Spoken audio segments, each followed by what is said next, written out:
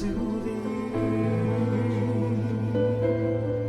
who issue oppressive decrees.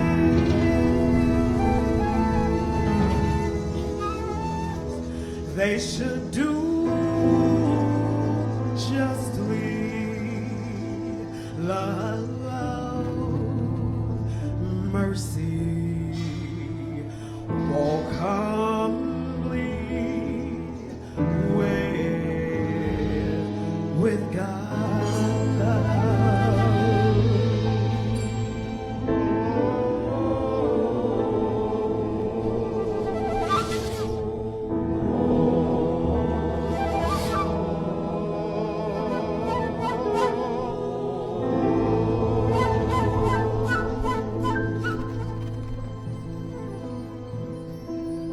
What does the Lord require of thee?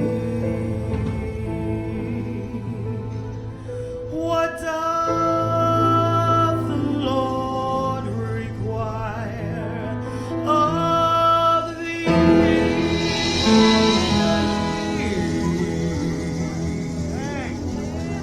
But to do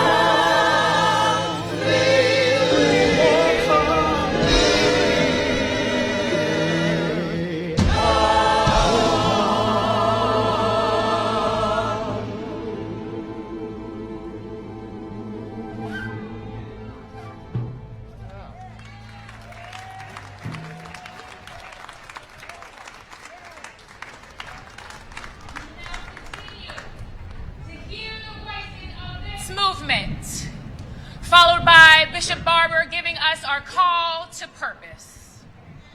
Let us hear the voices. At one time, poverty was a temporary condition.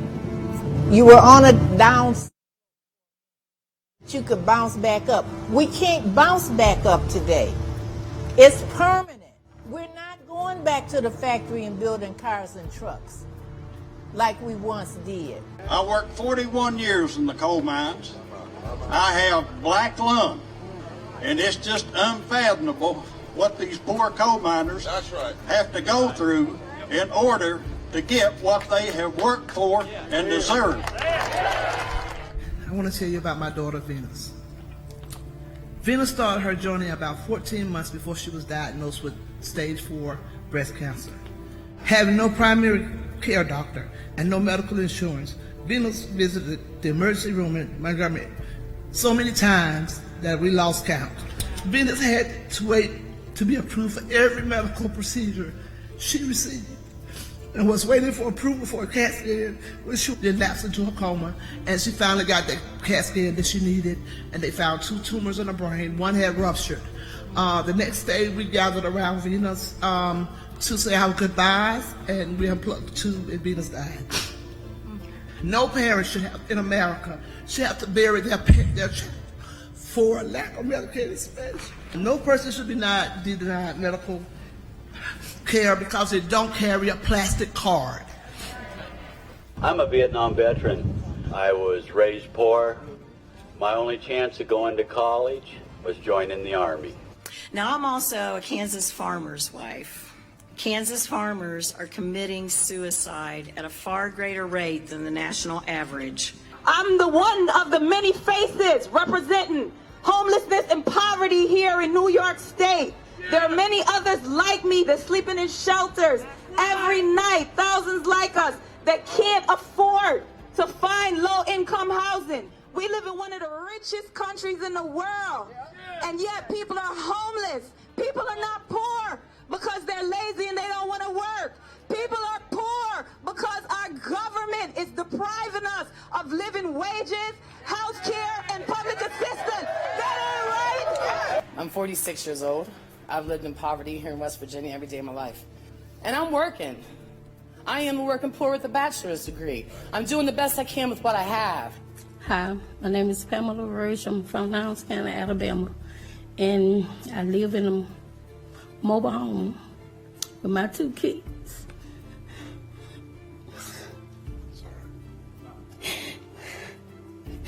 They charged me over $114,000 on a mobile home.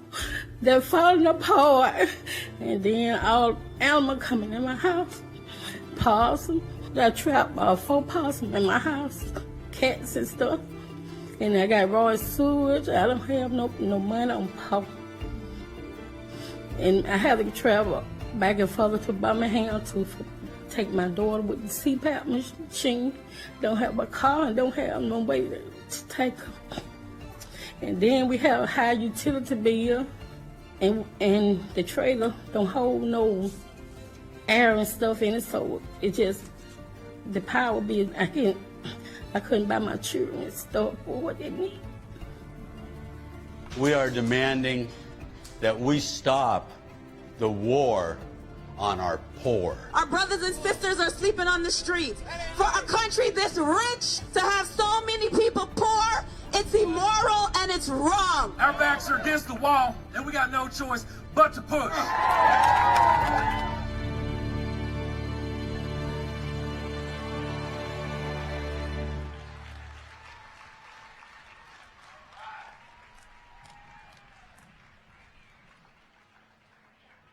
More than 100,000 people are in these streets and on the way. Buses are still coming. Millions have joined us online.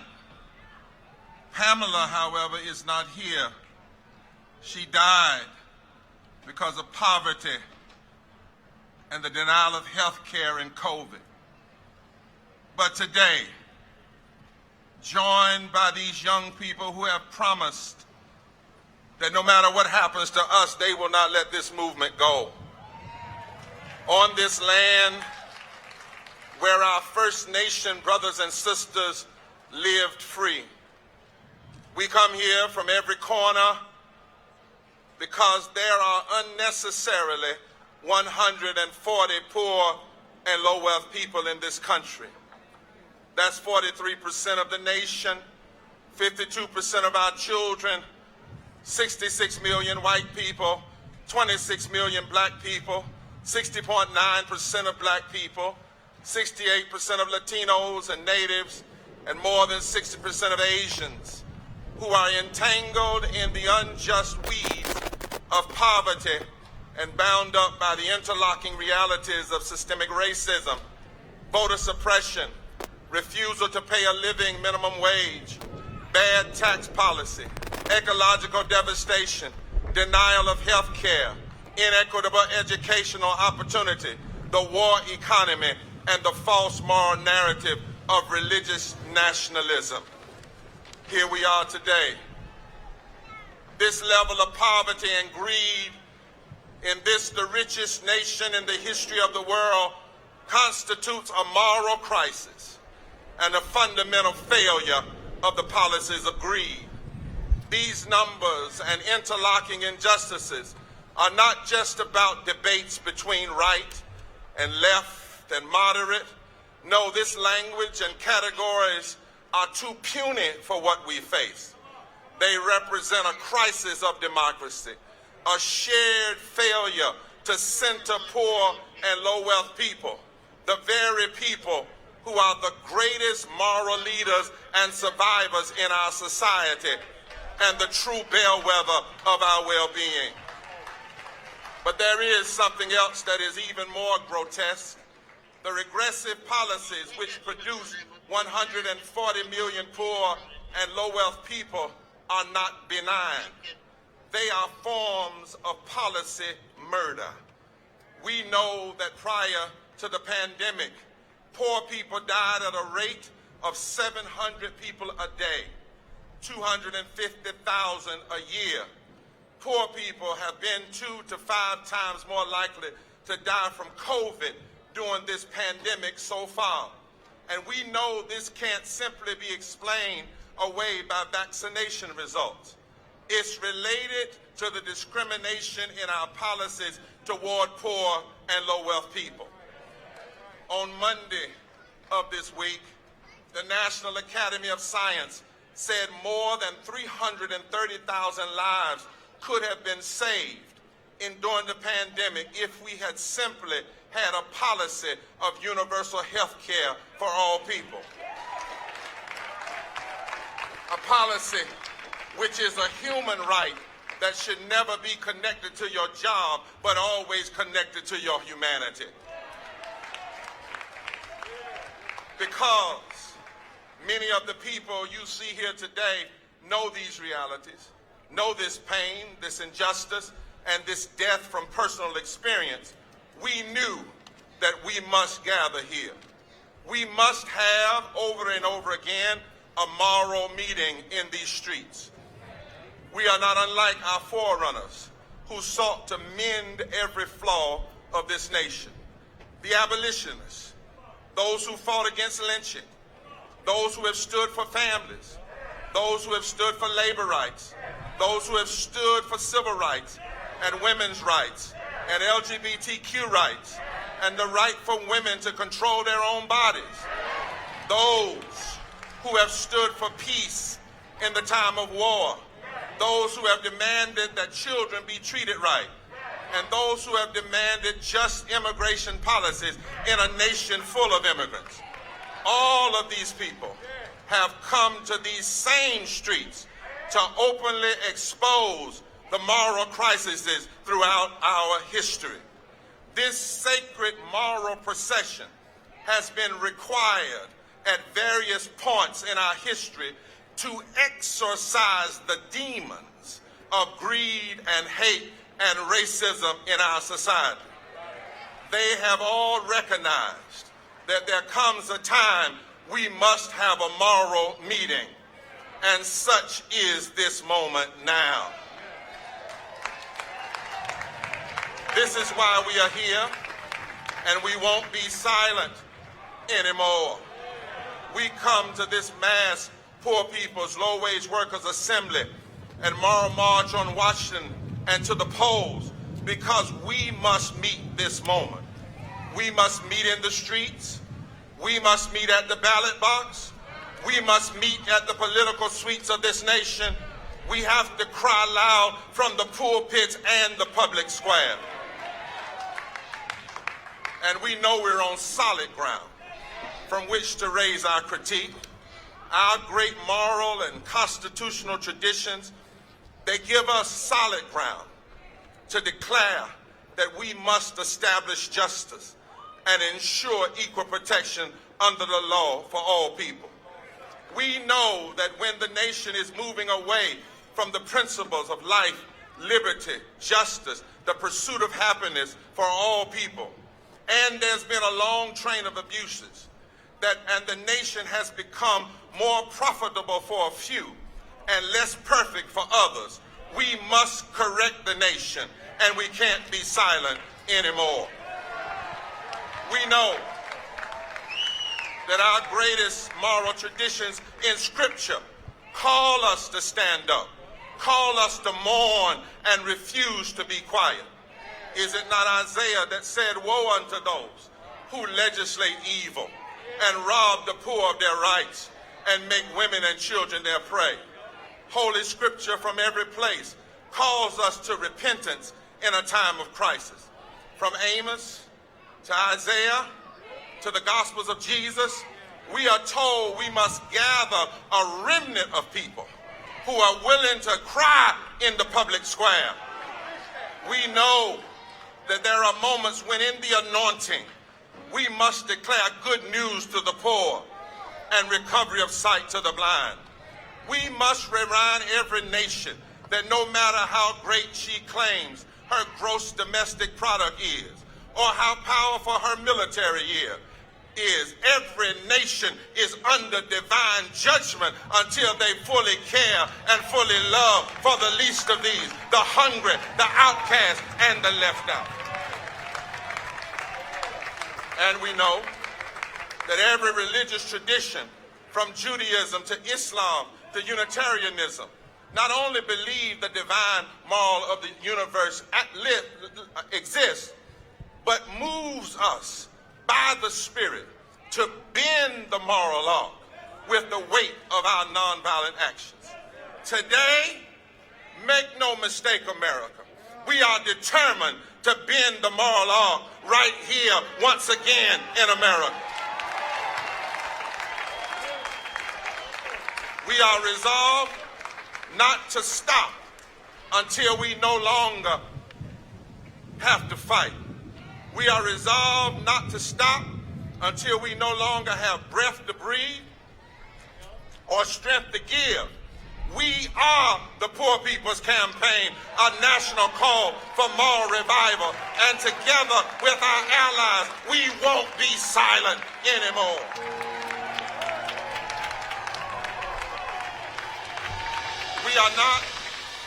We are not here to beg, but to demand. What we're demanding is not radical, it's simply right. We've come to put a face and a voice on these numbers of poverty, to show that behind them, inside them, are real people and real lives. They are us, we are them, and we won't be silent anymore.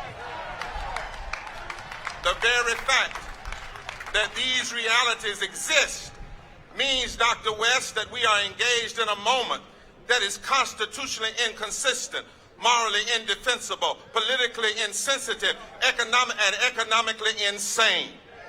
As the great prophet of the Harlem Renaissance declared, we must take back our mighty land again. America has never been America to me, but we swear this oath that America will be. We must say with our bodies, with our voices, with our organizing, with our preaching, with our standing, even with our suffering and our sacrifices, that we won't be silent or unseen or unheard anymore. As long as there are 140 million poor and low-wealth people in this country, and we know it doesn't have to be this way, we won't be silent anymore. As long as there are 87 million people who are uninsured or underinsured, and everybody in the Congress gets free health insurance while they vote against us to have the same thing, we won't be silent anymore. As long as caving to the lobbying of the U.S. Chamber of Commerce, 49 Republicans and 2 Democrats refused to vote fairly and denied 32 million people just last year a $15 an hour minimum living wage, we won't be silent anymore.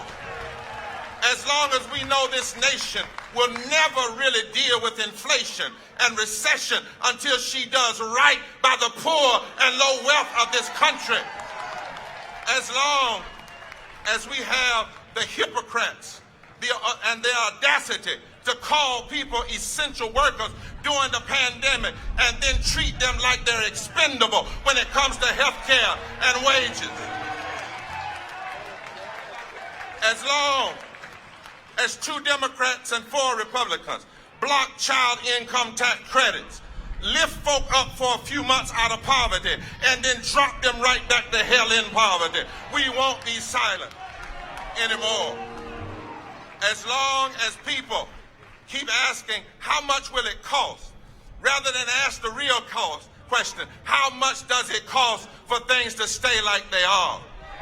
As long as there are the lies of scarcity and the lies we don't know what to do, as long as we have the stealing of native lands and unjust immigration, as long as your health and your income can be determined by who you love, as long as people go to bed hungry, as long as millions of our neighbors are homeless or facing homelessness, as long as 4 million people can get up every morning and buy unleaded gas and can't buy unleaded water, as long as our military spends twice as much as Iran, Iraq, Russia, and North Korea combined, and we know that just 10% of that bloated military budget could provide health care and public education, we won't be silent anymore.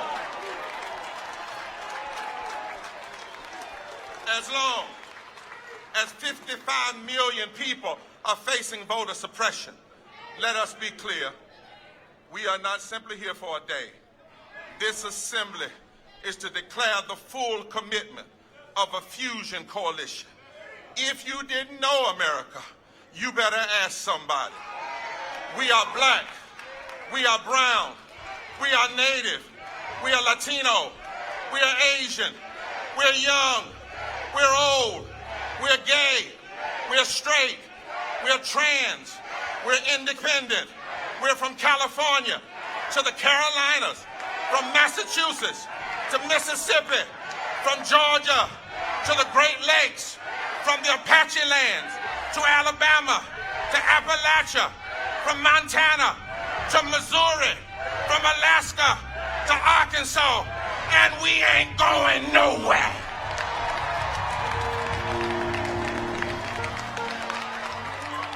Now is the time for a third Reconstruction.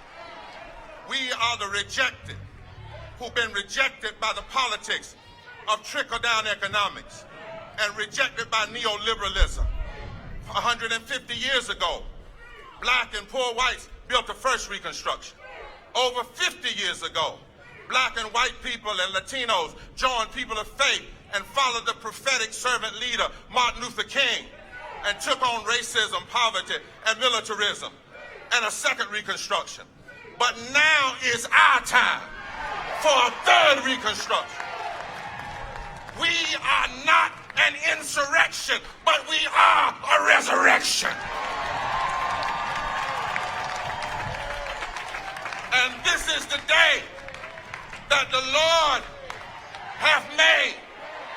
This is the day that the stones that the builders rejected are coming together to be the cornerstones of a new reality. And so make no mistake, from the State House to the Congress to the White House, this is no one day on and one day off. This is a movement until children are protected, until sick folk are healed, until low-wage workers are paid, until immigrants are treated fairly, until affordable houses are provided, until the atmosphere, the land, and the water are protected, until saving the world and diplomacy and living in peace is more important than blowing up the world. We won't be silent anymore. If we've got to march, we'll march.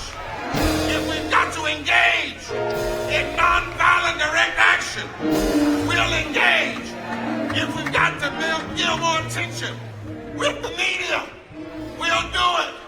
If we have to ask workers to make Election Day a labor strike day, as long as God is God, as long as politicians are hurting the people that God wants healed, we say to America, you have made a promise. One nation, under God, indivisible, with liberty and justice for all. What a day that will be. But until then, this promise is non-negotiable, and we won't be silent or unseen or unheard anymore.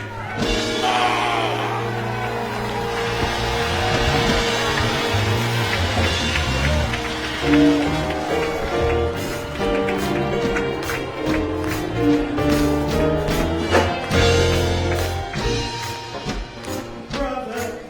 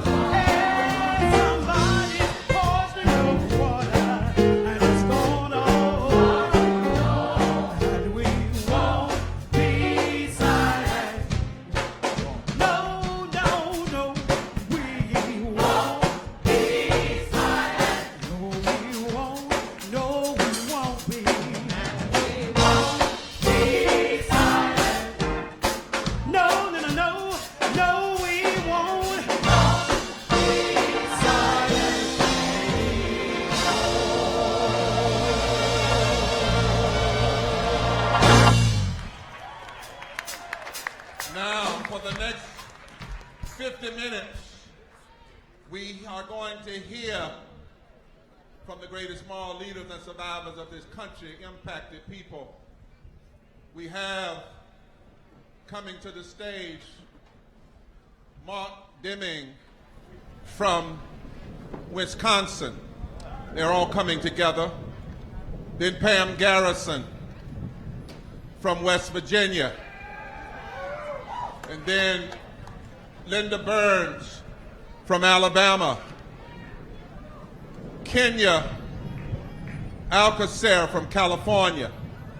And to respond to tell America why she must listen to these people is none other than our national co-chair, the mighty Reverend Dr. Liz Theo Harris. Would you all come?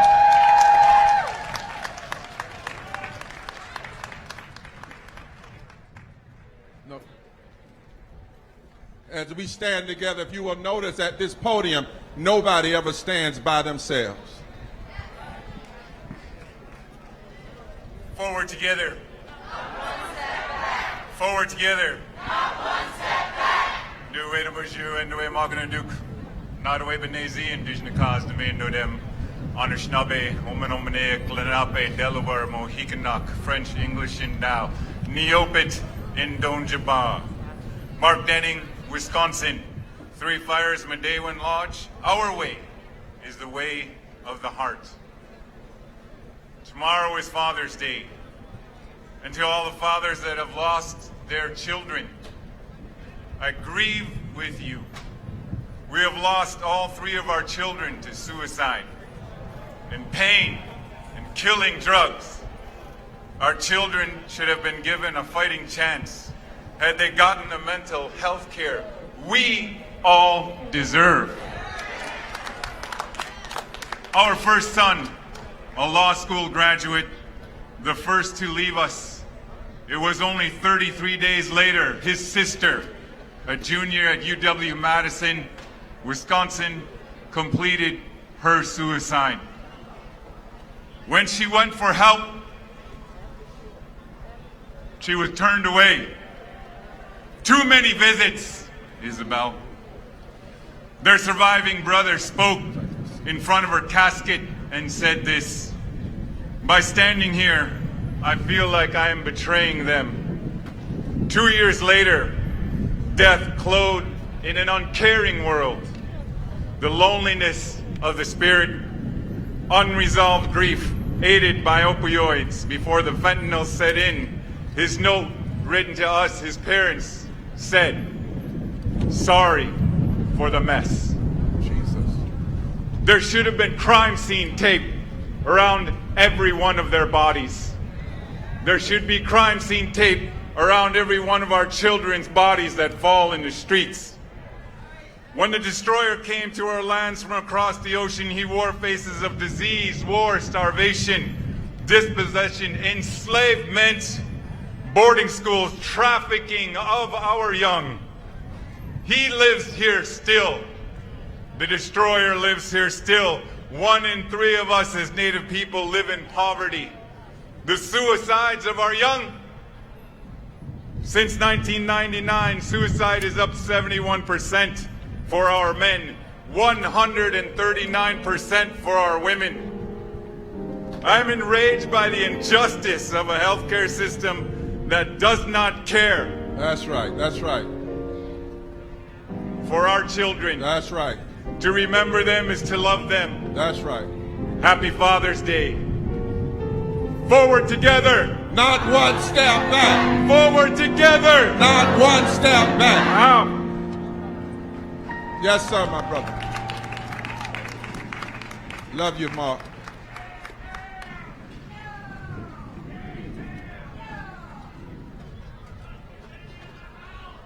Hello, I'm Pam Garrison, Tri-Chair of the West Virginia Poor People's Campaign.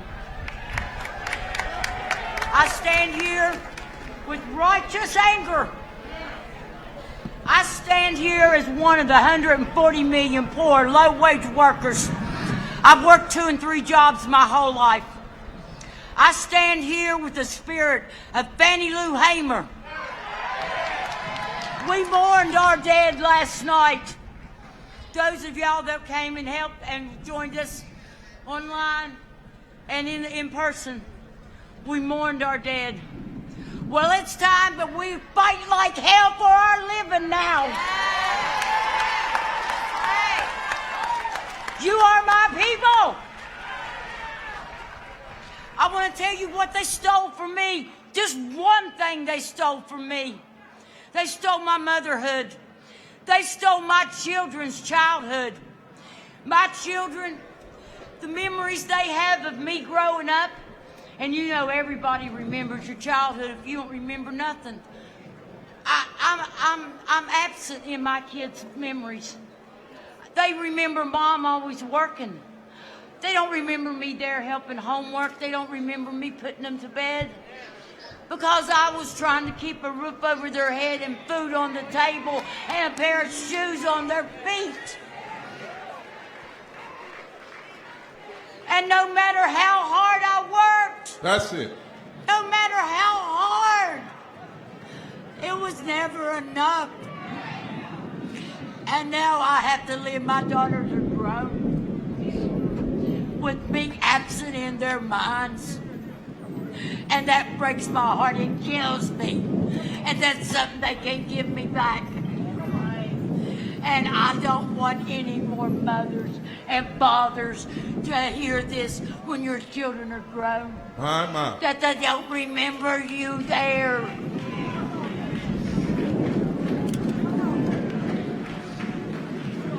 I gotta tell you, this is a declaration. This ain't the ending. This is the beginning. That's right. And I got news for them. If you're standing in our way, you better pack your bags.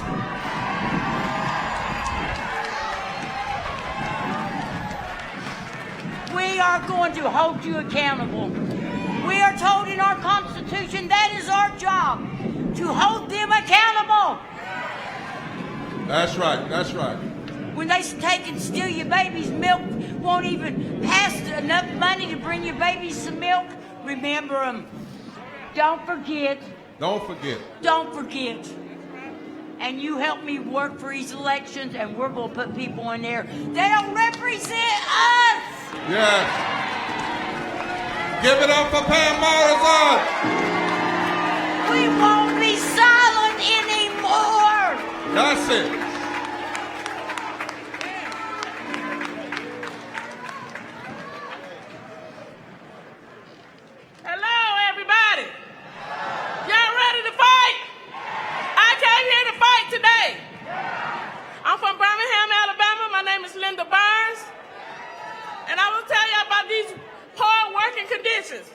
I'm hurt now. I'm injured from working like a robot. This arm right here, I'm not stopping. I told them last year, if I got to go to New York, D.C., California, Georgia, I'm coming. Because I'm not stopping, period. I was in Amazon working. I was curious to see how y'all get these packages so fast. Once I got in there, I was like, woo, they gave us hazardous pay. They took it back. They took it back a month. I started at the beginning of the pandemic. They took it back. We started unionizing thereafter. I got in there. It was so hot. We complained and complained and complained. They didn't do nothing. They put fans in there. Remind you, it's the beginning of the pandemic. They didn't do much stir up the pandemic, stir up the corona. I got corona. I was off for 3 weeks. They only paid me for 2 weeks. My. Go back to work. That's what they told me. Go back to work. Yes. Okay. I try to go to the bathroom. We working 10 to 12 hours. They timing us to go to the bathroom.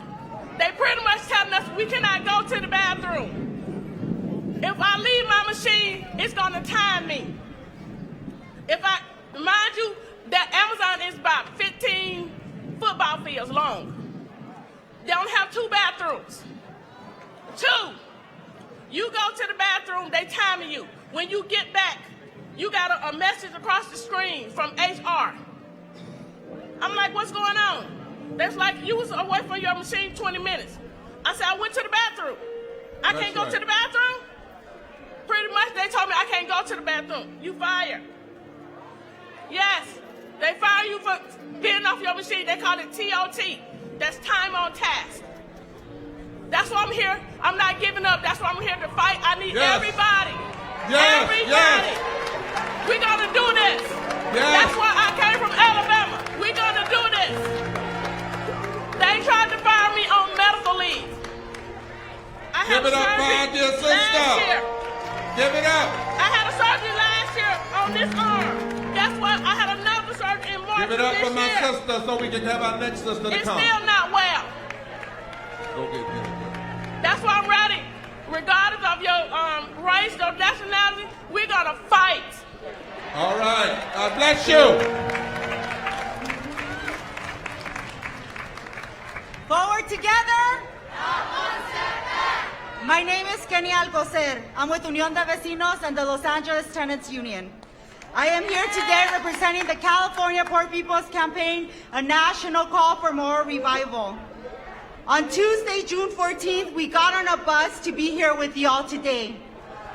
Being here today was our duty, for on this bus, we are bringing with us our dead, 92,085 who have died from COVID.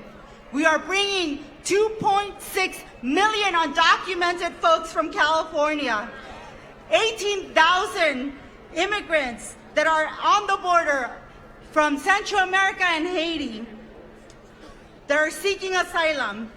We are bringing the more than 1.5 million tenants that were not able to pay their rent and are facing evictions. We are bringing the more than 161,000 homeless folks in our communities. We are here today because we see that in Los Angeles and in this nation, there is no political will to finish poverty, systemic racism, ecological devastation, or the war economy. We are here to demand housing for all, rent forgiveness, adequate health care for all, a living wage with benefits, access to affordable and healthy food, to abolish ICE, to abolish the police. We are here to protect voting rights. We are here to fight for immigration reform. We are here. We are the poor and dispossessed, and we are here.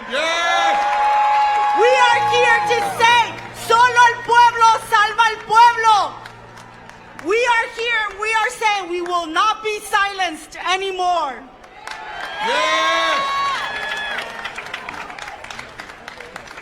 Stay up here with Liz. Stay up here. No, nobody stands alone. Get close to it. Somebody's been hurting our people. It's gone on far too long, and we won't be silent anymore. Now, Washington, D.C., these yet to be United States, it does not have to be this way. This is not as good as it gets, America. Poverty is not inevitable. We cannot accept abandonment amidst abundance. And we will not go back to normal or business as usual, because normal is the stories we just heard. Normal is 140 million poor and low income. Normal is 700 people dying every day from poverty. Instead, our call, our response is fight poverty, not the poor. That's right. Fight poverty, not the poor. Fight poverty, not the poor. Our charge is to take away our poverty, not our children. Take away our poverty, not our children. We must proclaim everybody's got a right to live. Everybody's got a right to live. Everybody in, nobody out. Everybody in, nobody out. And we must show this nation that when we lift from the bottom, everybody rises. Because that is who we are. We're the Poor People's Campaign, a national call for more revival, a moral fusion movement of the poor and activists and all who will not stand for death, denial of health care, suppression of our votes, and everything of injustice that we're experiencing. We're here responding to these stories, lifting up the truth of our nation, putting faces and voices on immense injustice, but showing also where our hope really is. Hope comes from the bottom, from those most directly impacted by the profound evils of America. It's the poor, it's the low wage, it's the locked up, looked over and left out. It's those excluded and exploited who are the very social force who can change this society, unsettle our complacency, organize a third reconstruction, and fully address poverty and low wages from the bottom up.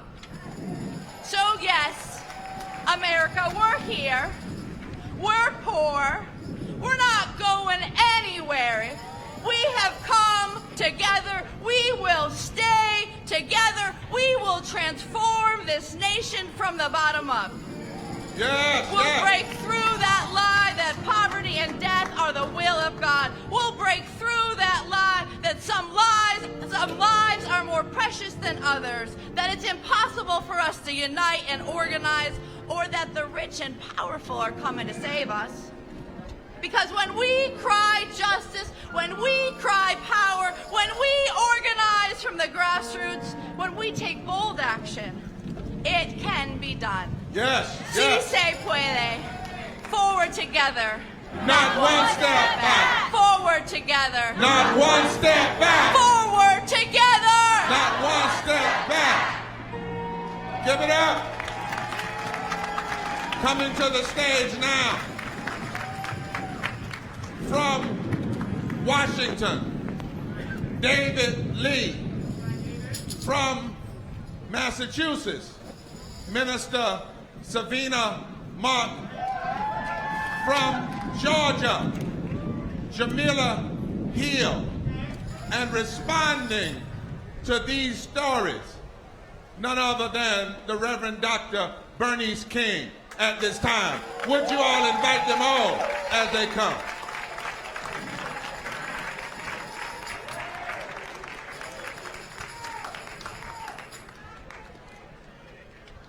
Forward together.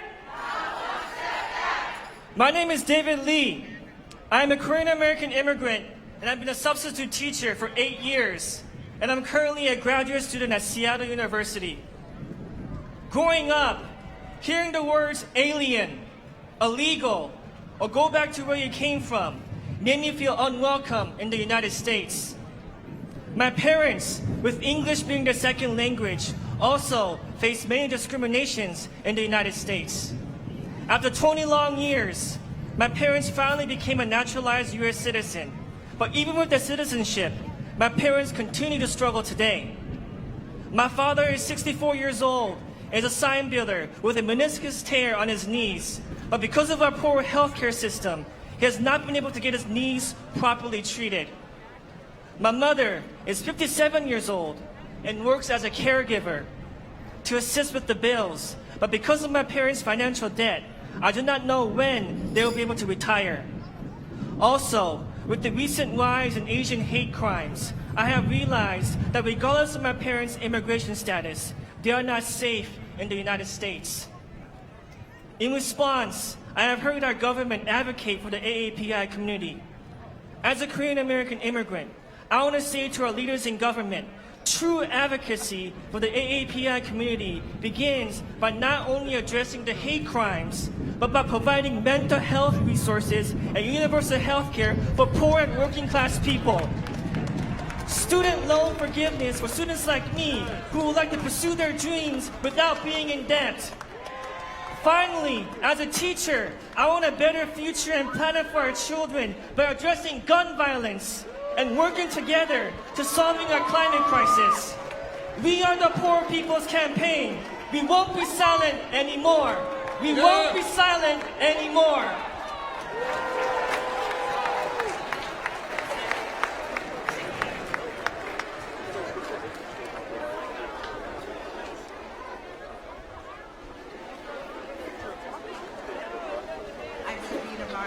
From Roxbury, Massachusetts. Poverty-related issues led me to this fight. It's a shame that in the Religious Nation I experienced social domestic violence of poverty. I served in the military. I had to fight years for my military benefits. In Massachusetts, we have over 85,000 veterans that have incomes below $35,000. This is the war on the poor.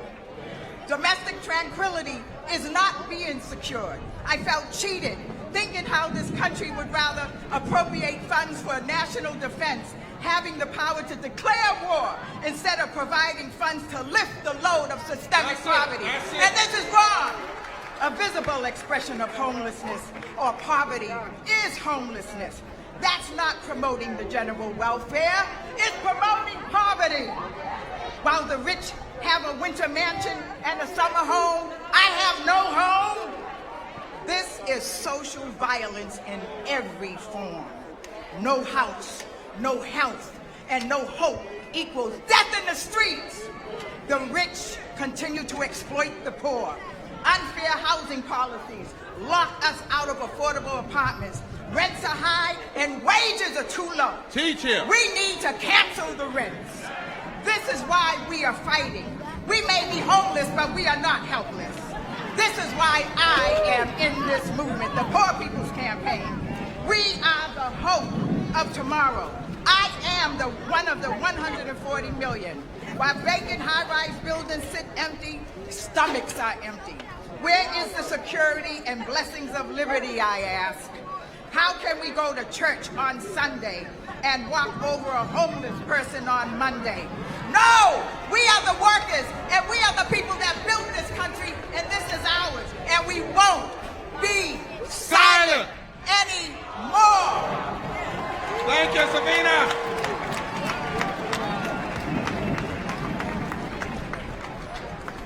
Forward together. My name is Jamel Hill, and I'm from Georgia, and I want to talk about the promised land. Abraham and Martin heard the voice of God directing them and listened. Between that time, our founding fathers dreamt of a promised land, one nation, under God, indivisible, with liberty and justice for all. And while we may have crossed into the promised land, now is the time to do more. Like our forefathers, the work is not done after crossing, and now is the time to subdue, to overcome poverty and systemic racism, to bring under control the trauma afflicted on our children, as almost 50% of children in Georgia are born and raised in poverty. In Georgia, almost half of our children grow up worried, unhappy, frustrated, and anxious. There are few opportunities, but an abundance of feelings of worthlessness and hopelessness. Our children are born without hope. Our children are bullied and judged. They don't get to go on school trips, but they do get to go home every day to gun violence. Overcrowded homes that offer no safe place to do homework or play. Our children are often embarrassed. They lack education and they inherit poverty. We have health issues. We are exploited for labor while we suffer from inflation and lack an ability to invest. We suffer from corruption, disease, insufficiencies, terrorism, high crime, mental illness, starvation, and drug abuse.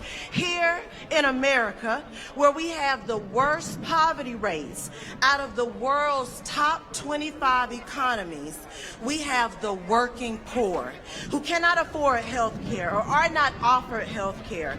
In Georgia, we have poorly funded, understaffed volunteer medical clinics for those that work 40+ hours every week, but aren't offered health care. We have homeless people paying $1,500 a month for Airbnbs, while others have homes with no lights, no waters, tin roofs, held down by cinder blocks, molded walls, and floors. The working poor who cannot afford a set of 4 new tires without robbing Peter to pay Paul. The working poor who, if the AC, fridge, or stove goes out, we can't afford to buy another. While the rich vacation in their 2nd, 3rd, and 4th homes, we just want to be able to go to the grocery stores. We just want to provide a nutritious meal to our family. But fruit is $15, a salad is $15, and food is $10, and minimum wage is only $7. Y'all, we won't be silent anymore. That's it. Let us welcome Reverend Dr. Bernice King to respond and say to America why we must listen to these voices. Forward together. 54 years ago, my father launched the Poor People's Campaign to revolutionize the economic landscape of our nation. Unfortunately, Dr. Martin Luther King Jr. did not live long enough to see it come to fruition. However, on June 19, 1968, my mother, Coretta Scott King, was here in our nation's capital during the initial Poor People's Campaign to deliver a very powerful message on poverty. She stated, and I quote, "Too long we've suffered pious platitudes and made faulty promises to our less fortunate." She made the appeal that poverty is not only a long-standing evil of this nation, but an actual act of violence against the dignity, livelihood, and humanity of its citizens. 54 years later, poverty still has a grip on the soul of our nation. So today, as a bearer of my parents' legacy, and as the CEO of the King Center, I join in solidarity with the chorus of voices that say we won't be silent anymore. Thank you, Reverend Barber, and thank you, Reverend Theo Harris, for helping to keep this part of my father and mother's legacy alive.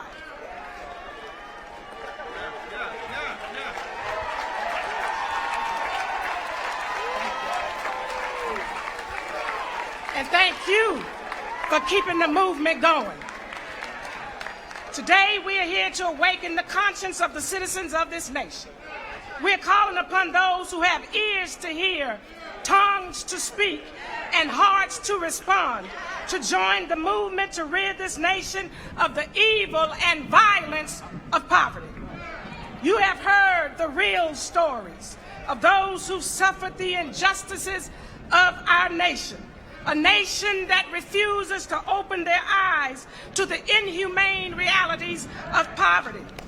A violation of the dignity, worth, and value of people who are made in the image of God and after God's likeness. As we listen to these voices, we can attest to the reality that poverty in all of its forms is violence. We have a moral responsibility to speak up, to stand up, to show up, and never shut up until all of our brothers and sisters can rise from the shackles of oppression, depression, suppression, and the real violence of poverty, until they are set free to live with the dignity of a livable wage, humane living conditions, just working conditions, access to affordable health care and housing, and the freedom to participate in government, the freedom to prosper in life, and the freedom to peacefully coexist. When I was growing up, my mother used to always remind me and my siblings that somebody has to cut off the chain of violence. Well, I'm asking all people of goodwill and conscience to join us in cutting off this chain of the violence of poverty. I'm asking all citizens, power brokers, and politicians of this nation to pledge their voices and their work toward the elimination of poverty. For those who would argue that there is a deficit of human resources. My response is absolutely not. The deficit is in the human will. 54 years ago, when my father launched the Poor People's Campaign, he called for a revolution of values and a radical redistribution of wealth. I make that same call to our nation today. And do not be fooled into thinking that the issue of poverty is someone else's problem. As my father said, we are caught in an inescapable network of mutuality, tied in a single garment of destiny. What affects one directly affects all indirectly. Have you considered how the existence of poverty in our nation affects all indirectly? Think about it. The last time I checked, the least of these is quickly turning into the most of these. If the current economic crises or my sisters and brothers' stories today haven't put you on notice, let me inform all people of goodwill, even those that believe they are exempt from this epidemic, that poverty won't stop at low-income workers. Poverty won't stop at the suburban middle class. Poverty won't even stop with the business owners and business executives. Poverty is a system that will continue to consume more and more people, beget more violence, disenfranchise millions, and leave even more underserved until our nation and our people commit to creating the beloved community to dismantle it.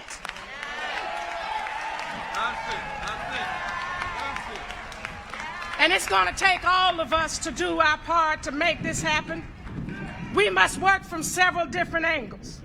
While there are those in our society who are turning a blind eye and a deaf ear to the ever-increasing rent for poor and low-wage workers, stay tuned, because I'm working on a pathway to transition them from being renters to becoming homeowners without the requirement of a credit score. As I stand here today, hearing this pain and suffering that my brothers and sisters who are in the grip of economic injustices and inequities are enduring, the evidence is very clear that this nation is guilty of violence, of theft, of oppression, of exploitation, of abuse, of extreme neglect, and the absolute abandonment of the poor, and should be indicted on the misappropriation of resources and the complete misalignment of values, which, if corrected through nonviolent direct action, could lead to the total, direct, and immediate abolition of poverty. Too many systems, practices, and politics have sought to silence these voices that we are hearing today and these stories that are being shared. But we refuse to allow silence to reign supreme, because I hear a cry coming up from the backside of this nation, from the depths of poverty where life ain't been no crystal state. I hear a cry from the mothers and children that have been left by the wayside. I hear a cry from the cultures that have been suppressed by the hands of poverty.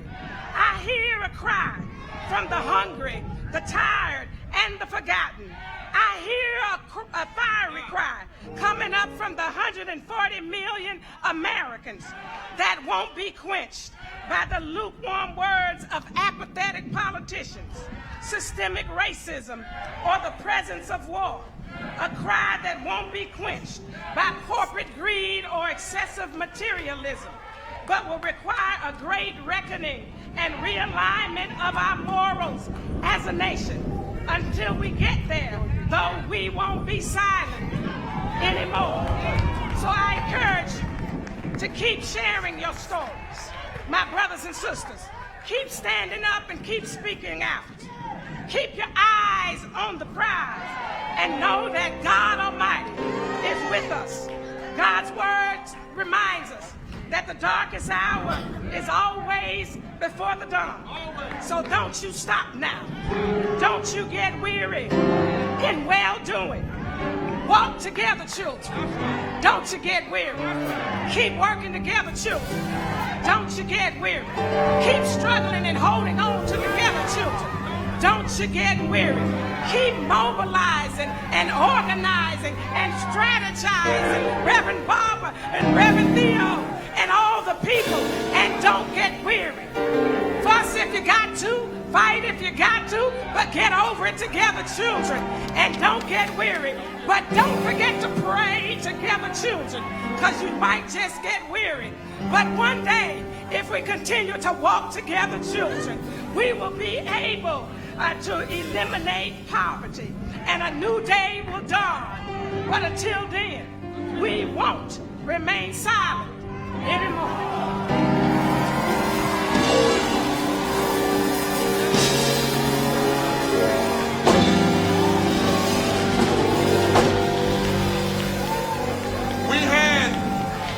We had to give Dr. King and Coretta Scott King's theme some extra time, because we want you to know your father's death is our resurrection.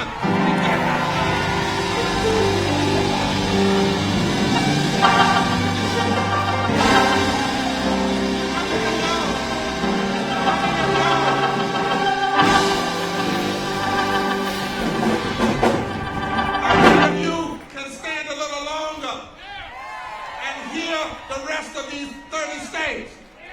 And while we're standing, can we sing about 1 minute? Ain't gonna let nobody turn us around. Come on, band. Come on, Yara. Everybody put those hands together and sing it like they sung it in the Civil Rights Movement.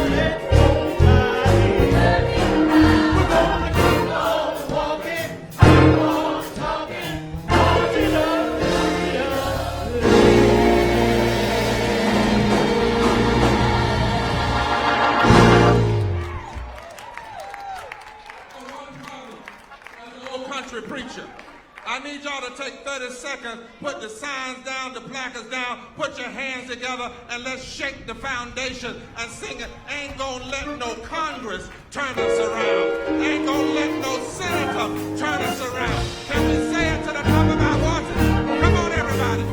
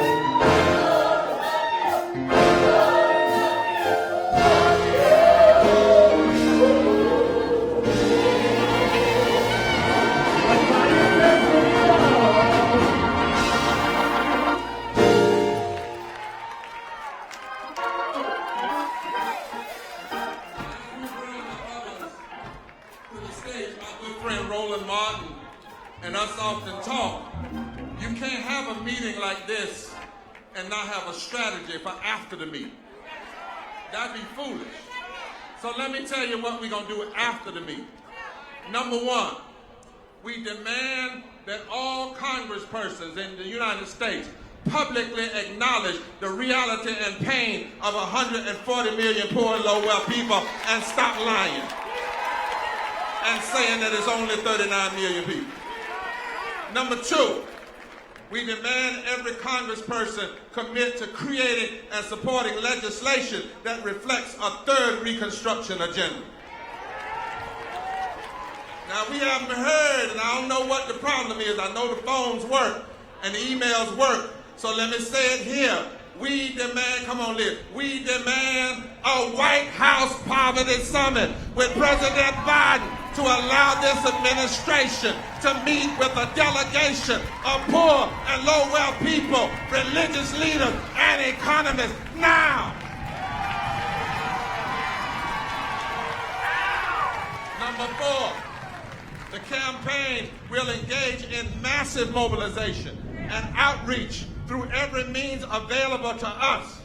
Number five, we pledge to return to Washington, D.C. in September and bring 5,000 poor and low-wealth people and religious leaders and 100 economists in a nonviolent direct action to walk all day in the halls of Congress. We won't be silent anymore.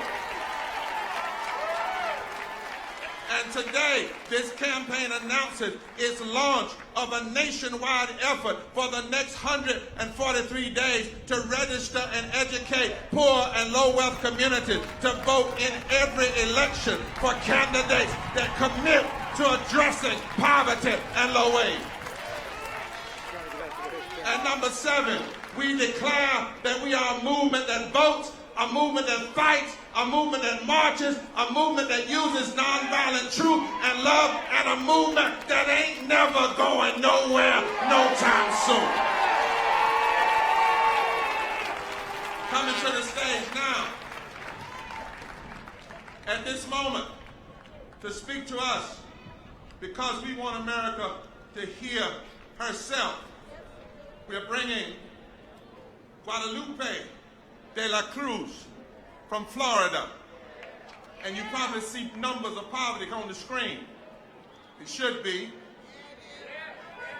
From New England, Nebraska, Angela Montalvo.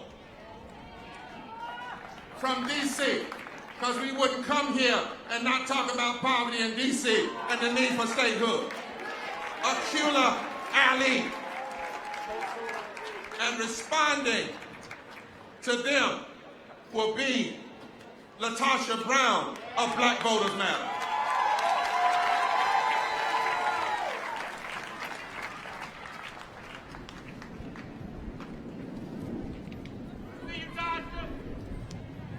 Florida, where you at?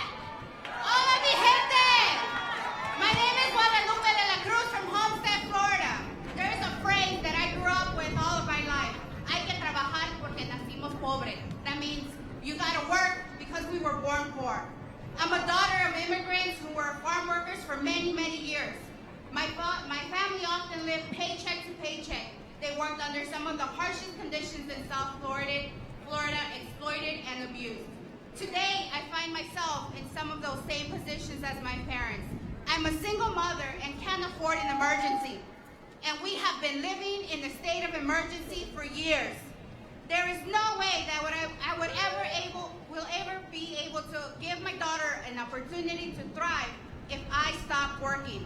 I am forced to choose between spending time with my daughter and finding a second job to make it happen this month. Fear and embarrassment have kept me from telling my story of struggle. Times when my lights were cut off, not sure if I was gonna make the next car note, or even if I was gonna make rent. I'm here to say enough is enough. We should not be cornered and forced to choose one necessity over another. Florida families should not be under attack. We cannot afford to have people working in unlivable wages. We cannot afford to have no health care. We cannot afford to have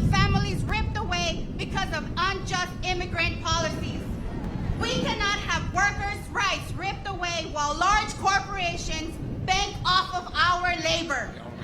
We cannot have our voter rights stripped because Florida's anti-democratic bills like HB 1 keeps us from exercising our rights. 51% of Florida is poor or low income. That's 10.1 million residents. I'm here today because our stories need to come out of the shadows of shame. And I'm reminding our government that the many stories that you have heard today from my friends should not be happening. 10 million people are not in this current situation by choice, but because government has chose to create systematic laws because they chose to create systematic laws and implementations of oppression. And that's why we're here to say no more. No more. Forward together. Not one step back. I will not be silent anymore.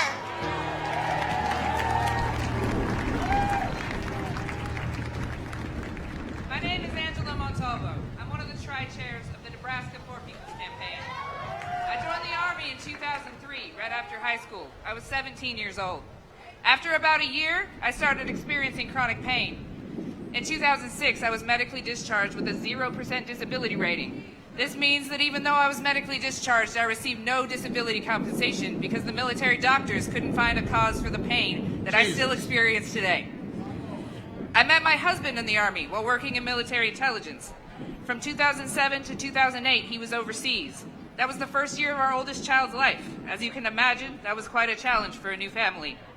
Since he returned, he's been diagnosed with PTSD, skin cancer, and sarcoidosis, all linked to his service.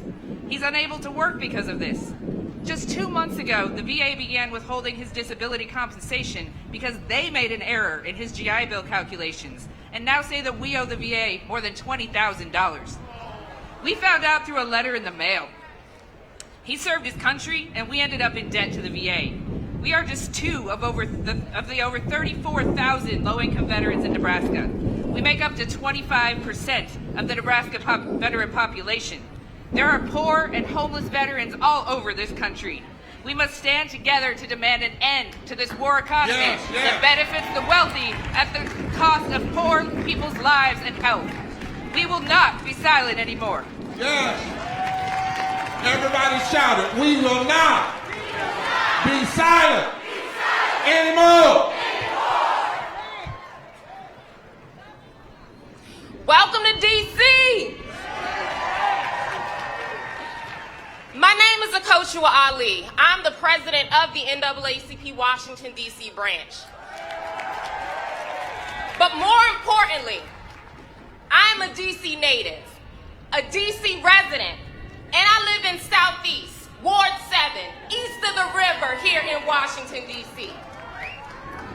Today, I stand in solidarity with Reverend William Barber and moral allies to end poverty and demand a shift of this moral consciousness in this country. Poverty, voter suppression, unemployment, underemployment, wealth gaps, healthcare access, environmental injustice, lack of affordable housing, maternal morbidity, and gun violence all continue to suppress vulnerable communities in this country. The gap of poverty and privilege demands change. Before the COVID-19 pandemic, 700 people were dying a day from poverty. The economic devastation of poverty affects all people, people of every race, creed, color, and sexuality. 140 million people are living in poverty, poor, or low wealth in this country. Poverty is not a left or right issue. It is not a Democrat or Republican issue. It is a moral issue. In the words of Reverend William Barber, we do not have a scarcity of resources in this country. We have a scarcity of moral consciousness. So today, we rise to confront systemic racism, poverty, and privilege. We need quality health care, quality housing, quality public education, livable wages, reproductive justice, protecting a woman's right to choose, and we must protect voting rights. But we must demand statehood for the District of Columbia. I can't talk about voting rights without talking about statehood for D.C. Without statehood, the people of D.C. do not have the right to pass our own laws without congressional approval. D.C.'s fight for statehood is an egregious example of voter suppression. Without statehood, D.C. residents are denied the autonomy to build our own health care and set legislation. It is a public, health, and racial injustice. Yes.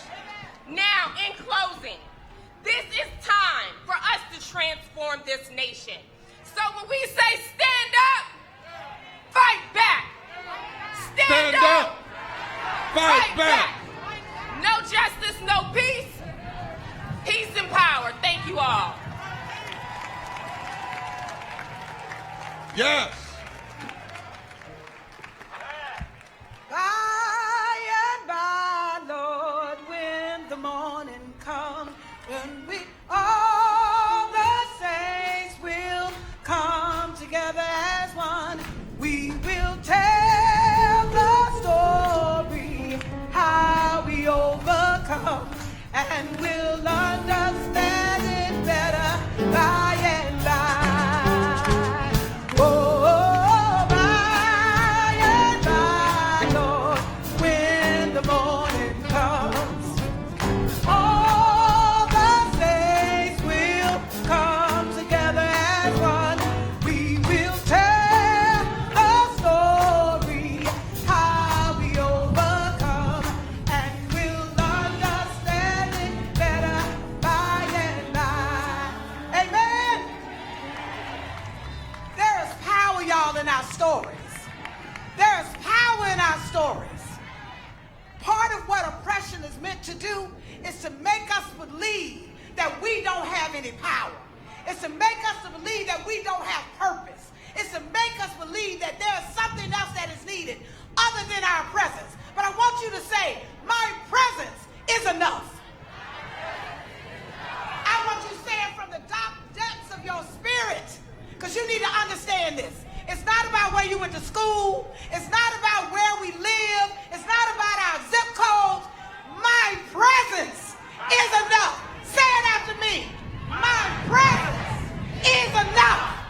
And so we stand on that principle in this country, that no matter where we live, no matter what my background is, no matter who I love, no matter what I can do, at the end of the day, I am deserving to be treated like a human being. I am deserving of housing. I am deserving of a job that I can take care of myself and my family. I am deserving of health care. I am deserving to be loved and respected and valued. And we got to believe that, brothers and sisters. And so I'm going to ask you to do something for me. Everybody out here, I always ask folks, I want you just to take a moment wherever you are, and I want you to close your eyes. I want you to just take everything out of your mind right now. I want you to close your eyes, and I'm going to ask you a question. I want you to hear this question with your spirit, not with your mind. My question to you is, what would America look like without poverty?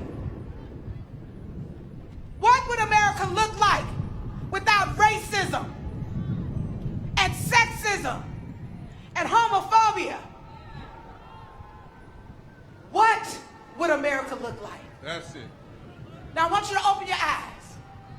I don't know if you were able to see anything, but that is the America that we desire and that we deserve and that we're going to stand for and that we're going to fight for and stand in this space with you. And so in that, as I get ready to end, even in this weekend, as we're coming here in Juneteenth, like this is the Juneteenth celebration will be on tomorrow, where there were enslaved Africans that came to this nation, like, and our bodies were sold, our bodies, all of our labor. It has been in that same spirit that this country has exploited the bodies and the work and the wealth and the wisdom of all of us. But no more. No more. Because God said that the last shall be first and the first shall be last. Brothers and sisters, it is time for us to take our rightful place. Because I heard somebody say, oh, freedom, oh, freedom, oh, freedom over me, and before I'll be a slave, I'll be buried in my grave and go home to my Lord and be free. Give it up! Amen. Give it up! Can we still, this nation doesn't want to listen to us, but can't we listen to us? Turn to your neighbor and say, I'm not tired, because I hear myself on the stage. All right. We want to have now come to the stage from Indiana, Jesse Crow Roberts. From Rhode Island, Pamela Pontwaski. From Kansas, Reverend Leela Latia Frazier. Then we want to also have come now Denise Coleman from LA, Louisiana, and those that are also with the delegation from Louisiana. Then we want to have Katari Dafan and Maya Tolabla come from Oklahoma, and then from Maine, Joshua Kapila, and then Tanya Fogel. And after her, there'll be a video from Aaron Scott, and then we will hear from our next responder, none other than one of the most powerful and important critics of militarism in this entire nation and in this world, Phyllis Bennett. In that order. Oh, before we start, there is a brother that has come here, and if we could give him 3 minutes, you're going to be blessed. Come on to Shambe, because he has something to say to us in song.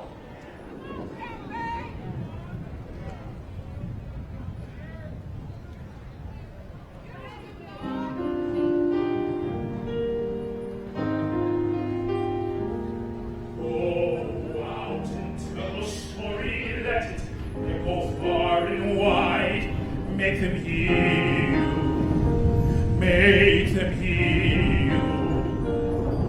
How justice was our battle and how justice was denied.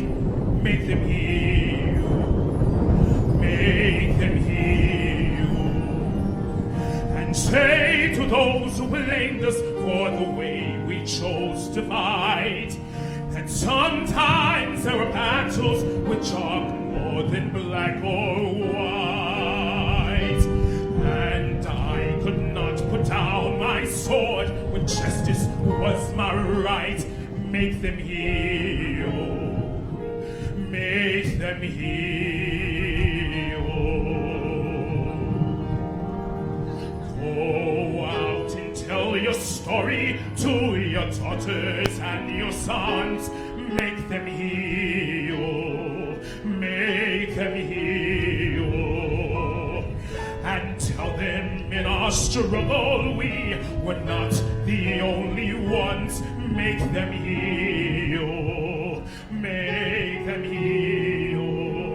Your sword can be a sermon or the power of the pen. Teach every child to raise his voice, and then, my brothers, then will justice be demanded by 10 million righteous men. Make them hear you. When they hear you,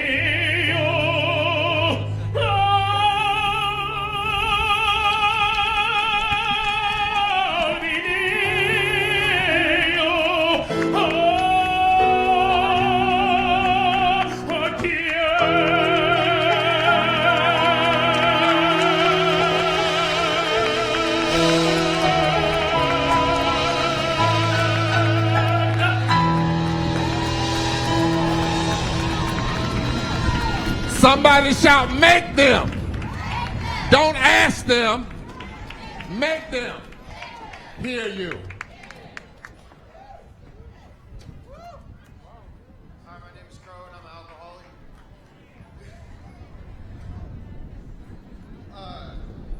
I'm here representing Bloomington, Indiana, and Indiana as a whole. By way of Memphis, Tennessee. And as I stand here before you all today, I come here as I was born. I was born poor. I grew up poor. And even today, in the eyes of our government, I am poor. The only difference now from when I was growing up is now that I have kids to look after. How many parents are in the crowd today? God bless y'all. I have 2 daughters. One is 3, the other one due in August. I'm building a family. It's supposed to be the American dream, right? That's right. But as most Americans know, you got to be asleep to believe it. Because as most Americans know, it's expensive to raise youngins, man. Have y'all seen the price of diapers lately? And for those of us who have problems feeding our kids, what do? We sign up for WIC, right? So tell me why the fine folks at the WIC offices have decided to take baby formula off their coverage list. My. They are taking food out of our children's mouths, and they expect us to be silent. We ain't gonna be silent ever again. Yeah. Our government finds it necessary to ban abortion, to say that they are saving our children. But more children die as a result of poverty in this country. Tell the truth, Jesse. They are taking food from our children's mouths, and they say that they will take our children from us if we are not able to feed our kids. So they make it harder for us to feed our kids, and that ain't right.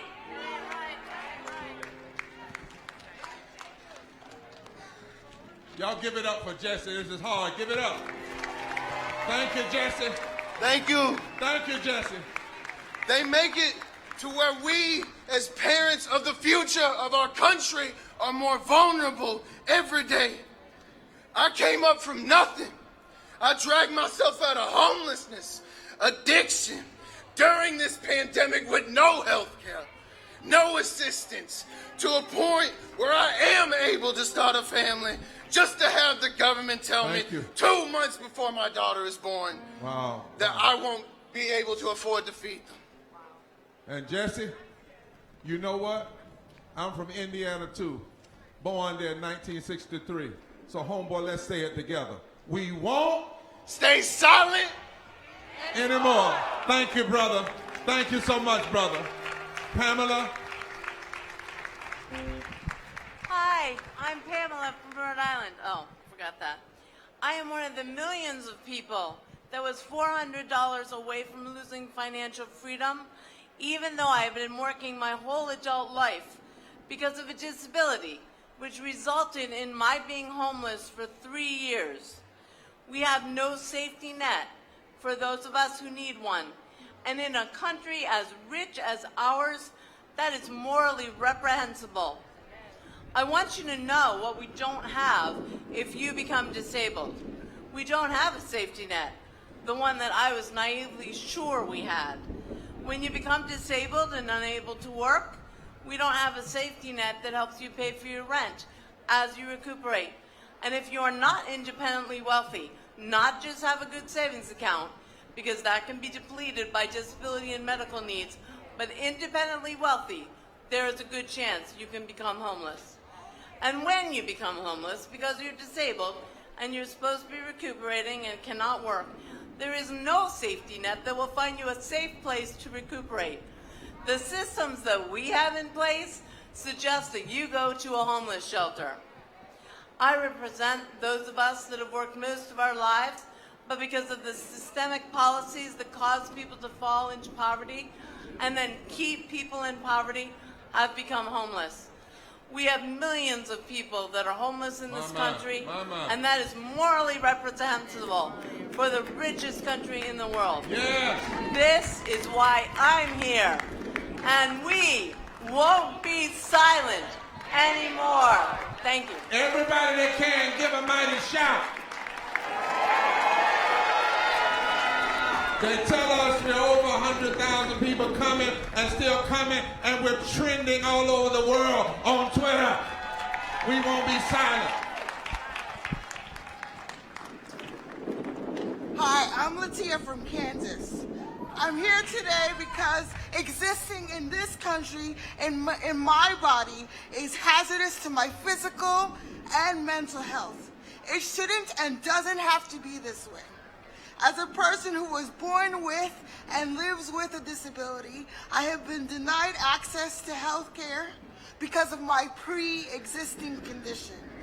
I have been uninsured and now I'm underinsured in a state that refuses to expand Medicaid and has made my disabled body a political issue. Kansas doesn't care about my rising medical debt. As a black person in this country, I'm anxious about going to the grocery store with the rise of targeted mass shootings against black bodies. In my state, we have some of the loosest gun laws. There has been aggressive gerrymandering in an effort to make the black vote impotent. I can't help but conclude that America wants to silence my black disabled voice by any means necessary. I am among the 540,000 women in my state who are poor and low wealth. Kansas cares more about legislating away a woman's autonomy over her own body than it does about preserving benefits that will enable access to food and housing. Wow. This is legislating death. That's right. To be a black woman in my state and in this country is a death sentence. I'm angry that this country's policies have caused me at times to be disgusted with my body and hate myself. My disability, racial, and gender identity is not the problem. This country's lethal policies are. Enough is enough, and we won't be silent anymore. Let's shout to our sister and say, Sister Frazier, we are not ashamed of you, and we love you, and the millions of others like you. At this time, we have a special video from Aaron Scott, and then those that are on the stage will stay there, and Phyllis Bennett will come at that time. Can we listen to one another? You know, if we can't listen to one another, they will never listen to us. How many of you are not tired of forcing America today to hear these voices? How many of you are hearing your own story? Let's see that video as others come on stage. 9 years ago, I lost the most important man in my life, my grandfather. He was a veteran of the United States military who fell into a mental health crisis. It was easier for him to get a hold of a gun than it was for him to get the mental health care that he needed. And I am here today to ask, where was the support from this government that my grandpa proudly served his whole life when he needed you? And I'm asking you to honor the memory of my grandparents, Leland and Ivy Scott, to honor poor and abandoned young people all over this country by making it possible for everyone in this country to get the health care we need, including mental health care. A lot of our people die young. Overdoses, being homeless in the winter, police brutality, suicide, all of which ties back to poverty and to lack of access to health care. I do the work that I do because I don't want people left on their own to battle with the system the way my family was. Yes. Now, at this time coming, just before Phyllis, excuse me, Denise Coleman from I keep saying LA, from Louisiana. But there are some others that are standing with her. Would you all come to the podium now? And they'll introduce themselves. They live in a place called Cancer Alley. What? Cancer Alley. And they are refusing to quit fighting for lives. Then after, Katira Daffin and Maya Torlaba, and then Joshua Kupalaya, is that right? Kapala, and then the mighty Tanya Fogel from Kentucky. Greetings. I'm Denise Coleman, a native from New Orleans, Louisiana. I am here. I have survived. I am alive, and today I thrive. Why? Because I was sentenced to a concurrent double life sentence. I served 38 years under the old law. That meant that I should have been out after serving the 30 years. And they kept me for another 8 years. Why? Because they lost my file. How many more incarcerated are serving needless time because their files are lost? We are forgotten people. We are poor people. And we are suffering. While I was in prison, my mother died. My husband died. My daughter died. Had the prison system let me out when my time was up under the old law, under old policies and rules, I would have been there. I would have been there to see my daughter, my mother, that's right, my husband. They would not let me see her. She passed, and I could not see her when she died. Why? Because I was poor and wrongly kept in prison for an extra 8 years. I am a mother, and I was devastated. I am here to tell you, incarcerated lives matter too. On top of that, I received a letter from Washington, D.C. to the Mississippi Parole Board saying, terminate parole, case closed. The Mississippi Parole Office did not tell me. 9 months had passed, and I still didn't know. Why am I still paying today supervision fee? That's why I started organizing inside. That's why I came outside organizing. And that's why I stand with the Poor People's Campaign. I am resilient. We as a people are resilient. And we won't be silent anymore. Yes. Forward together. Not one step back. Now these two people that are coming, I know somebody says, well, every other state had one speaker. But let me tell you, these two people have literally faced death and fought against death. We had an issue with the buses. Would you all be kind enough to let each of them have a minute to tell why this campaign will not abandon the people in Cancer Alley? And we say that anybody that doesn't go to Cancer Alley doesn't deserve to sit at 1600 Pennsylvania Avenue. Good afternoon.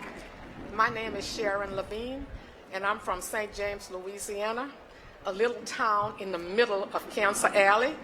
Cancer Alley is an 85-mile stretch between New Orleans and Baton Rouge, and I have 12 industries in my neighborhood within a 10-mile radius.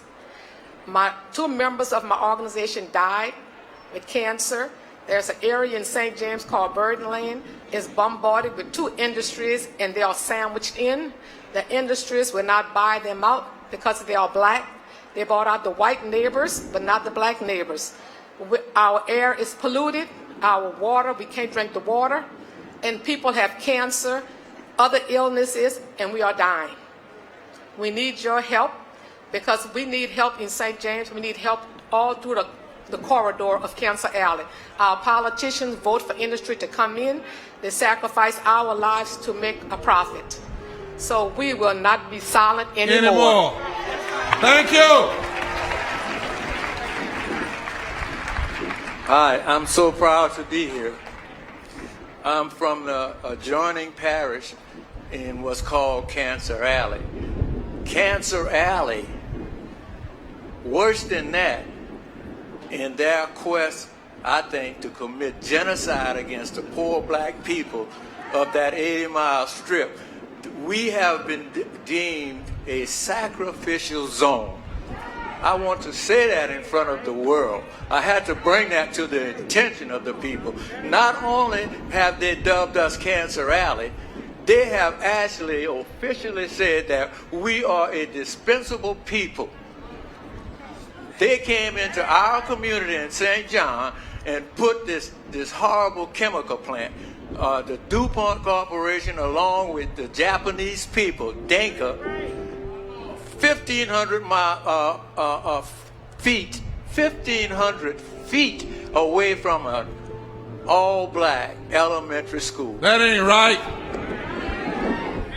And they have, since our fight against them started in 2016, we've just been informed that they have actually increased.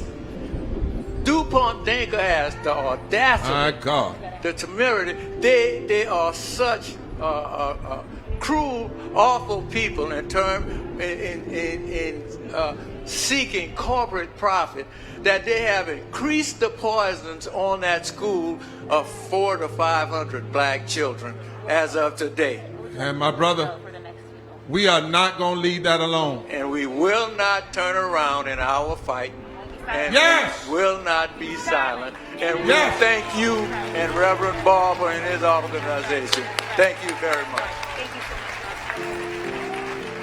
much. From Oklahoma.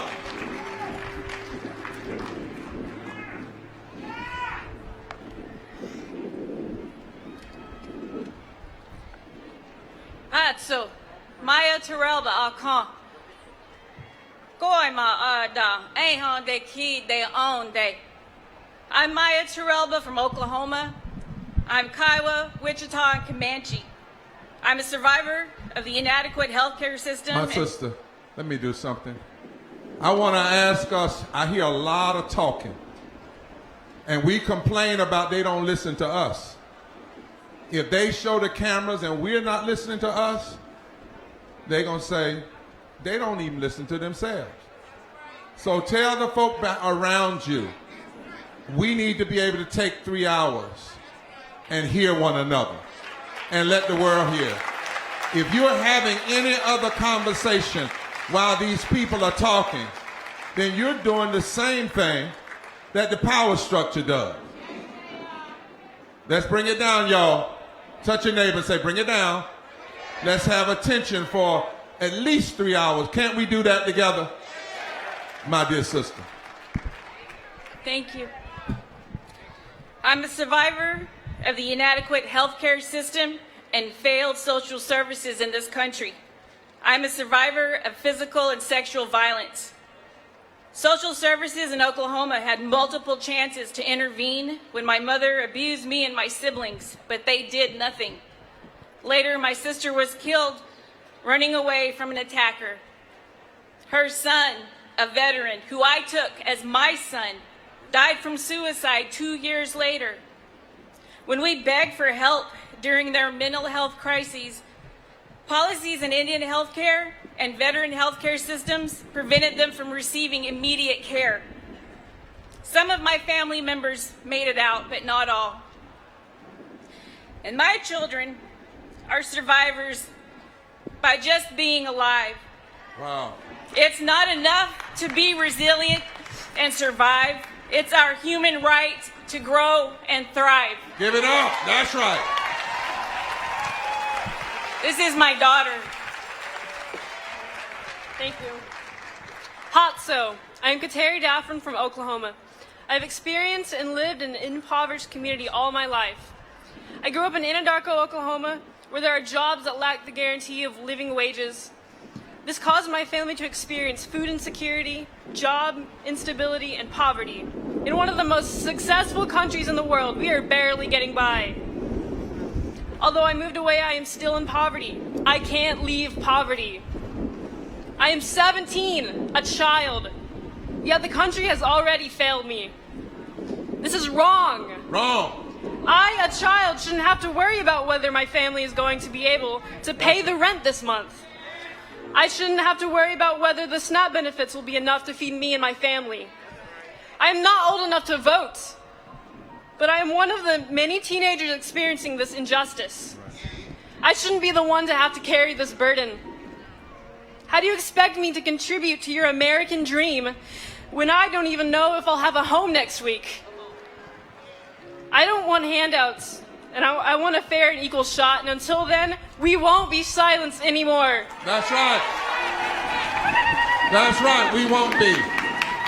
Thank you, my young sister. Can y'all stretch your placards and signs to the heavens and say, we don't mind the wind, but could you hold back the rain? It never rains on a moral movement. And if it does rain, it's a sign of blessing. That's what they say in Africa. Joshua. My name is Josh Coppola from Bangor, Maine. How do I know who I am? I'm 36 and I'm still trying to answer that question. Too often it's been finding what in me is unacceptable. I've been trying to discern this amidst violence. At times, I'd venture out of the closet, but others' hostility and disgust drove me back in. Hidden away, I pondered, who is safe? How will I be safe? Will I be able to walk the streets comfortable in my own skin? Why is my love or my gender expression so dangerous? Is being myself worth it? That shame brought me to the edge of suicide many times. That fear meant I moved halfway across the country as a young adult, seeking safety, seeking acceptance. The first time I dated a man, I carried a knife with me because a lifetime of transphobic and homophobic slurs were seared into my mind. But it's not just opinions, because trans or gay panic defense has been used to let murderers walk free. That's systemic violence encouraging physical violence, with politicians pushing a false and death-making narrative of Christian nationalism. Yes, How sir. can my existence be a threat? All I want to do is stay alive. That's it. In the PPC, we say equal protection under the law is non-negotiable. That's why I'm here, and that's why I won't be silent anymore. Give it up. Everybody shout, we won't be silent anymore. All right, Tanya. Whoa, there goes the earring. Honor to God. My name is Tana Fogel from Lexington, Kentucky, with the Kentuckians for the Commonwealth. I'm here standing in the gap as an impacted low-income person with a felony in my past. I have been denied the right to vote. I fought hard to get my voting rights back. Over 170,000 Kentuckians right now, low-income folks, don't have the right to vote. How can they demand that we work 2 jobs in order to feed our family, and then we don't have time to go to the polls and vote? That ain't right. Kentucky's process to restore the right to vote has been further gutted out and suppressed by Senator Mitch McConnell, Secretary of State Michael Adams, and all of the county clerks in Kentucky by making us work 2 jobs, closing precincts, shortening voting rights and voting days, and mandating voter IDs. The vote is one of the most powerful weapons we have. I know people like me, we made mistakes, but we are not mistakes. That's it. We are here. We will not go anywhere. We together can make a difference. We will build power. We will change the narrative. I don't look like what I've been through. I too am America. Yeah. Yes. Let me hear it all the way back there. Let us vote. Let us vote. Let us vote. Say it. Let us vote. Say it. Let us vote. Say it. Let us vote.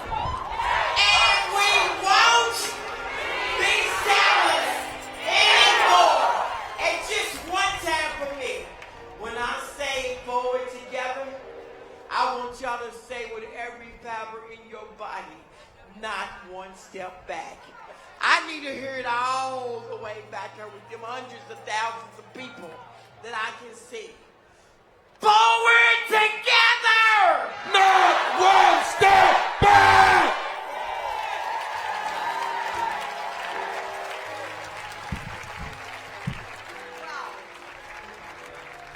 Dr. King taught us that budgets can be moral documents.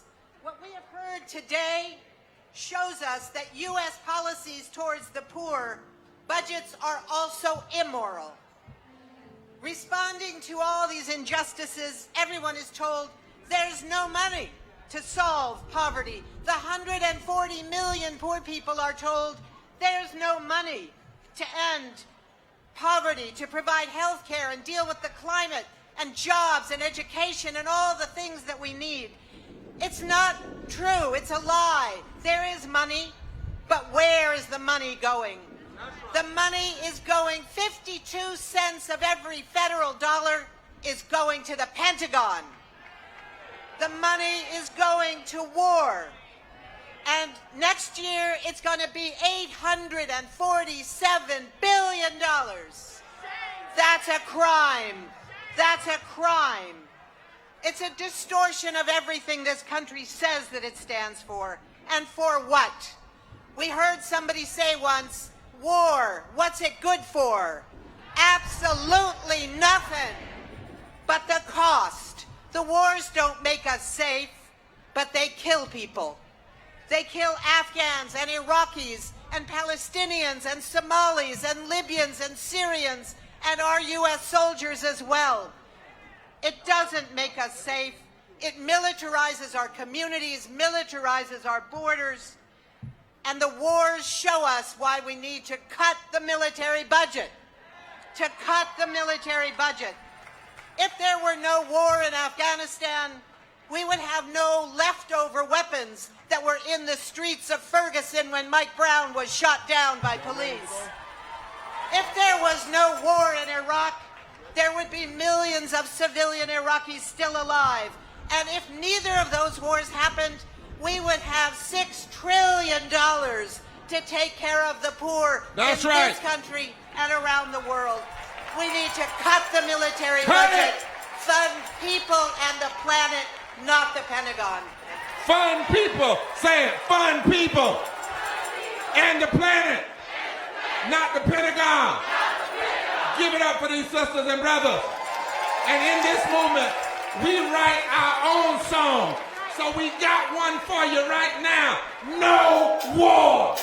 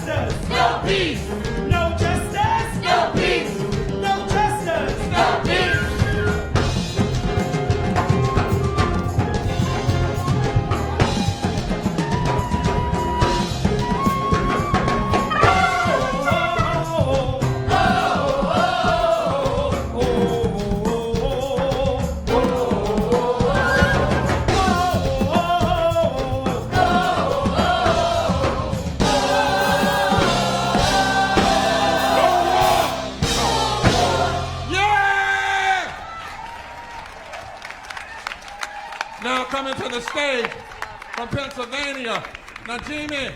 Yes, Nijmi. Nijmi. Coming from Texas, Jack Golub. From Tennessee, Justice Pearson.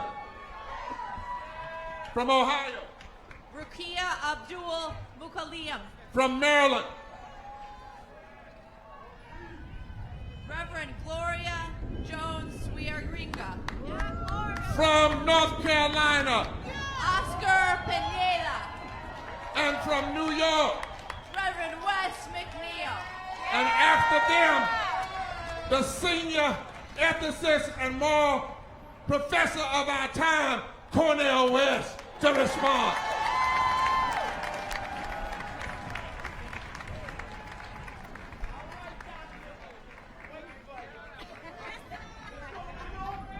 My name is Nijmi Zakia Zarinko, and I am from Pennsylvania. I come to you this morning humbled and grateful. And I also come to you angry for all the people I've lost to this poverty-producing system. People for whom this beautiful life, granted to us by God, has been debased by a society organized around profit for the few over abundant life for the many. People like my two cousins who died of opioid overdose since this campaign began. This system doesn't provide health care or living wages, but it wages chemical warfare. That's right. I know when I held my cousin as a baby, she never could have imagined how her short life would end. She didn't choose to be born into a society that makes war on the poor. People like my father, who was murdered while I was in my mother's belly. Another casualty of the struggle for what Styles P calls a green piece of paper. People say I'm a lot like my father, and that's nice. But it would have been better to have actually known him if he had lived to see me here right now.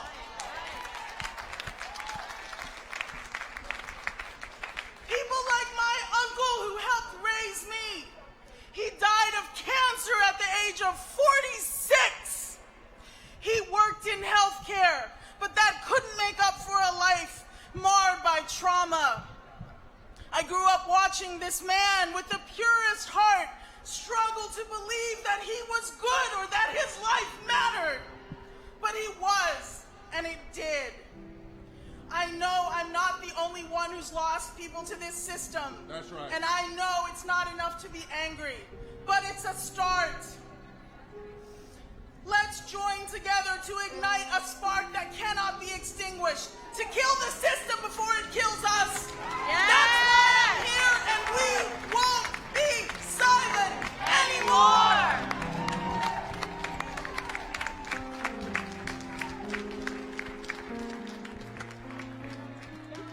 Delaware.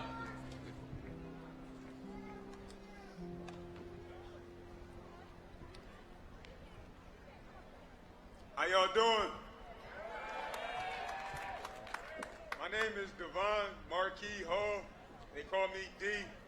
I'm from Delaware.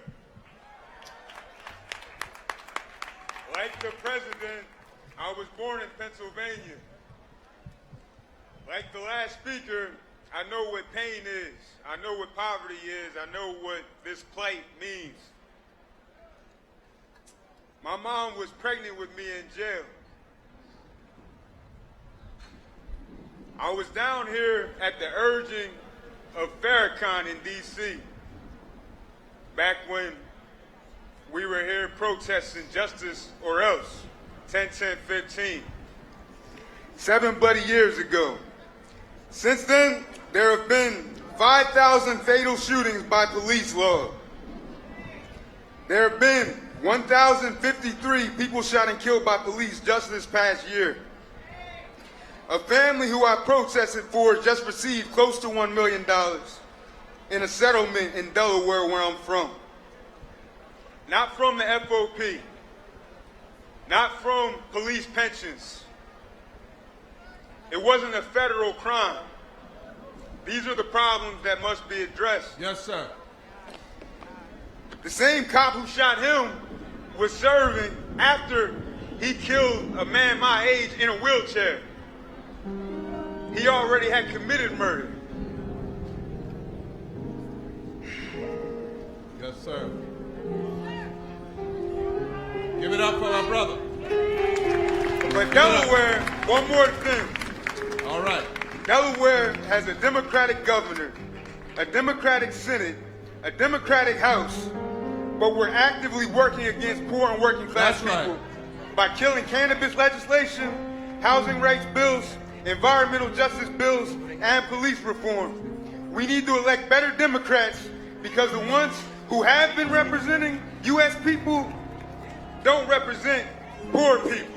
Thank you, my brother. God bless you. Thank you, Brother Hall. Jack Golub, and then Justin Pierce. Thank you, brother from Delaware. Thank you. Bring that mic up some for him so he can speak tall. There you go. Go ahead, brother. I'm Jack Golub, a teacher in Texas. This is a story about our students. Raise your hand if you think our students are heroes for bravely going to school each day. All right, I see a lot of hands. Our students are brave. They are brave because some of them can't be their true selves in school. They get bullied. They don't get the support they need. Students like mine are brave because the second they walk in the door, their cultural knowledge, their language is invalidated. For too many of our students, school is a place for survival, not success. Heroes choose to fight. Our students didn't choose. They didn't choose for standardized tests to label them as inferior. They don't choose a school budget with no nurses or counselors. If they make it to college, they don't choose for debt to cripple them financially for years. On May 24th, 19 children in Uvalde didn't choose to die. On May 25th, I chose to lie.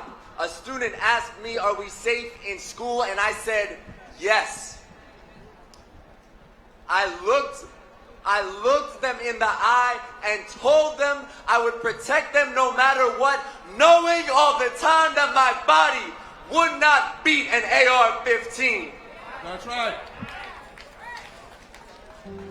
My students do choose to dream. They dream of creating art and starting local businesses, and I kneel next to their desk and declare it's possible, as if by saying it seriously I can make it true. Yes. I'm willing to give my time, my money, my life for my students if that is what it takes. But I am unwilling to tolerate a society where that is what it takes. Give it up for my brother. I won't keep lying, and we won't be silent anymore. Would somebody say with me, as we look at that brother, that teacher, and say, our children shouldn't have to be brave. They should only have to be children. Justin Pearson from Tennessee. How y'all doing, Poor People's Campaign?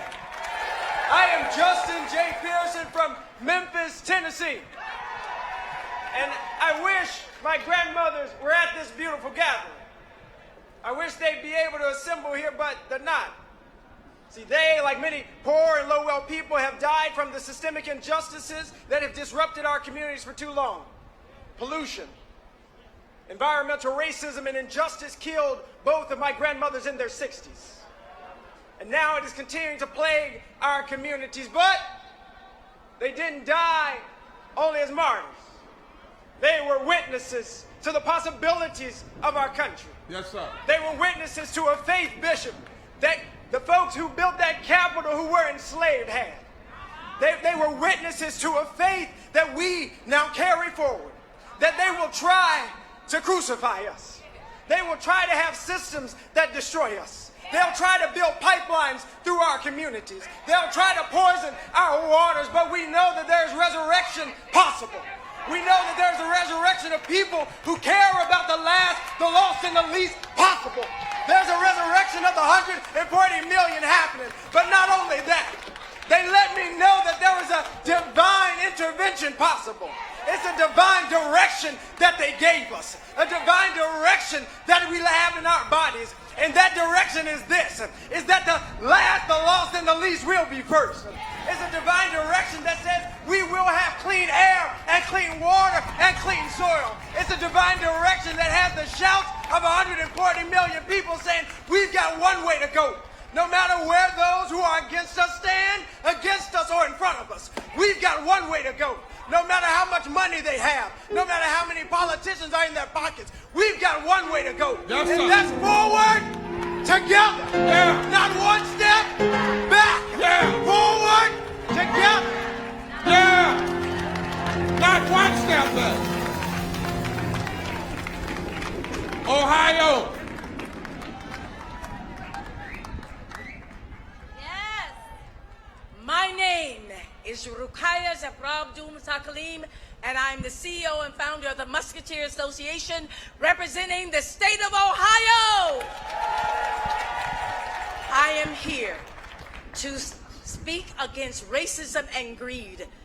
We must bring this injustice to a stop now. I was born in a society that racism and fascism was the way of life. I was born in it. Not any education would be brought to us because we were a black skin. Not any health care. I know how the civil rights began. I was there. My family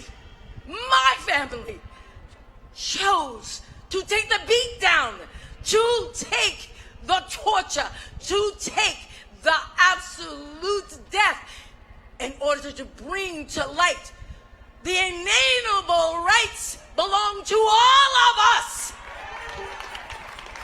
And they would not be silent anymore. So on this day, I step forth. On this day, I represent those mentors who taught me how to speak this truth.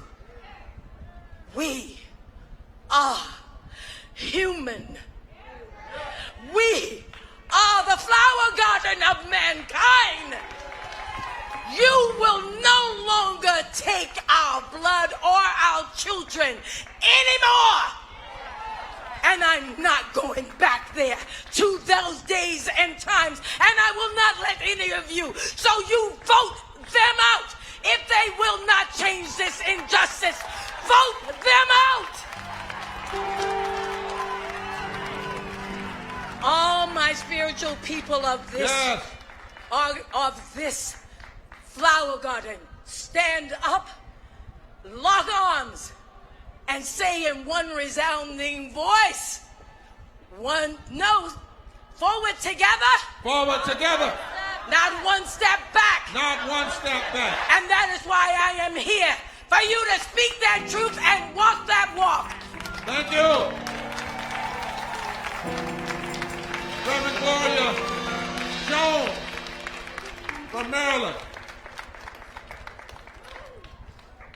Give it up for our dear sister. We welcome everybody. Praise God, everyone, and thank you for being here. And thank the Poor People's Campaign for allowing me to participate. My name is Pastor Gloria Jones Swearinga. I am a pulpit associate at my home church, which is Greater Abyssinia, 88 Lyons Avenue, Newark, New Jersey, where the amazing Dr. Alan Potts is senior pastor. I'm here in behalf of persons with disabilities because I just learned the other day that the Americans with Disabilities Act, the ADA, our passport to full inclusion is still an unfunded mandate. That law was legislated into being in July of 1990. And I don't mean to be rude. I don't mean to be disrespectful. I've got some friends on Capitol Hill. But both sides deserve a seat, a front row seat in the Hall of Shame for that level of neglect. Every year they celebrate Disability Day. But I never heard of celebrating nothing. I know what it's like to be made deliberately homeless. That's right. And no disability ADA response in Prince George County. I know what it's like to be deliberately separated from a child, deliberately and illegally. This is illegal stuff, y'all, because there was no ADA response. But I also know a God who is able to do exceedingly abundantly above and beyond anything that we can ask or think. And I know this is not the time to give up. It's the time to step up. Give it up, our It is time to speak up. Give it up. It's a time Give to it up. push forward. To press forward, not one step back, until the stupidity and deceitful distraction of celebrating nothing becomes full implementation of the Americans with Disabilities Act. It is time to press forward, not taking one step back. Give it up for mama. Give it up.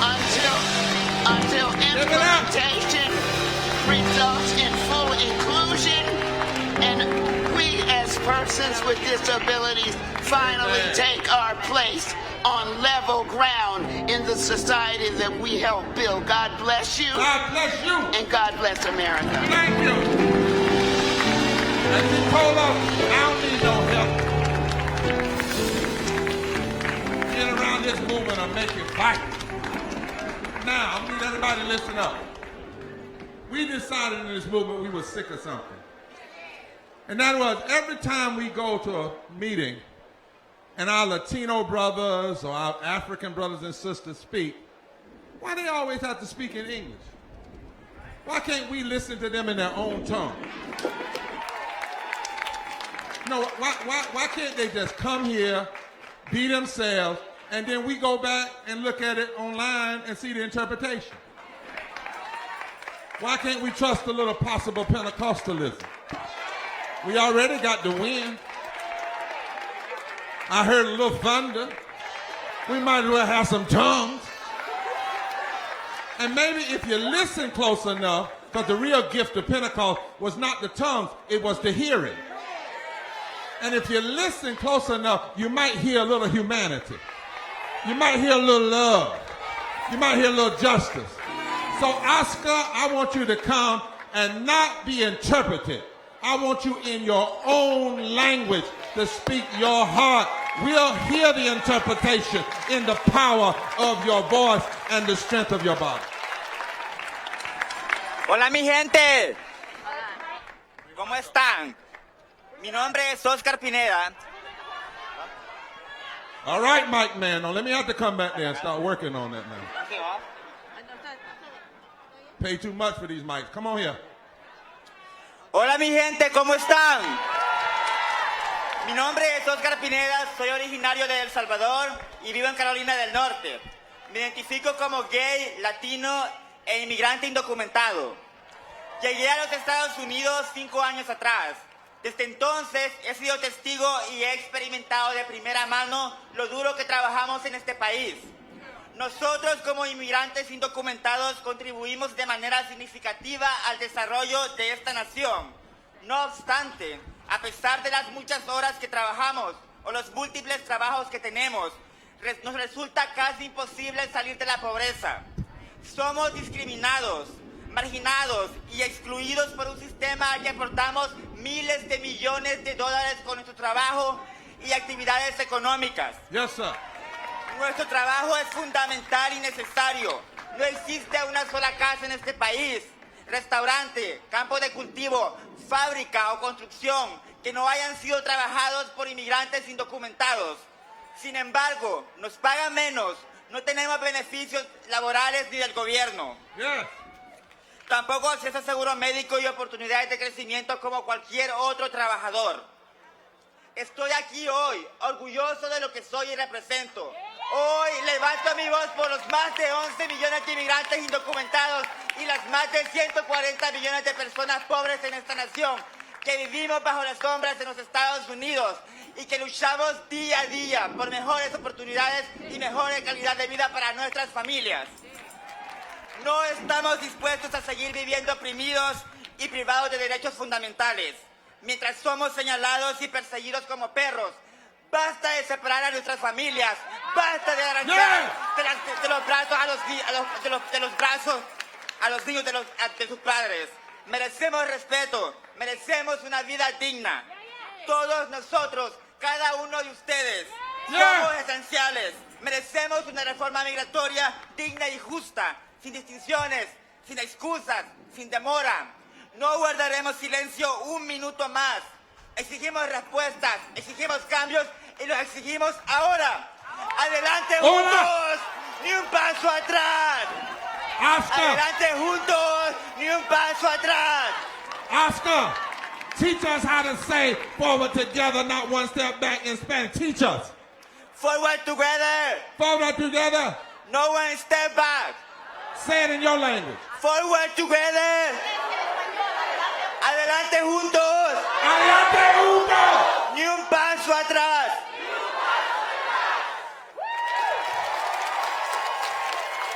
And look what happened when we lifted our hands to the heavens. When we allowed tongues in the room, the clouds moved and the sun came out. It's Pentecost right here. A moral Pentecost right now. Dr. West, the other youth, the young West, Reverend West, before Dr. West.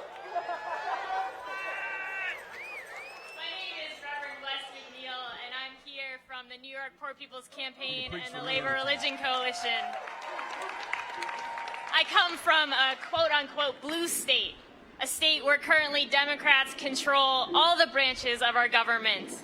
And in this time when Roe v. Wade is under threat and anti-LGBT legislation is spreading, there's a lot of talk of my state being a kind of haven. But let's be very clear. Policy violence perpetrated at the federal and state level is devastating the people of New York, too. 58% of our children are poor and low income. That's 2.4 million kids in the state that is home to Wall Street. As a queer and trans person, my community is disproportionately poor and low income. And I'm sick and tired of politicians and corporations waving a rainbow flag and then actively undermining my and my family's and my neighbors' right to life, liberty, and the pursuit of happiness. What I want as a trans person and a human being is to know that if I lost my job, my wife and my son and I would still be able to access health care. What I want is for my 1-year-old to grow up with great public education, the ability to get a good living wage job and affordable housing. I want him and the generations after him to have a healthy planet and never to be sent off to war to kill other people's kids. I'm also an ordained minister, and my faith has taught me that we live in a world of abundance and that the well-being of the poor and dispossessed determines the well-being of all of us. Scarcity is a lie. Individualism is a lie. And that's why I'm with the Poor People's Campaign, and we won't be silent anymore.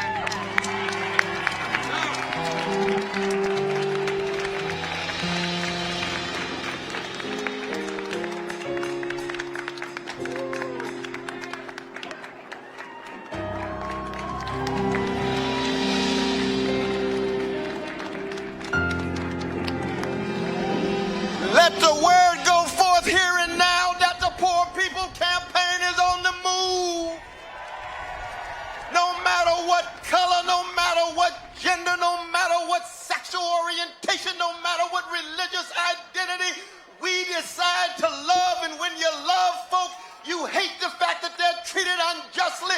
You loathe the fact they're treated unfairly. And if you don't do something, the rocks are going to shout out, and the sun is going to shine, and the clouds are going to move. I want to thank my dear brother William Barber.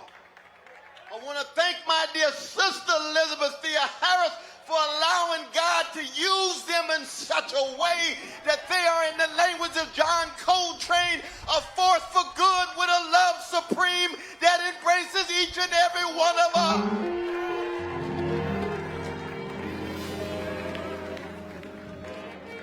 And when you hear these voices, and I come from a people, a great people, a black people, who in the face of 400 years of chronic hatred keep dishing out love warriors every generation.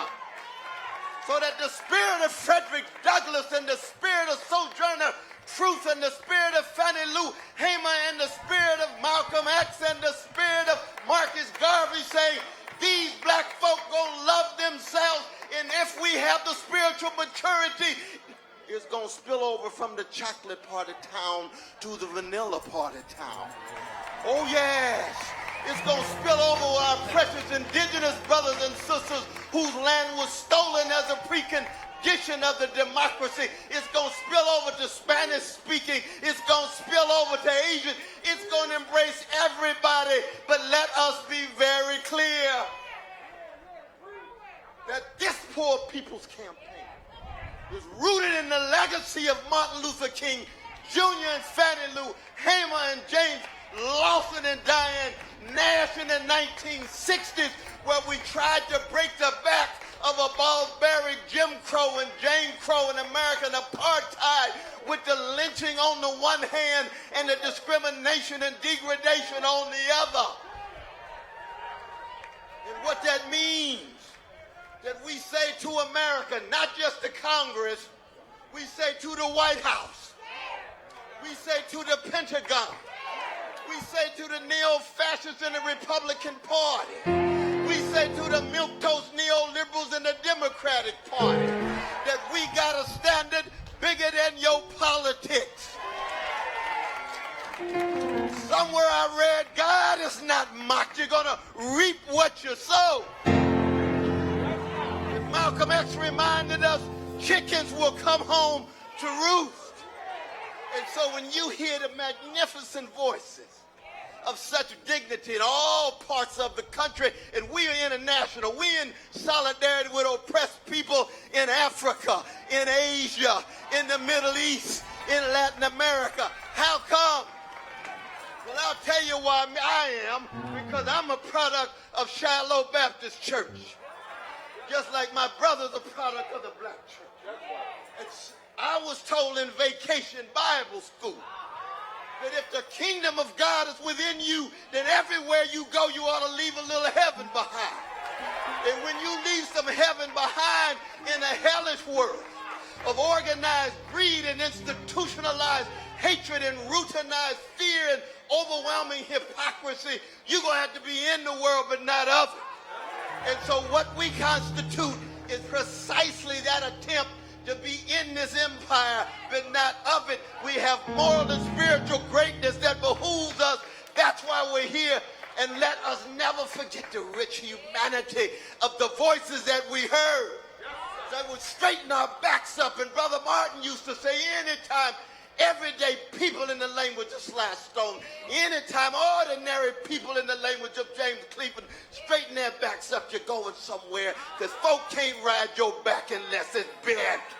Let us forever move forward together and never ever, not one, not two, no step back. Thank you for both of the work that they have done. Let us work together, struggle together, go down together. And in the language of Duke Ellington, go down swinging, because it don't mean a thing if it ain't got their love swing in it.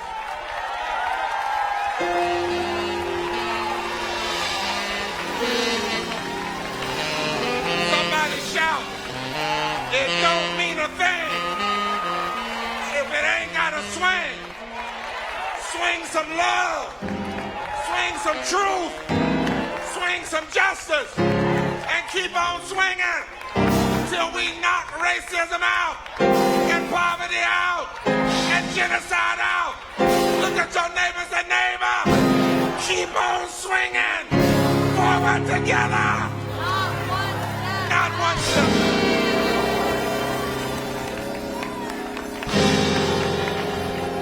We've got one more set of states and then two more sets of speakers. But go to the video. You all know Erica Alexander, who was the great producer of Good Trouble, who used to be on Living Single but is an activist par none, a voice that will not ever be quiet or stop speaking. She's a queen among us. And she sent a word. She had to go back to LA, but she wanted to send a word. And she said, you know, Reverend Barber, this is what we have not done. We've not put the stories. We talk about the numbers, but only when we put the stories and the faces can we change the moral direction of this country and build power and build a third Reconstruction. Listen up on the screen. My name is Erica Alexander, and I'm glad to be standing with this community today. I agree America must hear and respond to these voices and cries of people, not in some distant future, but now. We all act together on this urgent mission to create a better tomorrow today. But we must first see ourselves as the participants and the recipients of the greater good and moral transformation that must take place in order for us to succeed. As Reverend Barber, my mentor and teacher, says, this is the third Reconstruction. It's here. So you have to ask yourself, are you an architect of this Reconstruction? Will you be willing to do the work to build a stronger foundation and core to America? A shift is taking place, and proof of its existence resides within the presumed social contract that exists between a community, a nation, and the world. Sometimes we see and hear all these words and actions, and it can seem like played out rhetoric. Am I my brother's keeper? It takes a village. Treat your neighbor as yourself. But listen again, those are breadcrumbs that keep us focused to the path of healing, justice, service, and love. I'm proud to be a part of the Poor People's Campaign and a supporter for greater social and financial justice. Thank you all for your story, your voice, and your extraordinary experience. Thank you for educating us on how to be human, together. Onward. Thank you. And you should know she has promised to help raise up as many documentarians as we can find to tell our stories and put our stories before the American people and use those stories to build this massive movement that will never stand down. Coming to the stage from Minnesota, Vivian Henry. From New Jersey, Nathan Fishman. From Montana, I believe, Beth Burke. From Mississippi, Emily Johnson. From Michigan, Bishop Bernadette. And then we have a family here from Buffalo, a family member. Then we also want to bring Dante Sharp and Tracy Mears and Kelly Robinson. We want them to come right after this group. Now, those that are coming in the names I'm calling now, different than the state leaders, they have 1 minute. And the reason is because we're trying to show that you can't address these issues separately. You always got to understand these are interlocking injustices. And if they are cynical enough to be together, we better be smart enough to stay together. Then we want to have, when I call Virginia Solomon with the League of Women Voters, then Jessica Roloff, then Mark Thompson with reparations, and then a youth speaker, Cheryl Moore and Cindy Saxton. And then we have a police officer who needs to talk about health and COVID and what happens even to those that really actually serve our communities. The Reverend Della Owens at that time. So if you would honor these folk now, we are still trending. Millions of people are watching this, and their consciousness is being transformed because we are putting before them the voices they've never seen. And how many of you are hearing your own story? We won't be silent anymore, my dear sister. My name is Vivian Henry. I'm from Minnesota. I'm one of the 1.8 million people in the state forced to live in poverty. I'm pissed as hell because I shouldn't have to be here today, because poverty is a policy choice in the richest nation in the world. I battle 4 mental health challenges that have been extremely debilitating in most of my adult life. For the past 7 years, I've had to battle many times for Social Security disability. I survive on just $585 a month from state general assistance and food stamps. If I didn't live in public housing, I would be homeless. General assistance wasn't raised during COVID and hasn't increased with inflation.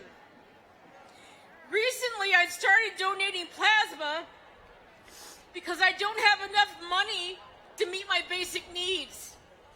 This is immoral to be forced to live this way. The state of Minnesota has declared me disabled 3 times, but that doesn't automatically approve me for Social Security disability. This is asinine. How can I be declared disabled by the state only to have the federal government deny me benefits? I had breast cancer scare in 2018, and now I need a 3D mammogram and breast MRI each year for the rest of my life. But I fear losing my Medicaid due to the lack of consciousness of many politicians who could care less about whether I live or die. I'm here to say that if Congress can repeatedly afford to give corporate welfare to the rich, then Congress can afford universal health care for all,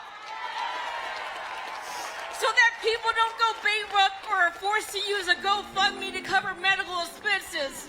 Scarcity is a massive lie. This is why we're here. We won't be silent anymore. Thank you. Give it up. Give it up.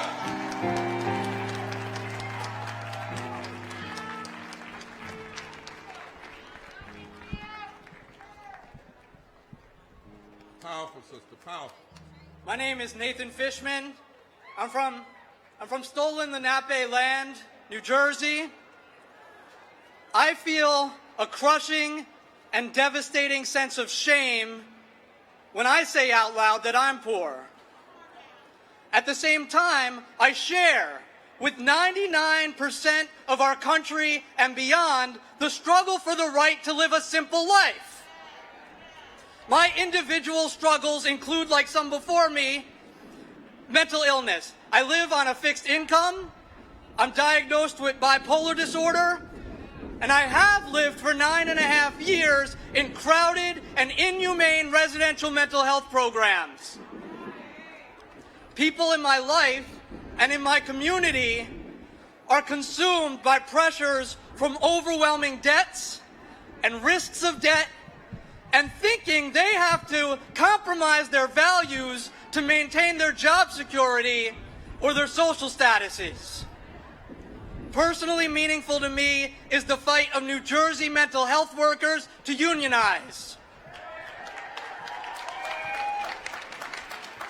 And in turn, to provide more humane care and advocacy. The people of New Jersey are in winning bottom-up community-building battles. We've won legislation that bans our facilities from holding immigrant detainees, and legislation that makes it harder for fossil fuel plants to be built in our environmental justice communities. Now we fight for the Values Act, which will further protect immigrant rights, and we march Thursday, June 23rd in Trenton at 10:30 a.m. to get our state off of fossil fuels.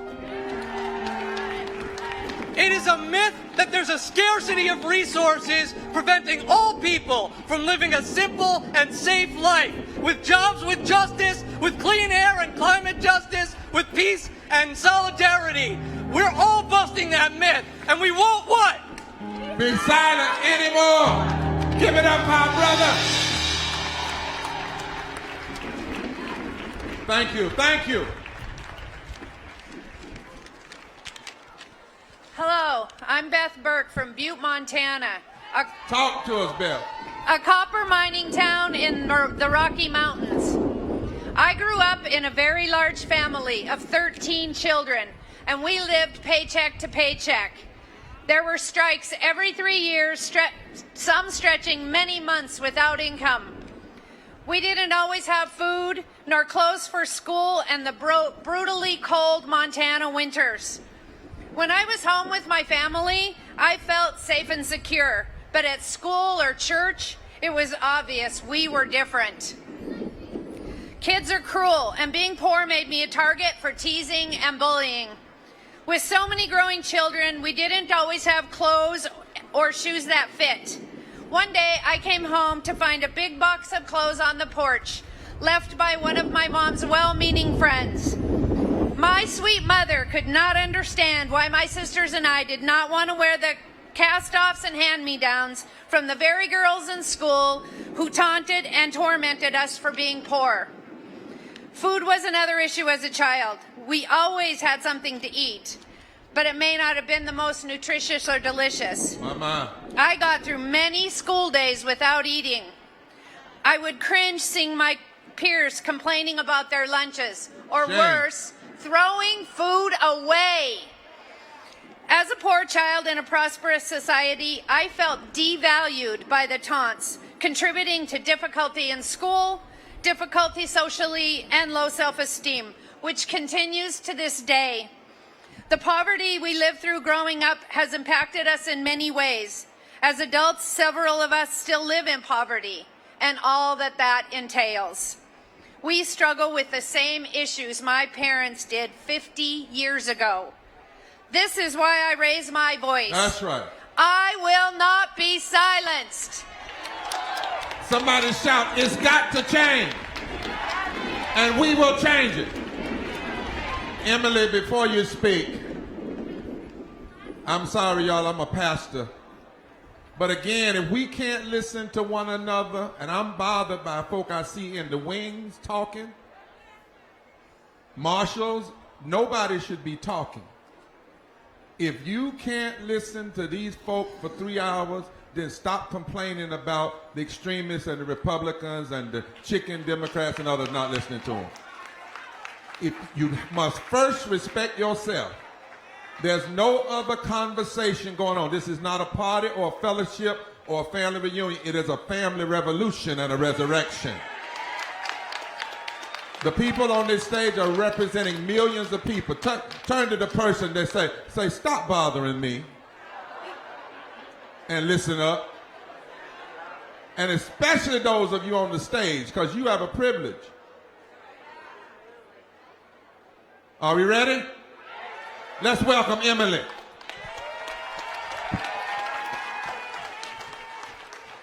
My name is Emily Johnson with the Mississippi Poor People's Campaign. I want to emphasize that exploitation does not have a color or a party. I'm here as a survivor of sex trafficking, formerly incarcerated, and I'm a low-wage worker. I had to live in a homeless shelter for over a year, due to not being able to afford housing after incarceration. After release from jail, I was basically told to go be productive with no resources. I've been denied employment and housing on numerous occasions due to systemic racism.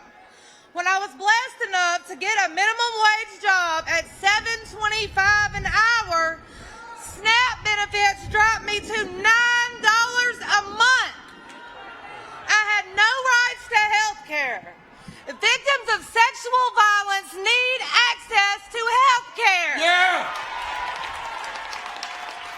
As I transitioned out of the shelter, I worked every day since the beginning of the pandemic, working in a healthcare facility and being exposed to COVID repeatedly. I risked the livelihood of mine and my family's life trying to earn a living. I'm a single mother of 4 who works 3 jobs, 7 days a week, and I have for the last 5 years, and I barely make ends meet. I am tired. Teach us, Emily. I have been faced with many challenges in my life due to a broken system in the state of Mississippi that has a long history of punishing the poor while rewarding the corrupt, wealthy class. I stand with the Poor People's Campaign because we are in desperate need of this third Reconstruction. We must do more. We are coming for a fusion moral movement. Yeah. This is why I'm here, and we won't be silent. And we will move forward together.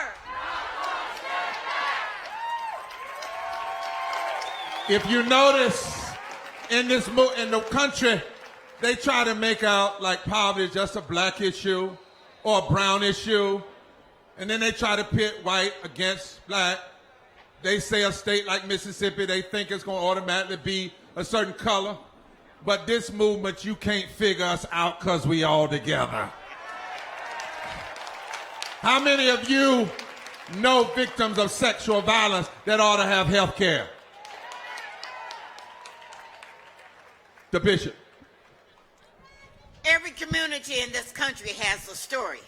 I'm Bishop Bernard L. Jefferson from Flint, Michigan. One of my grandchildren was an honor student in the 3rd grade. He was chosen as an academic ambassador to go to D.C. to represent. But as he drank and bathed in the brown poison our government said was safe for consumption, his grades plummeted to D's and F's, and he lost his opportunities.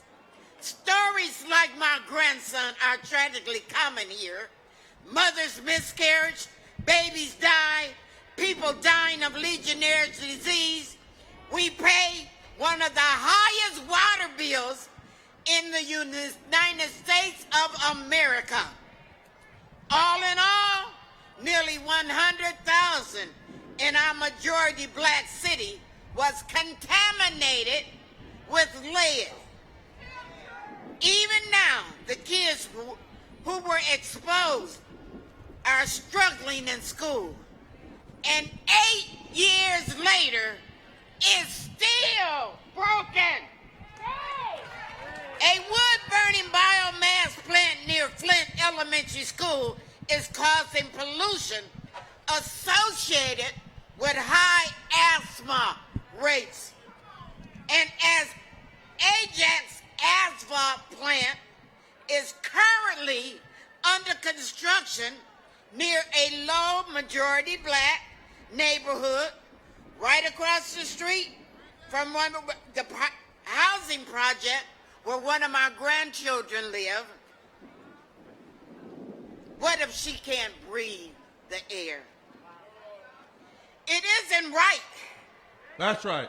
That we should have to fight so hard. That's right. Simply for our children to have safe water and clean air. That's right. But we will. Clean air to breathe. But all over this country, we're fighting just the same. And you can't stop now. I will not stop. That's right. I will not take back. I'm here with you. That's right. And I won't be silent anymore. That's right. Do you notice how we all are standing together? How the states are all mixed up? This is what moral fusion politics looks like. And this is what can transform the power base in this country. While you all are standing here, Al Gore no longer a president or vice president or politician, but fighting to make us understand the connection between ecological devastation and voting rights and poverty. He couldn't be here in person. He wanted to, but he sent a message to say that climate reality and all of the climate groups in this country are uniting together so that we can fight racism, poverty, ecological devastation, denial of health care, and the war economy as one people. Listen to the screen. Thank you, Reverend Barber, my dear friend, for your outstanding and inspiring leadership and for inviting me to speak today. It is a privilege and an incredible honor to join with all of you in this righteous cause. I want to express my deep gratitude to all of those who have shared their words with us here today. The people who are hurt first and worst by pollution and by the increasing climate-related extreme weather events have a distinct moral authority to speak to the urgency of the crisis we face. In the truths they share, we hear and understand that the issues of systemic racism, wealth inequality, environmental degradation, the scourge of bigotry and of violence, and the devastating impacts of the climate crisis do not merely intersect at a singular point.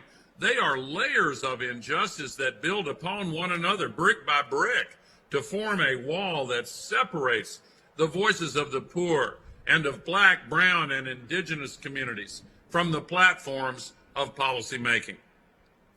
If we treat these evils as distinct and isolated from one another, they will continue to undermine our solutions, seeping into this work like toxins, poisoning our progress.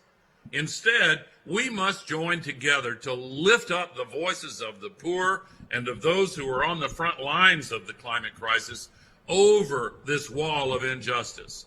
We must ensure that these voices ring out in the streets of our communities. We must ensure they ring out in city halls, county commissions, and state legislatures. We must ensure they ring out here in Washington, D.C., in the halls of our great democracy, where they should reverberate so loudly that our elected officials have no choice but to listen. That's right. And I would be remiss if I failed to note that in order to ensure that all voices continue to hold their power in our democracy, we must stand firm against attacks on voting rights and join together against efforts to purge people from the polls. Just as our challenges are cemented to one another, so too are we bound together in fighting for their solutions.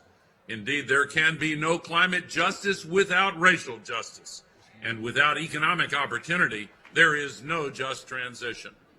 It is only by joining together the same chorus that we will be able to achieve lasting change. Thank you. Thank you so much, and it is all connected together. Now, brother who is always making it plain, the Reverend Mark Thompson is coming now to introduce somebody who just has experienced the pain of racial violence. But we wanted, and he wanted his voice to be here. Tamika Mallory was supposed to be here, and she couldn't because she got sick. But this is a family member of someone who was shot because of racism and because people in this country, far too many, love their guns more than they love God's people. Mark is going to bring him up. Then Mark afterwards is going to talk about the connection between reparations, and then Dante Sharp will come. We have 8 speakers after them. Each one of them will take a minute and a half. But before they ever say anything, because they've been through so much recent violence, just stretch your hand toward this family and say, all of us in this crowd. Take that mic down out there. Let us, all of us in this crowd, this family, we love you, and we will show our love by joining you in the fight against racism and the proliferation of guns. Sisters and brothers, God bless Tamika Mallory. I'm standing in for her. We pray for her recovery. God bless Dr. Barber, Dr. Liz Theo Harris. When Dr. King called for the Poor People's Campaign, he described America's triple evils: poverty, racism, and militarism. In Buffalo, we saw each of these evils manifest in one place at one time. Evil number one, poverty, was manifest in Buffalo, and that the Tops grocery store inhabits a food desert, the only place where people can buy groceries. Evil number two, racism, was manifest in Buffalo, and that the shooter was a disciple of the white supremacist great replacement theory. He went to a grocery store in a black neighborhood for the express purpose of killing black people. And evil number three, militarism, was manifest in Buffalo, and that since the Vietnam War that Dr. King decried, America has become the international capital of militarism and gun violence and militaristic assault weapons, AR-15s, like the one the Buffalo shooter used. These assault weapons have become the rule rather than the exception. The eldest person killed in that store was 86-year-old Queen Mother Ruth E. Whitfield. Her sons are here. Brother Raymond is here, but her son, Brother Garnell, will speak to him. Speak now. We will hear him now. God bless you.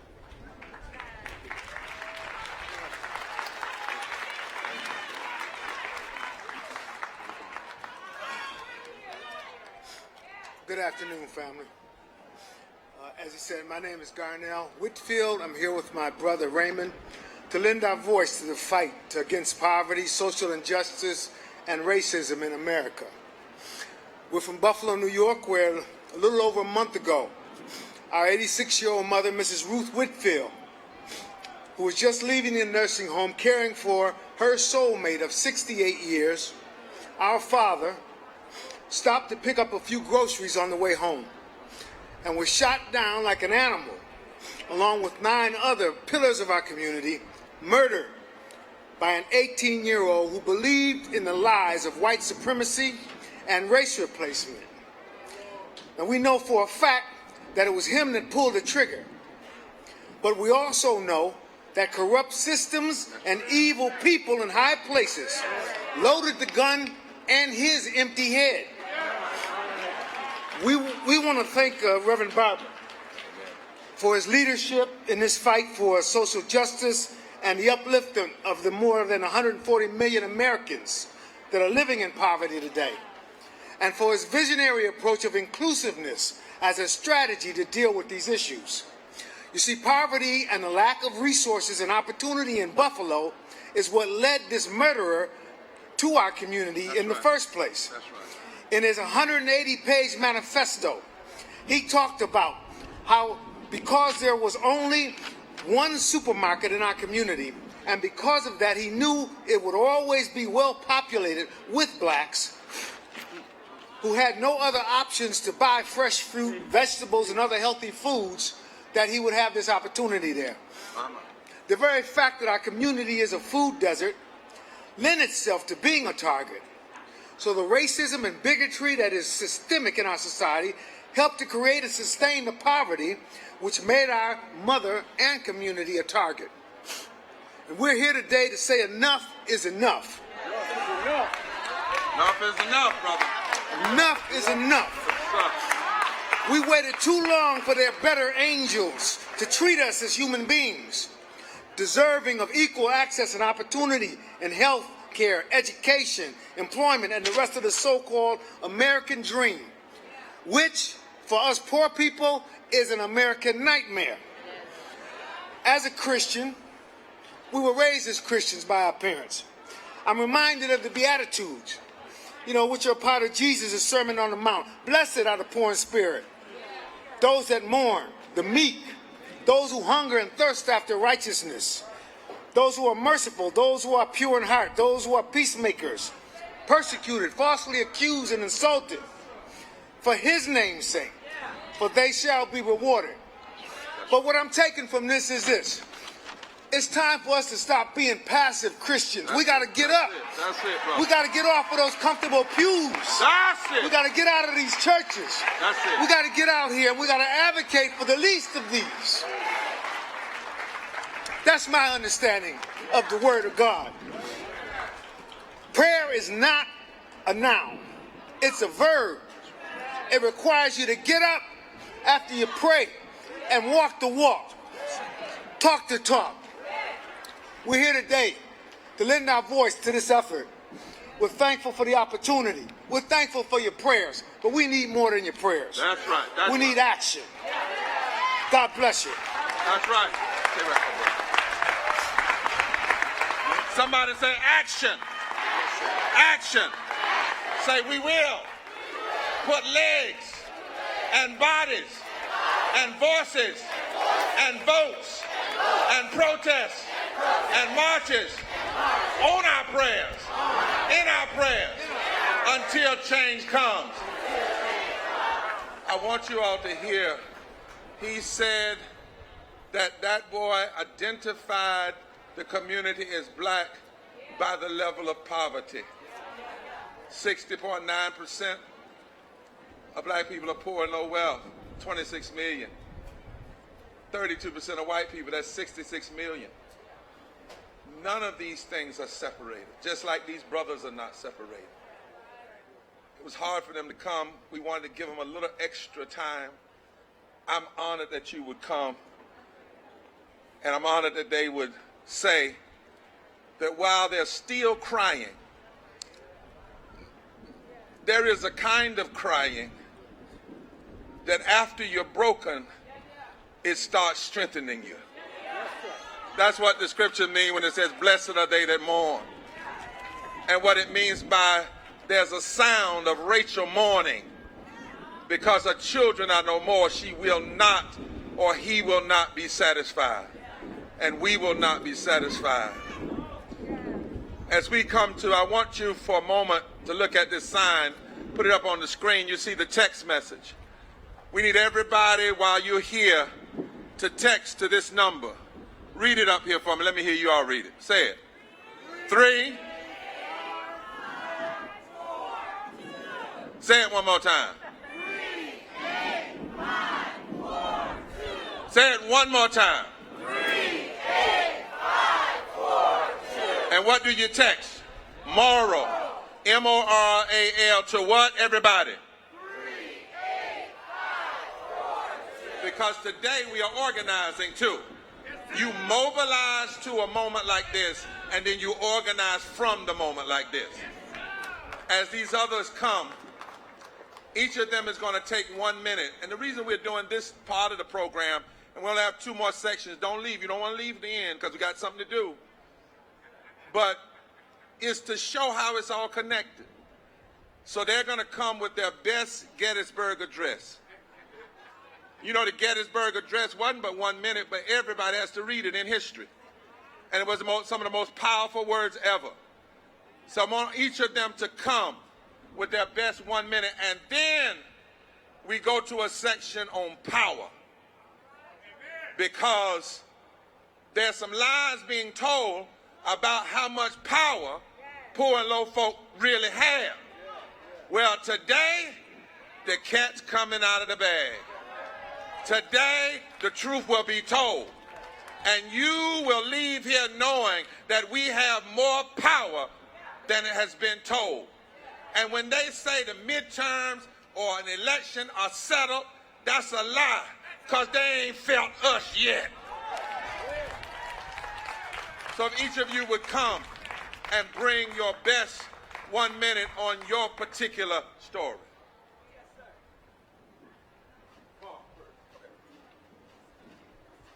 Bishop Barber has asked me to talk about the legislation H.R. 40 reparations, which is a bill in Congress, amen. With 215 members supporting, you may have heard of it. It would establish a commission to study reparations proposals to address transgenerational poverty and the transgenerational loss of opportunity in the African American community, from the period of enslavement through the ongoing vestiges of enslavement, Jim Crow, lynchings, land loss, segregation, voter suppression, mass incarceration, police violence, gun violence, and loss of livable income. Why should a multiracial coalition support reparation? Is because black unemployment is perpetually twice that of white. It would take, according to United We Dream, Shaylee, 581 years for African Americans to reach income parity with whites. It would take until 2099 to reach parity in median wealth. It would take 150 years to close the black-white poverty wealth gap, and it would take 1,664 years, 55 generations, to end the home ownership gap. Why should a multiracial coalition support H.R. 40? That's right. Because as long as this country is allowed to establish a floor for African American poverty that is so low, it lowers the ceiling for us all. The lower the floor, the lower the ceiling, and the measures that establish the white middle class are now obsolete. That's why most of the white middle class is at best, like all of us here, the working poor. Thank you, the my longer brother. it takes to close the racial poverty gap, the longer it will to create a rising tide to lift all boats out of overall poverty. We ask you to contact your members of Congress to ask them to support H.R. 40. Yes. And I'm going to do like Oprah. I'm going to give something away. After today, go by 16th and Constitution to our red, black, and green reparations garden, where Dr. Barber picked up flowers to take home to honor his father, who fought for reparations. Pick up your flowers to take home. Red, black, and green flowers. Support H.R. 40. Yes, sir. Go to hr40song.com/reparations now. Download our new song, too, by our brother Nabil. God bless you. H.R. 40. Reparations now. H.R. 40. We won't back down. H.R. 40. Reparations now. H.R. 40. We won't back down. And in this movement, we add to that, we believe that our Native American brothers and sisters ought to have reparations too. And anybody that's been hurt in this society. Bring them up, Liz. All right, we got next Dante Sharp. Dante Sharp, tell them your story. Give them your best Gettysburg Address. I did 26 years in prison for a murder I didn't do in North Carolina. That's all I'm going to tell you about me. I'm not speaking to that power, I'm speaking to y'all, because y'all the power. Everybody out here the power. That's what I see every time I come to one of these. I'm telling y'all, I just want to let y'all know how it is in prison for real from an innocent man viewpoint that did 26 years. We stacked on top of each other, housed like animals, health care, mental health, atrocious. It's garbage. All I ask y'all to do is get out there and vote and get those judges and district attorney out of office, because that's what kept me in office. But since I've been home, all I want to do and all I've been doing is speaking through Forward Justice and with Reverend Barber and the Poor People Campaign, trying to use my voice to set these guys free. Because they're not animals in prison. All human beings. I don't care what they did, how long they got. At the end of the day, we are all still human beings. And God bless y'all, and I thank y'all for having me here. When I visited Dante Sharp in prison, he told me the day he got out, he would start fighting to change. He was in jail longer than when they first arrested him at 19 and lied on him, and he's a fighter. Give it up!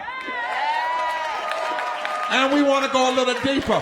We got a professor, my sister from Yale, to talk to us about how deep this really is and why we must make this a part of any fight that is serious about addressing poverty and low wealth. Good afternoon. My name is Tracy Mears, and I'm here to make a simple point. Mass incarceration creates and deepens poverty and dampens our power to make policies to ensure that everyone has a right to live. 2 million people are held in this country's jails and prisons, hundreds of thousands before they have even been convicted of any crime. 60,000 youths under the age of 18 are incarcerated. 2.7 million children have at least one incarcerated parent. And people who are incarcerated are 10 times more likely to experience homelessness. They're less educated. They attain GEDs and high school degrees rather than college degrees. And we know these credentials are critical for jobs that pay living wages and access to health care. For those who are incarcerated, the prison health system is often the first time in their lives they receive any kind of treatment for chronic conditions such as diabetes or asthma. All of us should have access to the goods of citizenship, education, health care, housing, clean water. And we all as citizens should have the opportunity to embrace the love and energy that people like Mr. Sharp, my new friend, Denise, and my former neighbor, Winfred Rembert. Please read his Pulitzer Prize winning memoir. We should have the opportunity to have them contribute to our communities. Every person in our community must be able to play a role to make the change we need. Thank you. Say everybody must play a role to make the change we need. Professor, this is your army now. This is the army for the footnotes that you produce. Next person. We got Kelly Robinson and Patricia Wilson from Planned Parenthood. Come on up. All right, y'all. Hey, everybody, I'm Kelly Robinson. I'm the Executive Director of Planned Parenthood Action Fund. I'm honored to be here. Y'all, I'm even more honored to be the granddaughter of Retta Mae, Al, John, and Helen, the descendants of the first free black people in Iowa, the daughter of the enslaved people who survived the trip to America. I'm here because I'm holding fast to that promise of freedom that our ancestors fought for. They were fighting for our ability to control our own bodies, to determine our own futures, to be the architects of our own destinies. And that's the fight that we're fighting right now. Any day now, the Supreme Court is going to take away our constitutional right to abortion care. No! This isn't just about abortion. This is about the generations who have fought for our country to recognize our humanity, for us to be written into the Constitution, and they're trying to kick us out of it. Y'all, what I'm here to tell you is that we are proclaiming adamantly and defiantly that we will not go back. We are not going to be silent. Will not go back. And y'all, I have my friend, my colleague, my fellow freedom fighter here with me, Patricia. She's a mom of two. She's a business owner from Baltimore, Maryland, and she's a storyteller for Planned Parenthood. Somebody shout, we will not go back. Hi, my name is Patricia Watson. Thank you, Kelly. You already know me now, so we family. Hey, cousins. Let's talk abortions. I've had two. I had my first when I was 18. I was totally in love, or so I thought. First time I had sex, boom, got pregnant. I was not ready to raise a child. I ain't had no money. I ain't had no sense. The second time I had abortion, I was in a very abusive relationship. At this point, I tried to get my tubes tied, but I was told no because I wasn't 40, even though I had two sons. The day I found out I was pregnant, I thought it'd be the last day of me living. I had to go and tell this monster that I was pregnant. I didn't know if he'd be joyful and think, all right, I got my grips in you now, or if he would kill me. I worried about my sons financially and emotionally. I knew I couldn't support another child. Social services is hard to navigate. It's hard to get food stamps, hard to keep them. Hard to get Section 8, hard to keep it. Hard to get health insurance, and extremely hard to keep it. Gas is like $100 million a gallon. People forget all of that. They forget about after birth the cost. Abortion is just a thing people do, but it's not a dirty thing, but at times it's necessary. We cannot be silent about the problems facing affordability and accessibility anymore. Silence is acceptance, and we cannot keep accepting it. We have to have these uncomfortable conversations. We have to be vocal. We got to stop being weak in the knees and stand up. Give it up. That's right. Stand up. Look at your neighbor and say, neighbor, it's wrong to give a rapist more control over a woman's body than that woman. It's wrong if a woman would die to give death more power over her body than she has. And we won't be silent anymore. All right, our next two speakers are Reverend Cheryl Moore and Sydney Saxon, representing our youth. I'm Pastor Cheryl Moore of Zion Temple United Church of Christ in Durham, North Carolina. The indomitable Marion Wright Elderman once said, and I quote, "If we don't stand up for children, then we don't stand for much at all." Well, America, we are here today to stand up for our children. We are here to stand up for the nearly 20% of our children who live in poverty in our country. 28% of all African American children, 23% of all Native American children, and 22% of all Hispanic children, and 8% of all white children live in poverty in our country. America, you promised that no child would be left behind.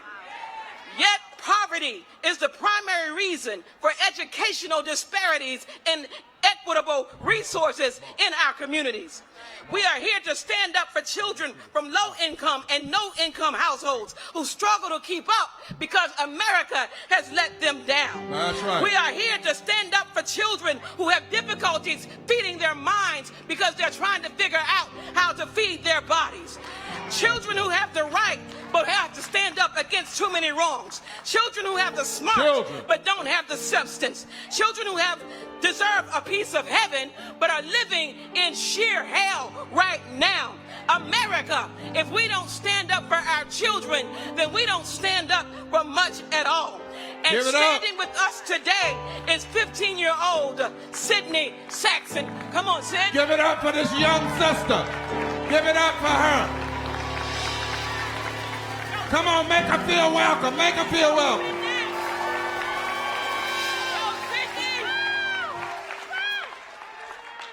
In his I Have a Dream speech, Dr. King said, instead of honoring this sacred obligation, America has given the Negro people a bad check, a check which has come back marked insufficient funds.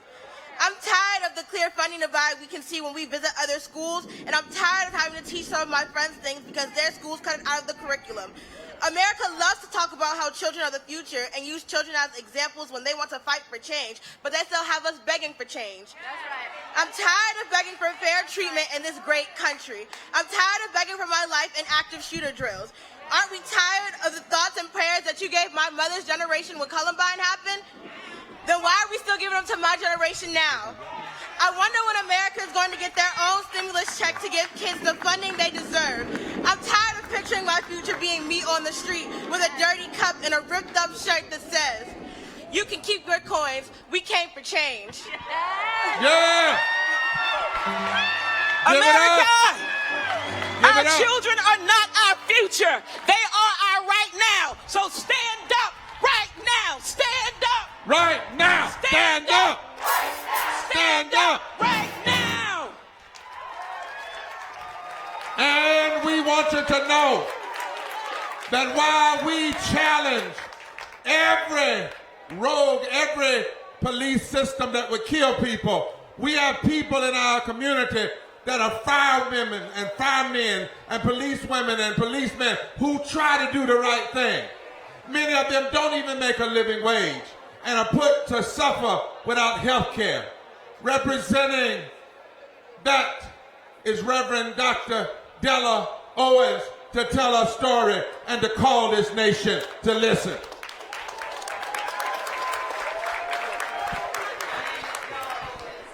Firsthand, the intersections between health care and poverty, growing up seeing my mother making decisions whether or not to pay bills or pay for medication that my father needed. And having worked as a city employee with the North Carolina, you're not considered vested until after working 5 years with the agency. And as serving as a police officer, after 2 years, I was diagnosed with systemic lupus, which makes it difficult to continue your medical insurance without paying a very high cost because of premiums.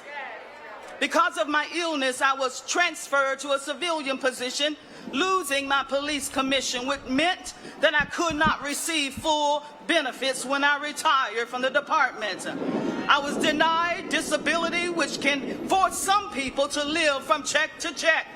This should never be a threat or a worry to anyone. And as police and as first responders are protecting our citizens, we must demand that our government protect all citizens by providing universal health care for the 87 million people who are living underinsured or without health care. And that is why I am here today, standing with the Poor People's Campaign, a national call for more revival, and I will not be silent anymore. Yeah! Won't be silent. League of Women Voters, my dear sister, Lord have mercy. We're going to have all the women and all the brothers working together fighting for change. Welcome, Virginia Solomon. Welcome the sister with us. And I didn't realize that one of the great civil rights leaders of our time and lawyers, Al McShirley, is standing on the stage. He helped lead the effort to beat back voter suppression in North Carolina, and with his daughter, would y'all just stand with Virginia Solomon and wave at him, Al, let him know you're here. He has been believing. He was with Dr. King. He was fighting in Kentucky, and we love him as a senior in our midst. I love Bishop Barber, let me tell you. But today, this is a power revolution. Say it with me. This is a power revolution rooted in love. And we are here putting our elected officials and those running for office on notice. Don't ask for our vote if you are not going to legislate on behalf of marginalized people. Don't tell us you support voting rights if you aren't passing legislation to protect and expand the ballot. Don't tell us you support a woman's right to choose, but you aren't willing to codify Roe v. Wade into law. Don't tell us you believe every person deserves equality health care, but you aren't fighting to make that a reality. Don't talk about a $15 hour minimum wage. Legislate an increase to the minimum wage. We are here to say we are no longer asking. Now we are telling, and we shall not be moved. We will not stay silent anymore. Peace, love, and power. That's Gettysburg. Hello. I don't think anybody's told you enough, but you're all beautiful, and thank you for being here with me. My name is Jessica Roloff, and I'm here for my mother and every other parent who goes to sleep at night crying because they can't provide for their children. I grew up on a dairy farm, and the federal farm policies of the 1980s changed everything. My family and our neighbors were forced out because the system gives preference to large and corporate farm owners. My mother went from being an owner-operator to a low-wage worker in a meatpacking plant with unsafe working conditions. When she gave birth to my brother, she was expected to get back on the line within 3 days. She spent the last half of her life working overnights in the ER. The work was hard, but she had a union. The city council has now sold the hospital to a private entity, eliminating the union. Finally, in 2020, my mother died during the pandemic. Who makes decisions matters. That's right. We are rural, but live at the intersection of the world. We are indigenous people and immigrants from Mexico and Central America. We're refugees from Somalia and Myanmar and fourth-generation American immigrants like me. And people are trying to amass power by getting us to distrust, fear, and hate one another. That's right. And I say we can live in optimism, or we can die in despair. And voting won't fix everything, but we're in the fight for our lives. And we need every tool available. And I need you to find people who you share pains and hopes with, and I need you to vote together. Not just in major elections, but I need you there in every election. Right. And we're going to do this because we still believe in the power to move this country forward. Give it up for my dear sister. Move forward. Come and we're on. not going to take one step back. Not one step. I love you, Mom. I want you all to look at this picture on this stage, because this is the kind of coalition that can fundamentally change. That's why they work so hard to keep us from one another. Dr. King said in 1965 that the great fear of the aristocracy in this country would be for the masses of poor Negroes and the masses of poor white folk to come together and build a political voting bloc that could change the economic architecture of the country. Well, today, if we can get white farmers together with black folk and Latinos and Asians and Natives, that's what this is all about. One more to the stage. Where's my dear sister Fernandez? She has 8 children. She's taking on children, others throw away. I want her on this stage and these babies from West Virginia. Her and her husband are fighting. And we said that we would stand with this sister in West Virginia. She's taking on children, others would. When we get this kind of coalition together, Liz, invite somebody to the mic now to tell us what kind of power we really have. We want to call on the policy director of the Poor People's Campaign, a national call for moral revival, Shally Gupta Barnes.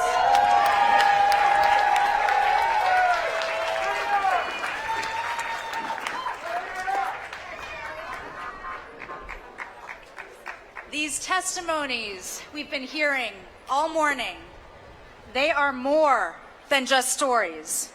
They are the basis of a moral, political, and economic agenda that can unite 140 million people in this country, 40% of the country, to take action together across race, across gender and sexual orientation, across faith, in every region, state, and county, and every line that's ever been used to divide this powerful political force. And it is powerful because these 140 poor and low-income people account for one-third of the electorate. Say that again. One-third. 1 out of every 3 voters in this country has a stake in an agenda that centers poor and low-income people. We call this a third Reconstruction agenda.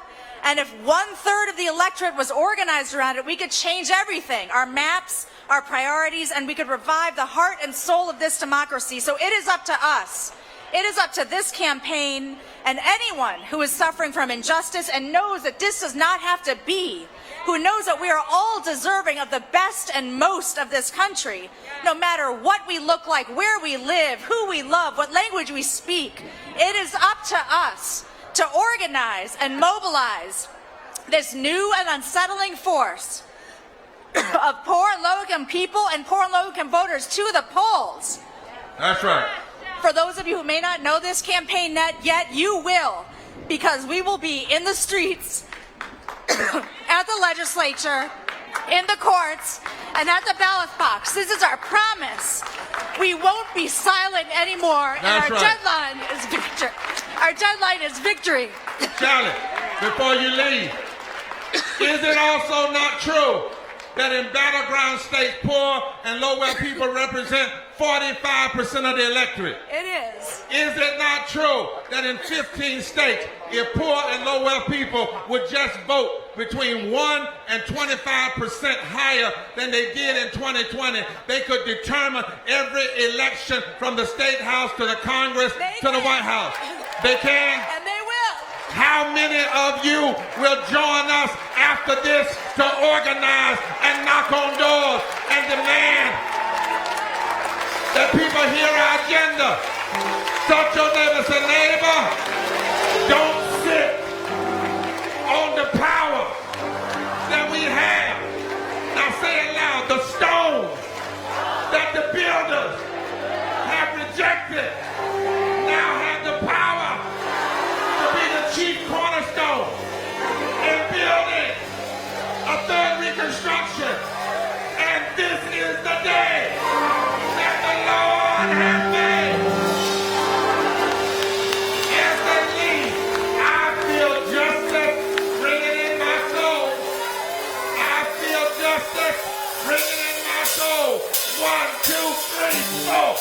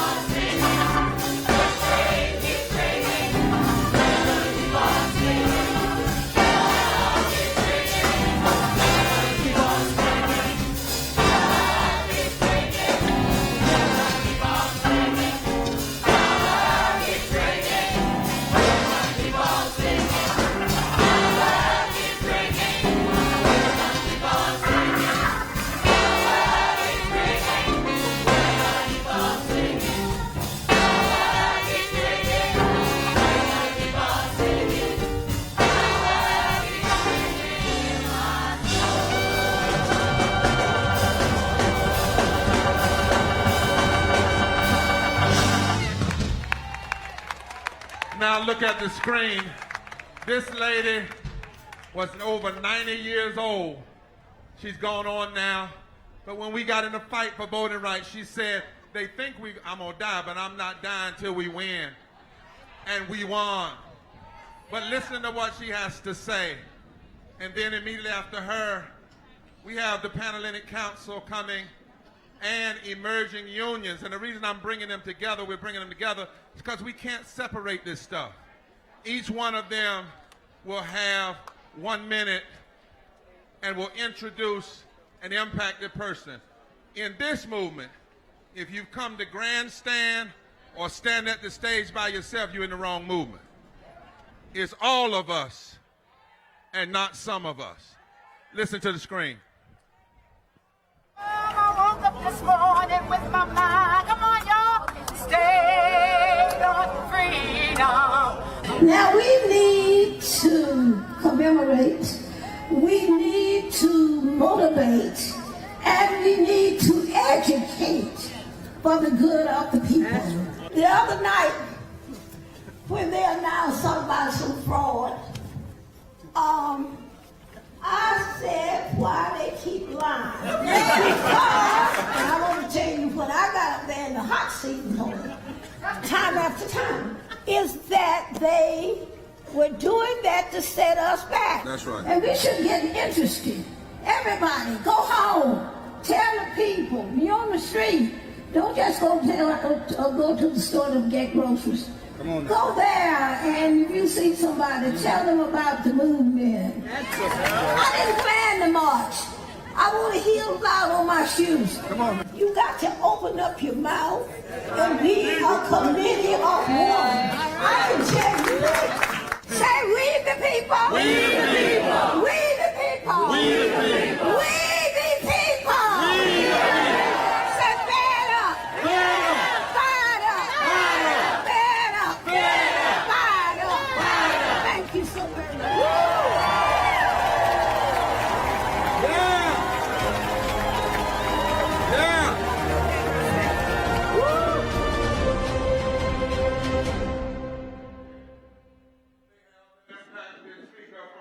Of the fratters and sorors, they are coming together with emerging union fights at Dollar General, at Maximus.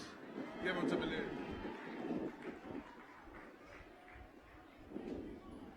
At Fight for 15, One Fair Wage, Starbucks.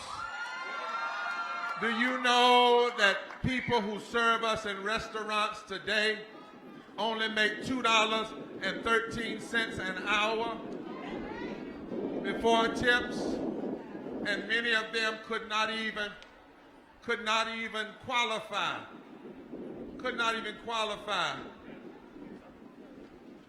for the pandemic relief. We cannot have that. The brothers and sisters of the PAN will introduce themselves, and then they will introduce the impacted person from their midst that will speak to us as well.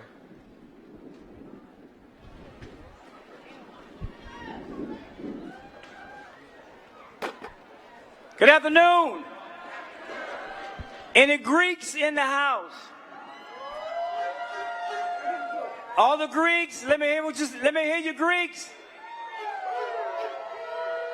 All right. My name is Spencer Bruce. I'm the Executive Director for the National Panhellenic Council. My job merely is to introduce some of these fabulous people that are on the stage behind me. So let me be short to the point to let you know that we support all of the activities and we support all of what we're doing here today. I'm going to introduce now the National President for the National Panhellenic Council, Ms. Donna Anderson. Thank you very much. It's such a beautiful day. It's a beautiful day to come out. Thank you for having us here today.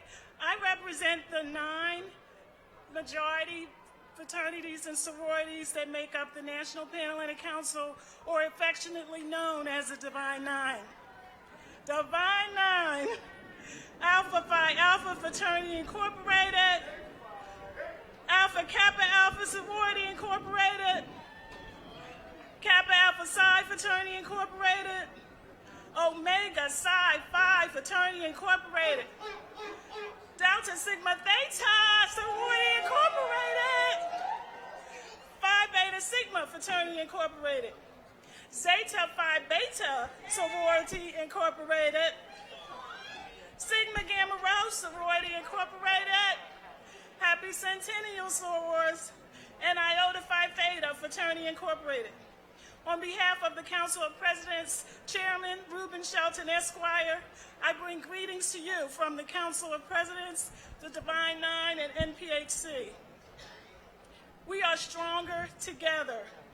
And, okay, my time is up. I have so much I want to say, but we have to cut it short. But you'll hear more from NPHC. Go to nphchq.com. Love you all. Love you. We're all together. I'm Dr. Willis Lanzer, General President of Alpha Phi Alpha. Much like our brothers, Brother King and Bishop Barber, all of the Divine Nine stands behind the concept of the Modern Poor People's Campaign. We believe in universal health. We believe in a $15 minimum wage, immigration reform, and we stand with the restitution of convicted felons' voting rights and the end to voter suppression tactics. Today, we are proud to bring forward one of our own, a member of Zeta Phi Beta, Ms. Tasha Powell, who will share her experience. But just know, the Divine Nine stands in support of you, and we will not relent. Ms. Powell. Yeah. Good afternoon. I bring you greetings from Zeta Phi Beta Sorority Incorporated, Beta Zeta Chapter, Washington, D.C., with the International President being Valerie Hollingworth Baker. I come to you today to let you know I have worked over 6 years with displaced families, and the reason why they're being displaced is because of low wages, and that plays such a big part with homelessness and being displaced in the District of Columbia. I see all over the District of Columbia where developers are building all of these buildings, but yet they're not making it affordable for people like myself and my counterparts to be able to afford living in the District of Columbia. The average house for a one-bedroom runs for $1,800 a month. Now, how can we, as a people of the District of Columbia, be able to afford this? We cannot afford this. My sorority, Zeta Phi Beta Sorority Incorporated, along with the Divine Nine, stands firmly against high wages. Minimum wages need to be $15 or more, and affordable housing needs to happen not next year, not the year before, not the year to come, but right now.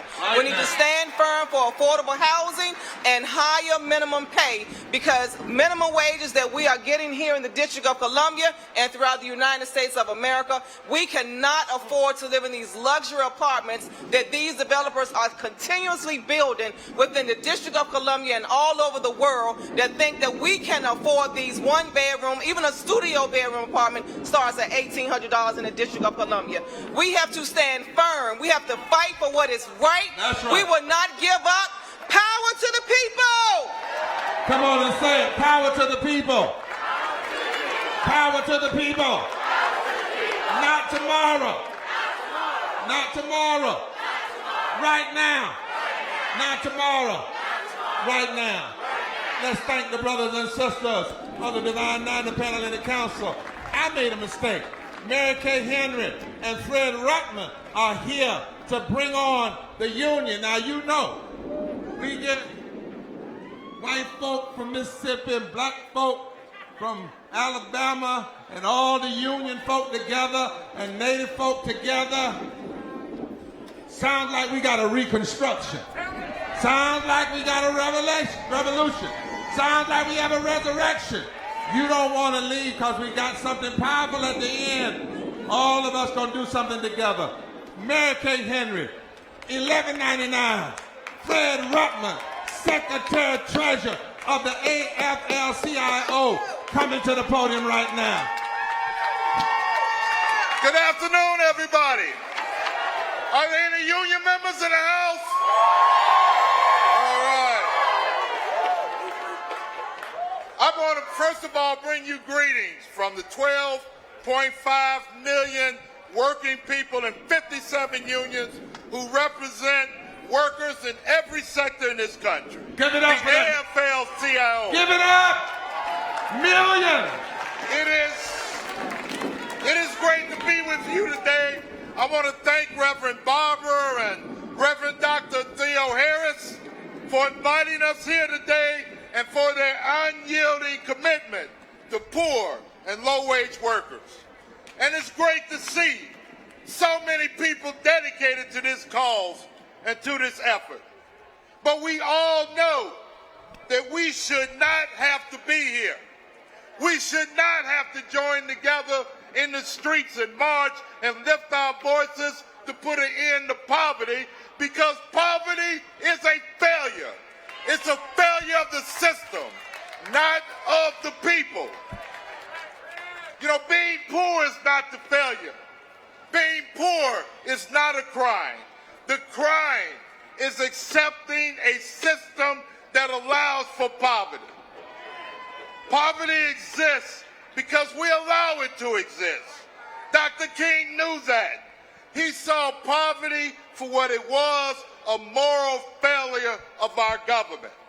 A government that allows its people to go hungry, to live unsheltered, to live sick or injured without access to health care is a morally bankrupt government. Yes, sir. And that's why Dr. King launched the Poor People's Campaign to advocate for the full humanity of every single person in this country. Because Dr. King knew you could not have racial justice without economic justice. And that is why Dr. King worked so hard to bring the civil rights movement and the labor movement together. Because that is what the labor movement does.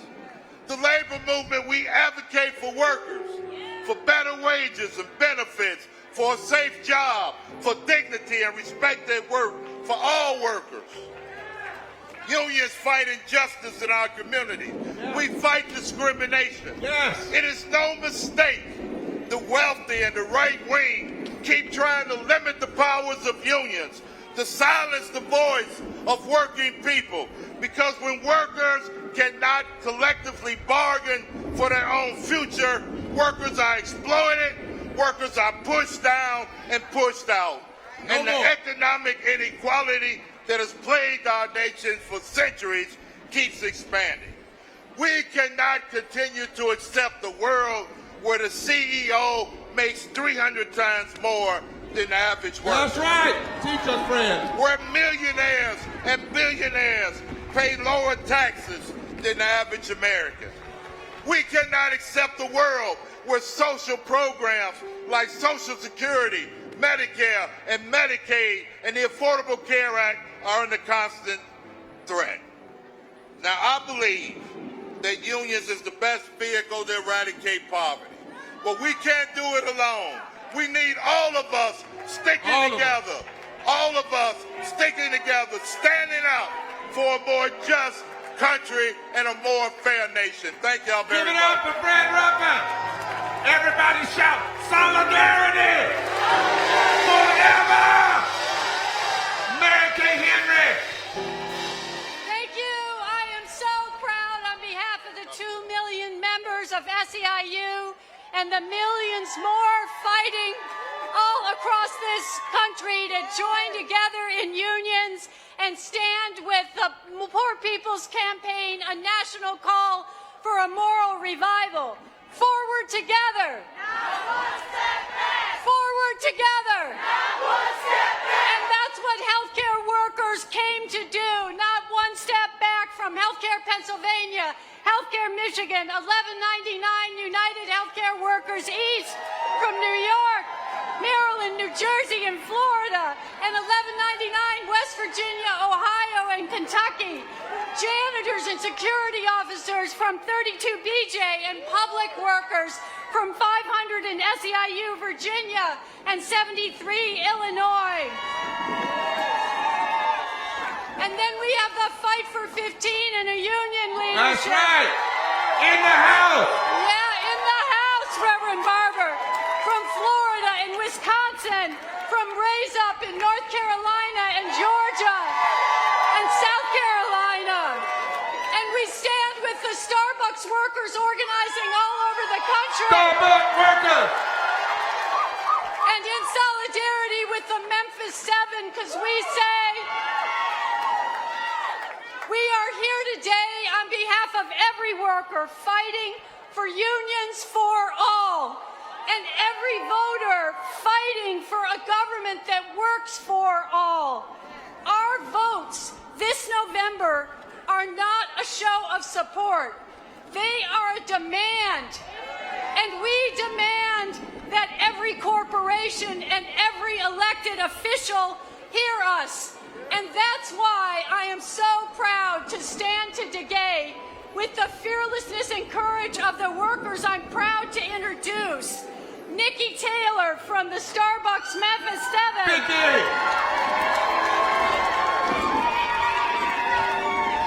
Beth Schaefer from Raise Up in South Carolina. Raise Up!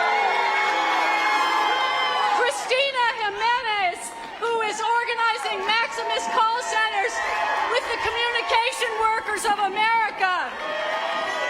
And Richard Joseph, a Family Dollar worker who has the courage to organize across the South. And Nataki Rhodes, who is a longtime tipped worker fighting for one fair wage, because the minimum wage has to be a wage for everyone. Tipped workers can't have a sub-minimum wage any longer.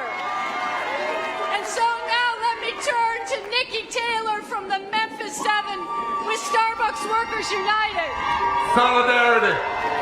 As they come to bring their best Gettysburg address, we want you to know we've got 20 minutes left. Don't leave. We got to do something at the end real powerful. Give it to the nation right now. These are the emerging union fights in the country, and they are the baddest thing out here.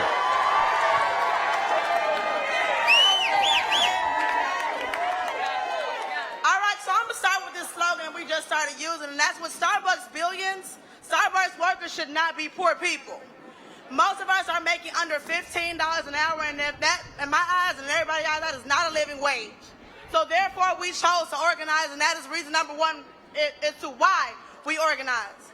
We are working under unsafe conditions, working with no protection between people throwing drinks at us, throwing punches at us, and calling us slurs every day. And this is why we organize. It takes a Starbucks barista almost 30 years to make what our CEO makes in a year. And to me, that's ridiculous. And that is why we organize. Why we organize is because the union is going to give us a voice that we never had before. And therefore, we're going to stand up and fight for that voice. Our CEO has not stopped the wave. As right now, we stand at 160 Starbucks stores unionized. Let me say that one more time. 160. 6 months ago, it was 0. We have fought against their union busting to come in and fire me and 6 of my comrades. The store that they thought was going to lose, baby, we got that union. We won.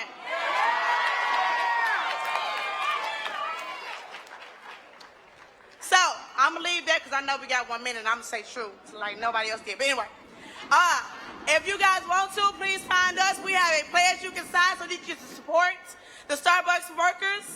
And we're going to send you information on what's going on. You'll be able to keep up with them numbers. Because, baby, by next week, it's going to be 200. Say that. And the week after that, we're going for 3. And I'm going to leave you with this. Let me rest. After I say no contract, I need y'all to say no coffee. Can we do that?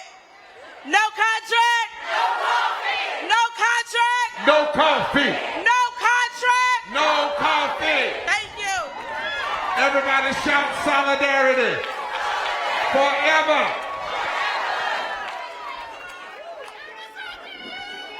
Hello, Poor People's Campaign. Good afternoon to my brothers and sisters, all the tent workers and restaurant workers. Let me hear you holler. My name is Nataki Rose. I am a one fair wage leader at One Fair Wage. I worked as a restaurant worker for 14 years. I put up with sexual harassment and so much more in order to feed my son as a single mother. That's because of the minimum wage for tip workers. After the emancipation, the restaurant industry wanted to hire new freely slaves and not pay them anything. The tip worker wage has gone up from zero after emancipation to only $2.13 an hour right now, today, in the United States, over 160 years later. With the pandemic, our tips went down and customer harassment went up. So millions of us have left the industry and we are leaving right now. We are thrilled that workers nationwide are realizing their worth and refusing to work unless they are getting one fair wage, a full livable wage. I have been in this movement for 10 years now. 10 years. And because of the Great Resignation, the Great Revolution, we are about to win. Right here in Washington, D.C., we are making one fair wage a reality, putting Initiative 82 on the ballot this November. That's right. It's going to pass.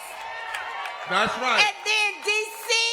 is going to lead the way to end the legacy of slavery and win one fair wage. Give it up for my dear sister. Give it up for my sister.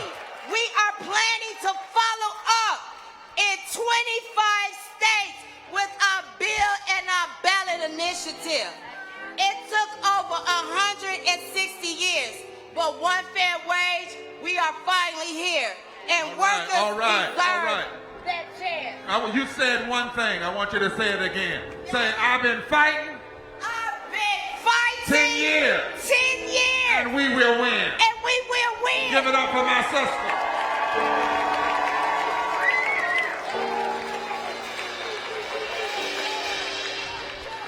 Next one. Bring it up. Say solidarity. Forever. My name is Christina Jimenez. I work for Maximus, a federally contracted employer.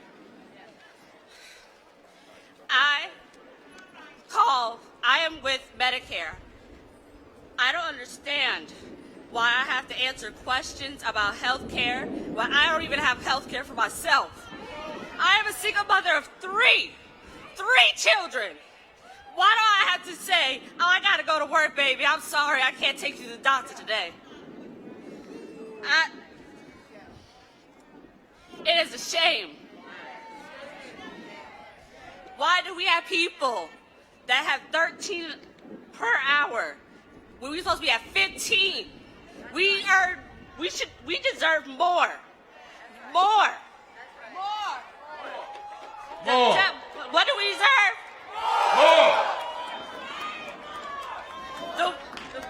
Thank you, my sister. Everything costs so much. That's right. Why? That's right. Breathe. We are not numbers. We are human. That's right. We are human. We are human. Say that with us. Say, we are not numbers. We are human. We are not numbers. We are human. My sister, let the other sister come to the mic. We got to get her up. Come on. How y'all doing? My name is Beth Schaefer. I'm with Raise Up, Charleston Fight for 15, and a union.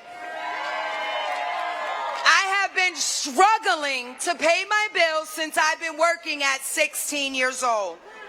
I work full-time at KFC and a second job at a gas station.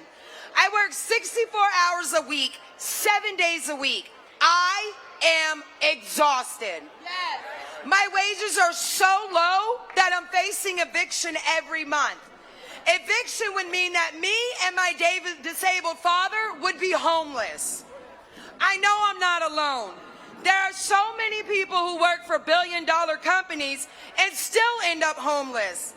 Why? Because the federal minimum wage is sentencing us to poverty. My home state of South Carolina is like the rest of the South and the Midwest. Our minimum wage has not gone up in 13 years. Our government is catering to corporate greed, and us workers are paying the price. And it's disproportionately black and brown workers, especially women of color, who are carrying the burden of a minimum wage in this country. So we demand that our government raise federal minimum wage to at least $15 an hour. We demand that our government pass the PRO Act and make it easier for workers to form unions, because we need a collective voice on our jobs. Low-wage workers, we run this country. It's our labor that creates wealth. We have so much power than we realize. When we organize, we have the power to change this country. So keep organizing and keep fighting. Wait a minute. You can't drop that and say that. Say low wage. Low wage. Workers. Workers. We run this country. We run this country. So act like it. Act like it. Vote like it. Vote like it. And refuse to be silent anymore. And refuse to be silent anymore. All right, my brother.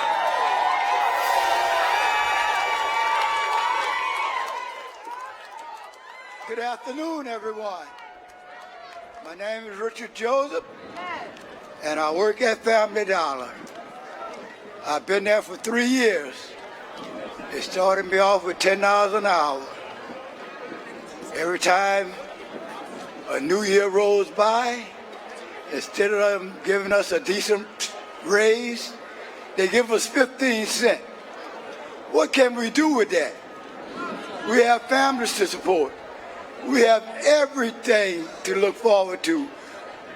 We're about to go into a recession, to tell you the truth, because of the wages. Everything is going up. Gas is going up. Food is going up. So what do these companies expect us to do? We have families to raise. A couple of months ago, we had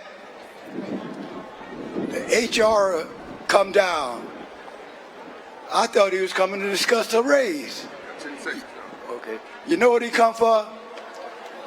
Because he don't want to see us with a union. That ain't right. That ain't right. That's not right. I want to thank you. Forward together. Not one step. Stay right here, brother. Something's wrong when billionaires made $2 trillion through this pandemic, while 8 million more people fell into poverty. And that's why we can't be silent anymore. Is that right? Give it up for these emerging unions for showing us the way. Now we got people here that have come on buses as far as 15 hours away.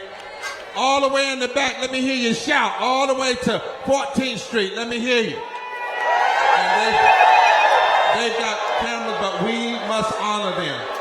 We've got 4 unions that are coming, representing all the unions that are supporting. Everybody that comes, you've got exactly 1 minute. Not 1 minute, 1 second. Not 1 minute, 2 seconds. We all said this all before we got here. And then we're bringing up the organizations, and each organization gets one person, either the president or to say why we will keep organizing together. Come on up as the unions come. And I want to give a shout out to George Gresham and that mighty union called SEIU 1199. They brought over 60 buses from around the country. Y'all tell George I say hello, all right? All right. You got your best Gettysburg Address? Let's go. Greetings, peace and blessings. I'm Millie Silva of 1199 UHE. The purple people. We are here as part of a 70-bus delegation of healthcare workers from Massachusetts, New Jersey, Maryland, D.C., and Florida. And we stand with you, Bishop Barber, and everyone who is a part of the Poor People's Campaign. On behalf of our president, George Gresham, and the 450,000 healthcare workers we represent in our union, we are here to declare we stand with each and every one of you who's organizing to end poverty in this country. The poverty where some of us have a living wage and others do not. The poverty where some of us have a home to live in and others of us are on the streets. The poverty of spirit that allows for systemic racism to exist instead of the love that we need for each and every one of us as humans. Sisters and brothers, family, we have to stand together because this country is rich and it needs to share the wealth. There is a sickness in this country, and as healthcare workers, we are looking for the cure. But as we learned in this pandemic, here is what we know. We are the ones to save ourselves. We are the cure. It is us. It is each and every one of us. Those of us who are here today and those of us who are here back at home. Because at 1199 we know an injury to one is an injury to all. And so we stand together in the spirit of 1199's founders and in those of us for the next generation. Let's do this together.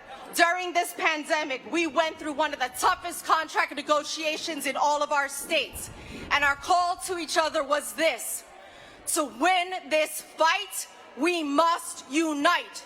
To win this fight, we must unite. To win this fight, we must unite. Bring on the testifiers. Give them a hand. Let them feel welcome. As I stand shoulder to shoulder with you all, recognizing this march on the weekend of Juneteenth, I am empowered, encouraged to end poverty, build power for workers, transform our country. My name is Lilith Clackin. I'm a proud member of 1199 SEIU, representing New York State. I am a home care worker. I am a delegate representing my co-workers and a certified and licensed home care aide. I can safely say I have contributed positively to people's lives, making it possible for elderly and sick people to live in their homes and receive compassionate care. I worked throughout the pandemic, being an asthmatic and living with my grandchildren, giving my health conditions. I feel very blessed to have survived.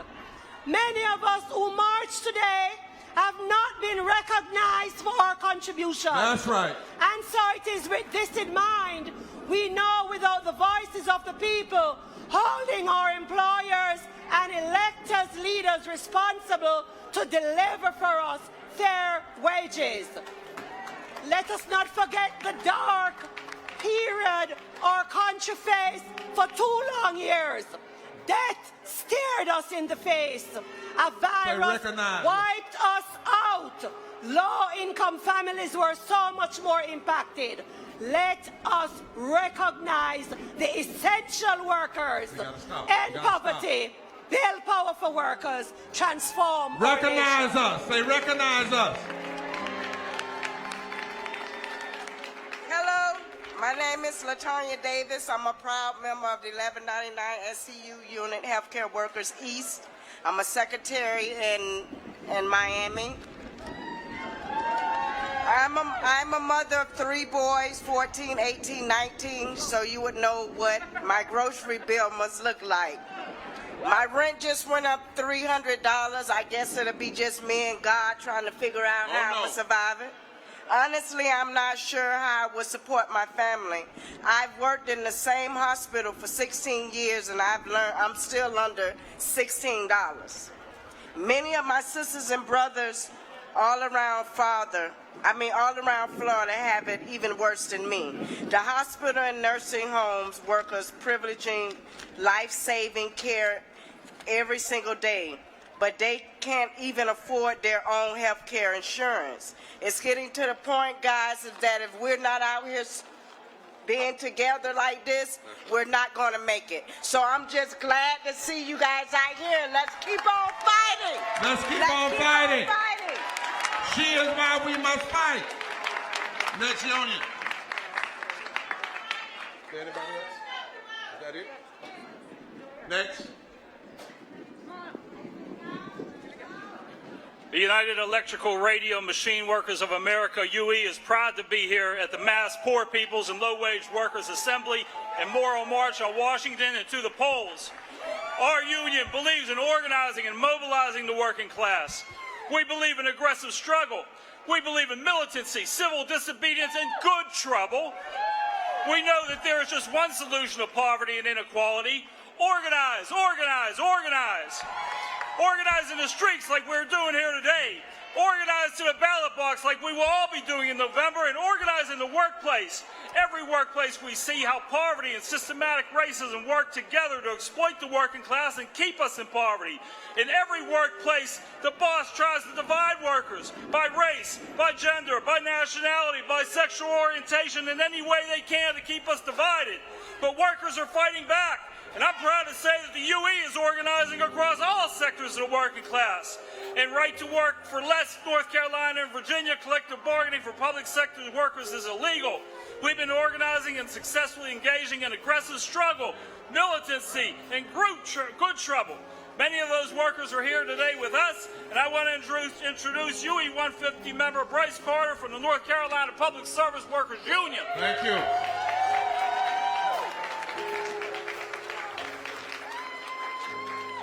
Greetings, everybody. My name is Bryce Carter. I'm the Vice President of North Carolina Public Service Workers Union, UE Local 150. Serve on the National Executive Board and Steering Committee of the Southern Workers Assembly, member of Black Workers for Justice, and I'm also a street maintenance worker for the city of Greensboro. We know the biggest tool to fight against systemic poverty and racism can be unions. Down south, a region where nearly 60% of all black people live and work, we are in a fight for our lives to organize workers and to overturn Jim Crow-era law that bans workers from collective bargaining. That's right. Certainly, North Carolina has some of the worst repressive anti-union laws. Collective bargaining is a critical expression of workers organized for power. However, even without collective bargaining, our union has been able to raise the minimum wage for tens of thousands of workers up to and beyond $15 per hour. By organizing city workers across the state, we won $50 minimum wage in 6 largest cities. This was no easy task. We pushed leaders in council meetings to rally workers in the streets, had to support the community, handed out flyers, held press conferences, made many phone calls to our members, conferred meetings. Thank you, my brother. We also wanted it all for all state employees. Just this spring, we won a minimum wage of $20 per hour for city workers in the city of Charlotte. Keep fighting. Thank you, my brother. Thank you, my brother. Next. Unite here. There she is. So unite here. Unite here. Right now. Right now. Good afternoon. My name is Nicole Hunt, International President of Unite Here and President of Local 634. Yes. I represent the cafeteria workers of the School District of Philadelphia, and we say enough is enough. Enough. Enough of more work, less pay. Enough of employees undervaluing our work. Enough of poverty wages. Enough of us having to figure out whether to pay our bills or put food on the table. We pay bills and have families to support, just like the bosses. And we are here to say, pay us our worth. Say it with me, pay us our worth. Pay us our worth. Without us, there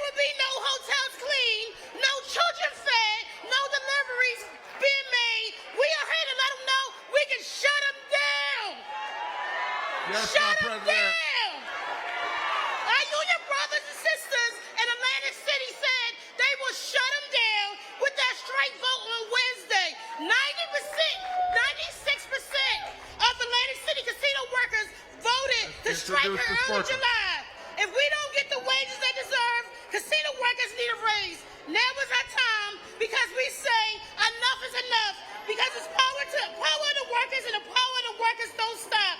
I now want to introduce my union brother, Timothy Freeman from Unite Here Local 274. Brother Freeman, thank you.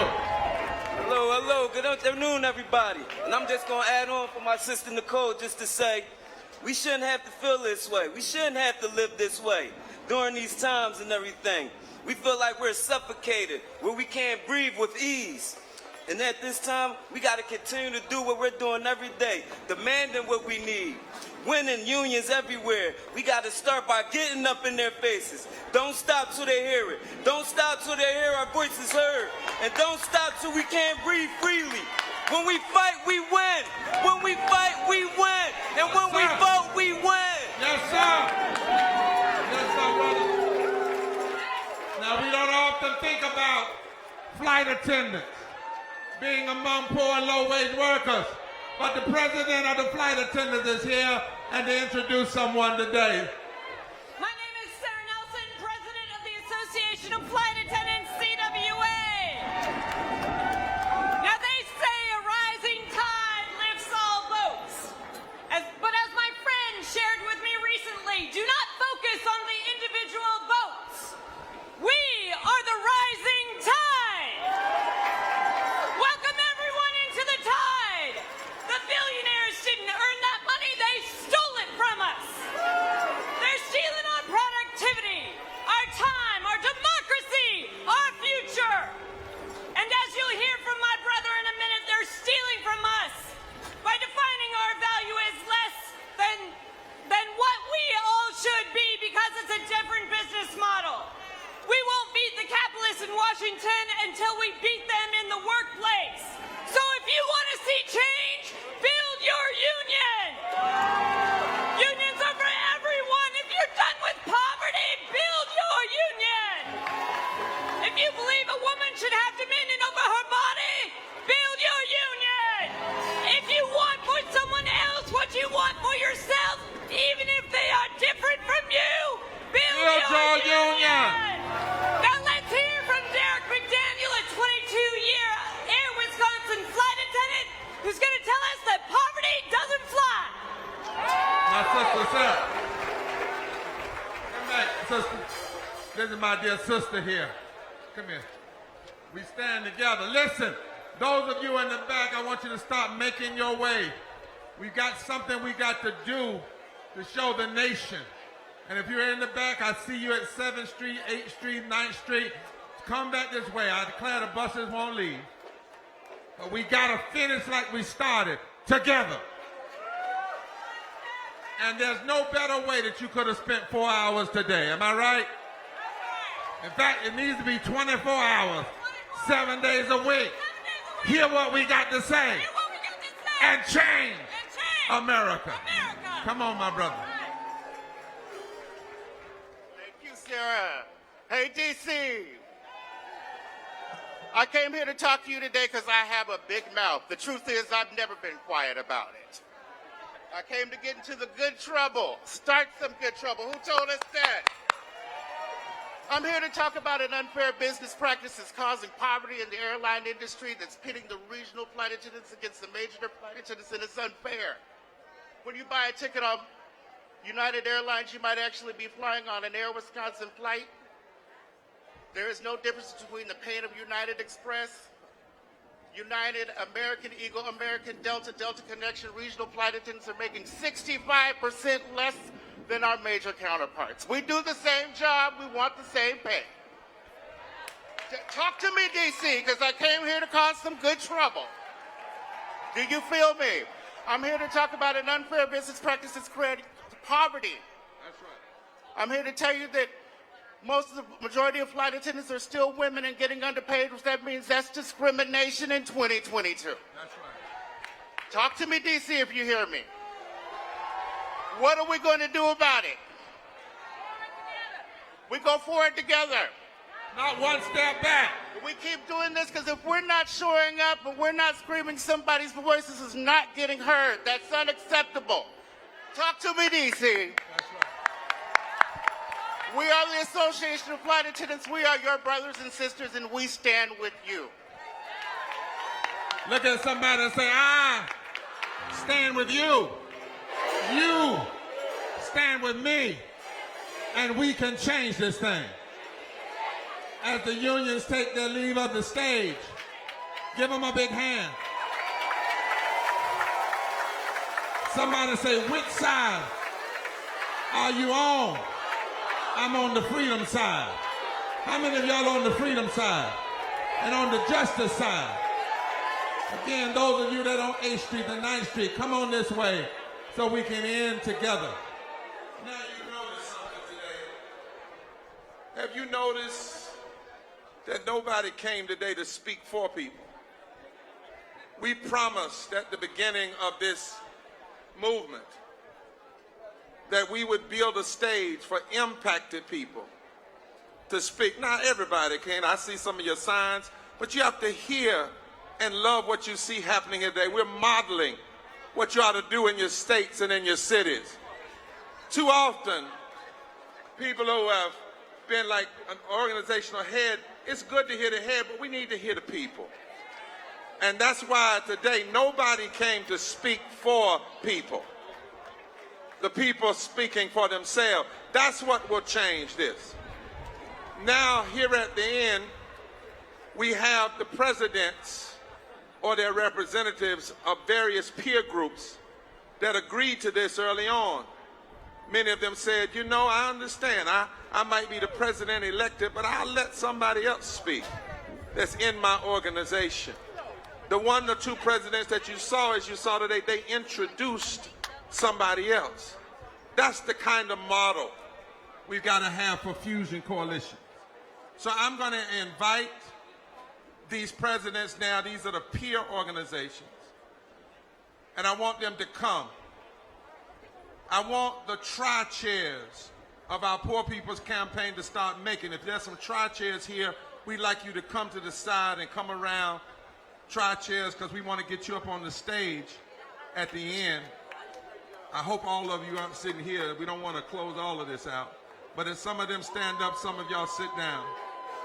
Now, I need the presidents to honor, because folk have been standing, we know, to give your best 45 seconds.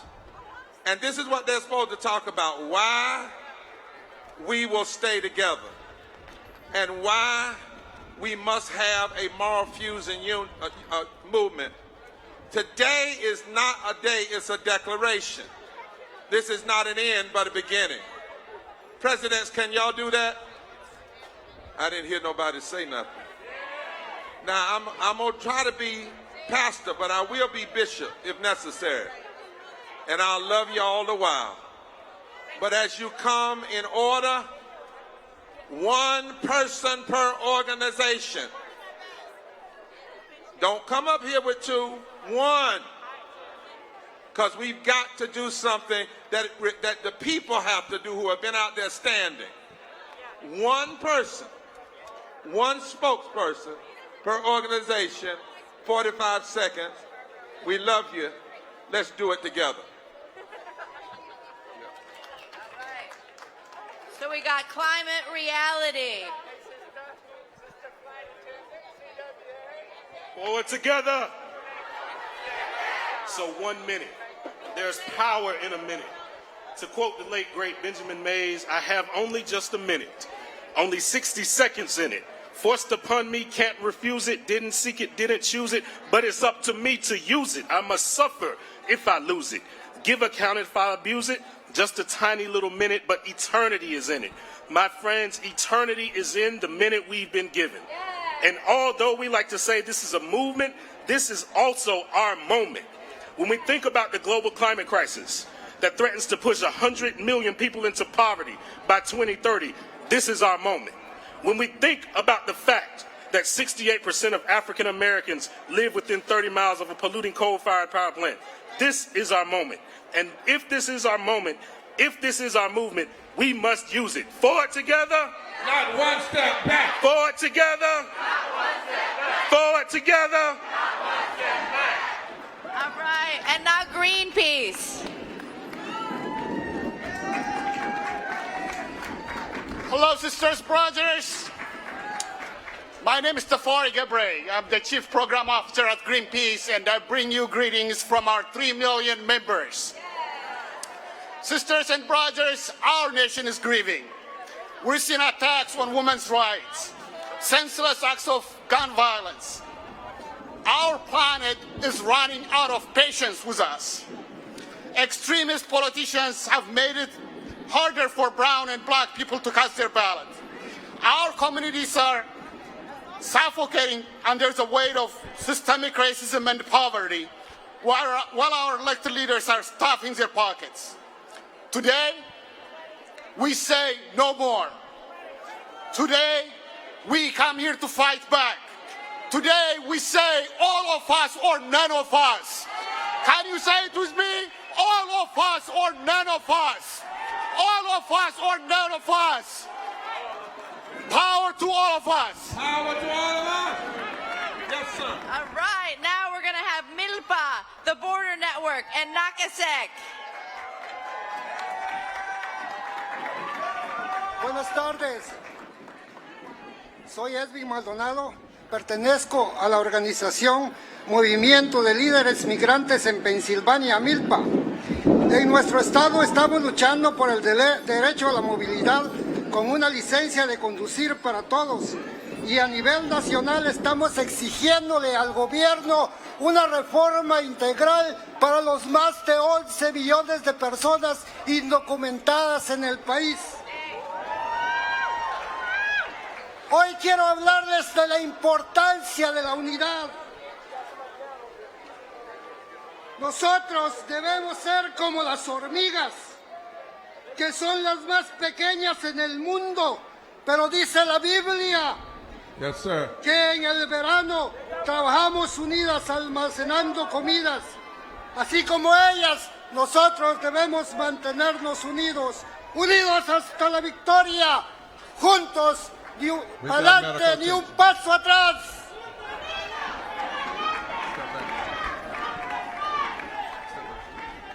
All right, we've got medical attention. Y'all just look this way. There are doctors here. There are nurses here. Let them take care of it. You come this way. Don't get around them. That's what we don't do. Don't get around them. Let them breathe. They're fine. We got a doctor here. God, we ask your blessings now. That you touch and heal in the name of our God, in the name of Christ, in the name of all that is holy. Now, y'all that are looking, turn around. We need you to turn around and leave them, let them, unless you're with that person, let the medical people take care of it. We've got plenty of security and medical people. All right. Now, you presidents, because we have somebody there, I want you to honor that, okay? Let's come up. You're talking about why we must stay together. Come on.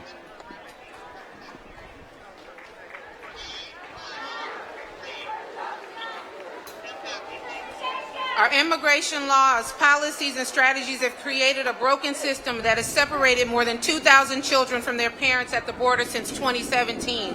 It has rejected and expelled almost 1.5 million refugees and asylum seekers in the last 2 years. It has built more than 1,000 miles of border walls that send migrants to the isolated deserts and mountains where they're dying at a ratio of 1,000 per year, which equals to 3 per day. It allows 11 million immigrants in the United States to live in the shadow of poverty, oppression, and persecution.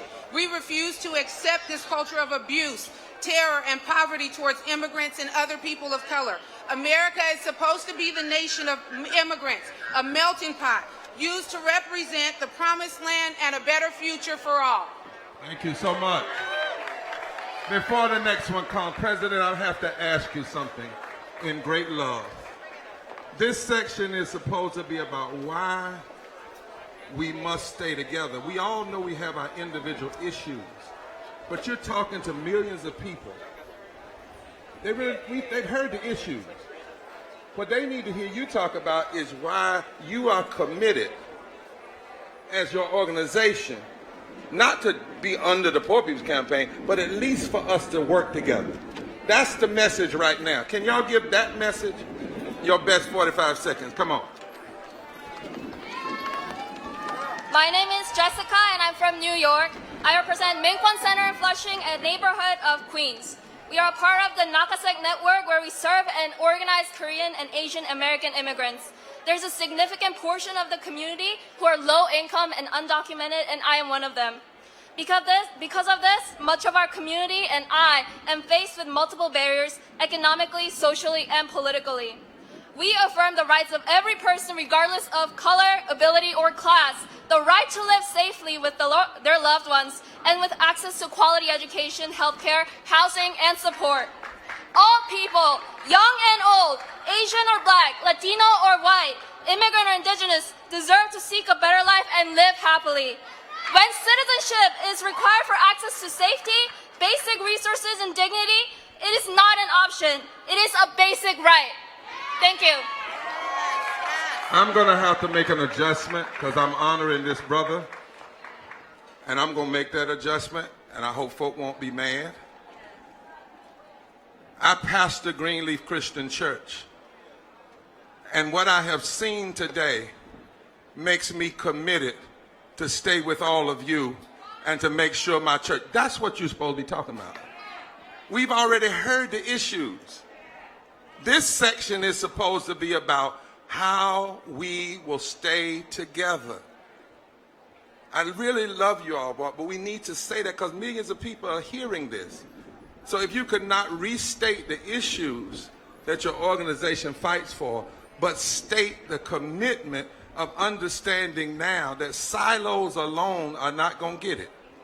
We can have our silos, but in this moment, we better know how to fuse together. Because if the folk that are against us are together, we better be figure out, can y'all do that? The next speaker and the next ones, he's getting better. Amen. Say amen. All right, next president, please do that. Let's don't restate the issues. Next, we have the Ubuntu Center, followed by the Transformative Justice Coalition and the Center for Constitutional Rights. Forward together. Very simply, we stand here with the Poor People's Campaign because everybody has a right to live. Every poor body, every working class body, every Black body, every indigenous body, every Latinx body, every immigrant body, every differently abled body, every LGBTQI body, every trans body, every incarcerated body, everybody has a right to live, and we must join in this movement to fight for a way forward that honors our shared humanity. Justice demands it, nothing less of us in this moment, and our collective lives depend on it. Thank you. Yeah. That's what we're talking about. Next president. Hi, everyone. When our votes are under attack, what do? Stand up, fight back. Wow. 55 million of us are under attack right now. Our votes are. And it calls for every one of us to get in this fight.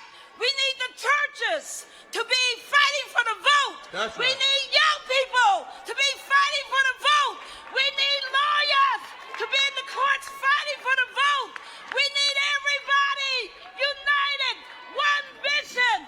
They keep trying to stop us, but they forget we are unstoppable when we unite. So we say to them right now, we will always make sure our united mission is to free the vote. Free the vote. Free the vote. Yeah. Thank you, Barbara. Next president. Good afternoon, beautiful people. It's so good to see all of you. I am Donita Judge, and I am the Associate Executive Director at the Center for Constitutional Rights. My colleague, Raphael, is here with me. We were here as legal observers. Without a doubt, the work that we do together to dismantle the systems of oppression that impact poor, Black, Latinx, LGBTQ, and marginalized communities is as crucial as ever today. Our partnership with communities under threat is why the Center of Constitutional Rights is able to fight injustice for more than half a century, and it is why we stand here today. That's right. with the Poor People's Campaign, because we know Justice takes a fight. Yes. Justice Takes a fight. Forward together. Not. Forward together. Yes. All right, next we have the Freedom Center for Social Justice, the National Center for Lesbian Rights. That's right. And the Center for Community Change. That's right. Come on up together. Good afternoon. My name is Bishop Tanya Rawls, and I'm founder and executive director of the Freedom Center for Social Justice, pastor of Sacred Souls United Church of Christ, and for 23 years, partnered with my amazing wife, Gwendolyn Rawls. In 1968, Bayard Rustin, an out gay black man, stood near this very spot as a silent architect of the March on Washington led by Dr. Martin Luther King Jr.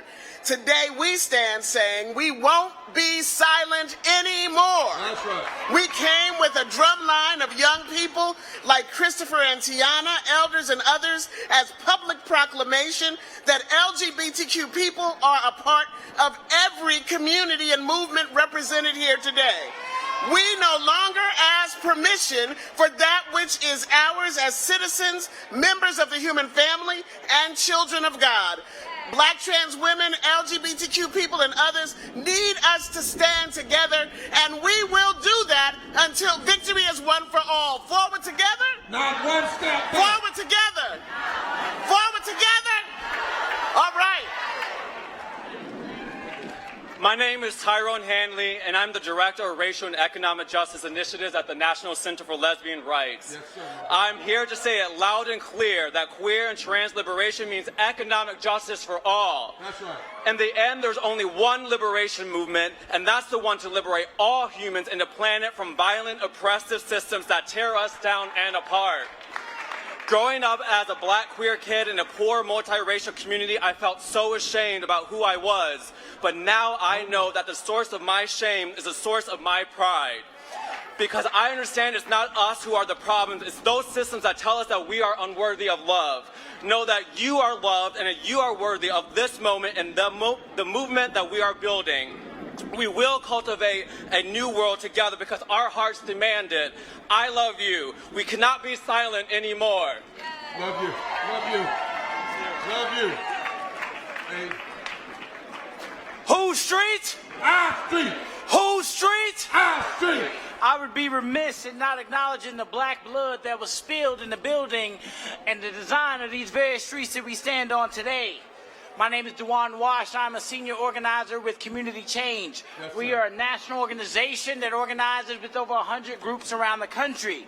We are here today to uplift that it is us, the voices of the unheard and those that are directly impacted that must lead. Too often, our focus is shifted to those with verified Twitter profiles and advanced degrees for the answers to our community's problems. But it is us, those of us who are here today and those who organize when the cameras aren't around, that will cause and create the change that we need. I want to encourage folks who organize on a day-to-day basis, young, old, black, white, and every creed in between, to not be discouraged and to keep up the fight because we are with you. All power to the people. Somebody shout community change right now. Bring 3 more. All right, we got the Center for Popular Democracy, the National Welfare Rights Union, and the National Coalition for the Homeless. There it is. My sister. Give it up for the National Welfare Rights Union. The first that called for a Poor People's Campaign.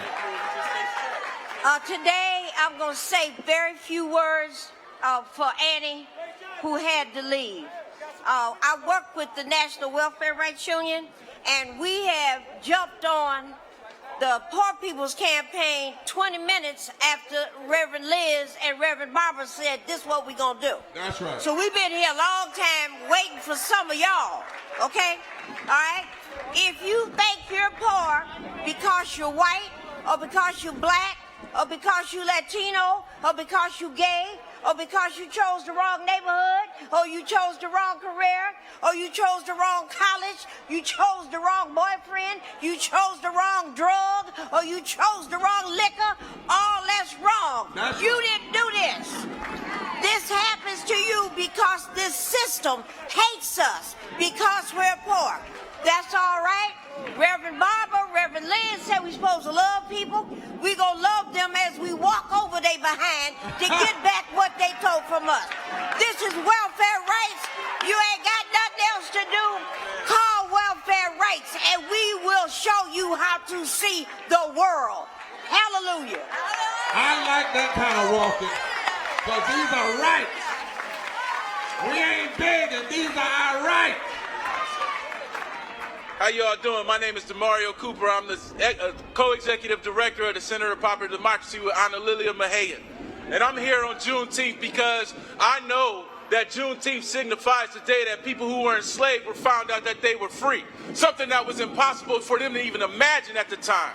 Right? And then 10 years later, for the next 10 years, we had a time called Reconstruction when the federal government invested in black lives. They created the Freedmen's Bureau. They created free schools. And then after that, conservatives and Confederates who had power came back and took that democracy from them. They stole it from them. Today, we are at the end of a time when black people and brown people's political power have rose, and we seeing those same Confederates reform to try to steal our democracy. And we here because we know we need all of y'all to protect it. All of us to protect it. That's right. All of us.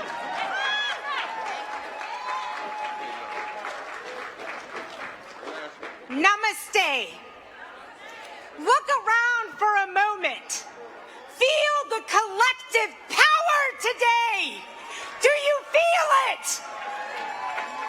This is what moral solidarity looks like. I am the president of the National Coalition for the Homeless, Dr. Rajni Shankar Brown, and a professor at Stetson University. I want to call on all of us to intersectionally bring our movements together. That's right. To fight injustice. To break down the hierarchies. Sexism, racism, classism, heterosexism, linguistic imperialism, religious nationalism, environmental exploitation. That is going to be a collective fight. That's right. Dr. King said, the moral arc of the universe is long, but it bends towards justice.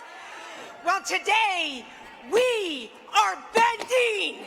That's right. We need to continue to come together with collective revolutionary love and continue to bend the arc. Bend the arc. Om Shanti. Namaste.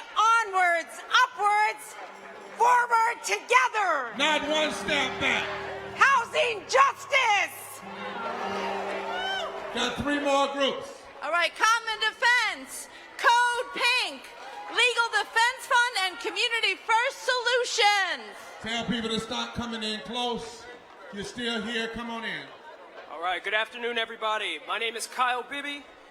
I'm a former Marine Corps infantry captain, an Afghanistan war veteran, and I'm the National Campaigns Manager for Common Defense. We're the nation's largest grassroots veterans organization.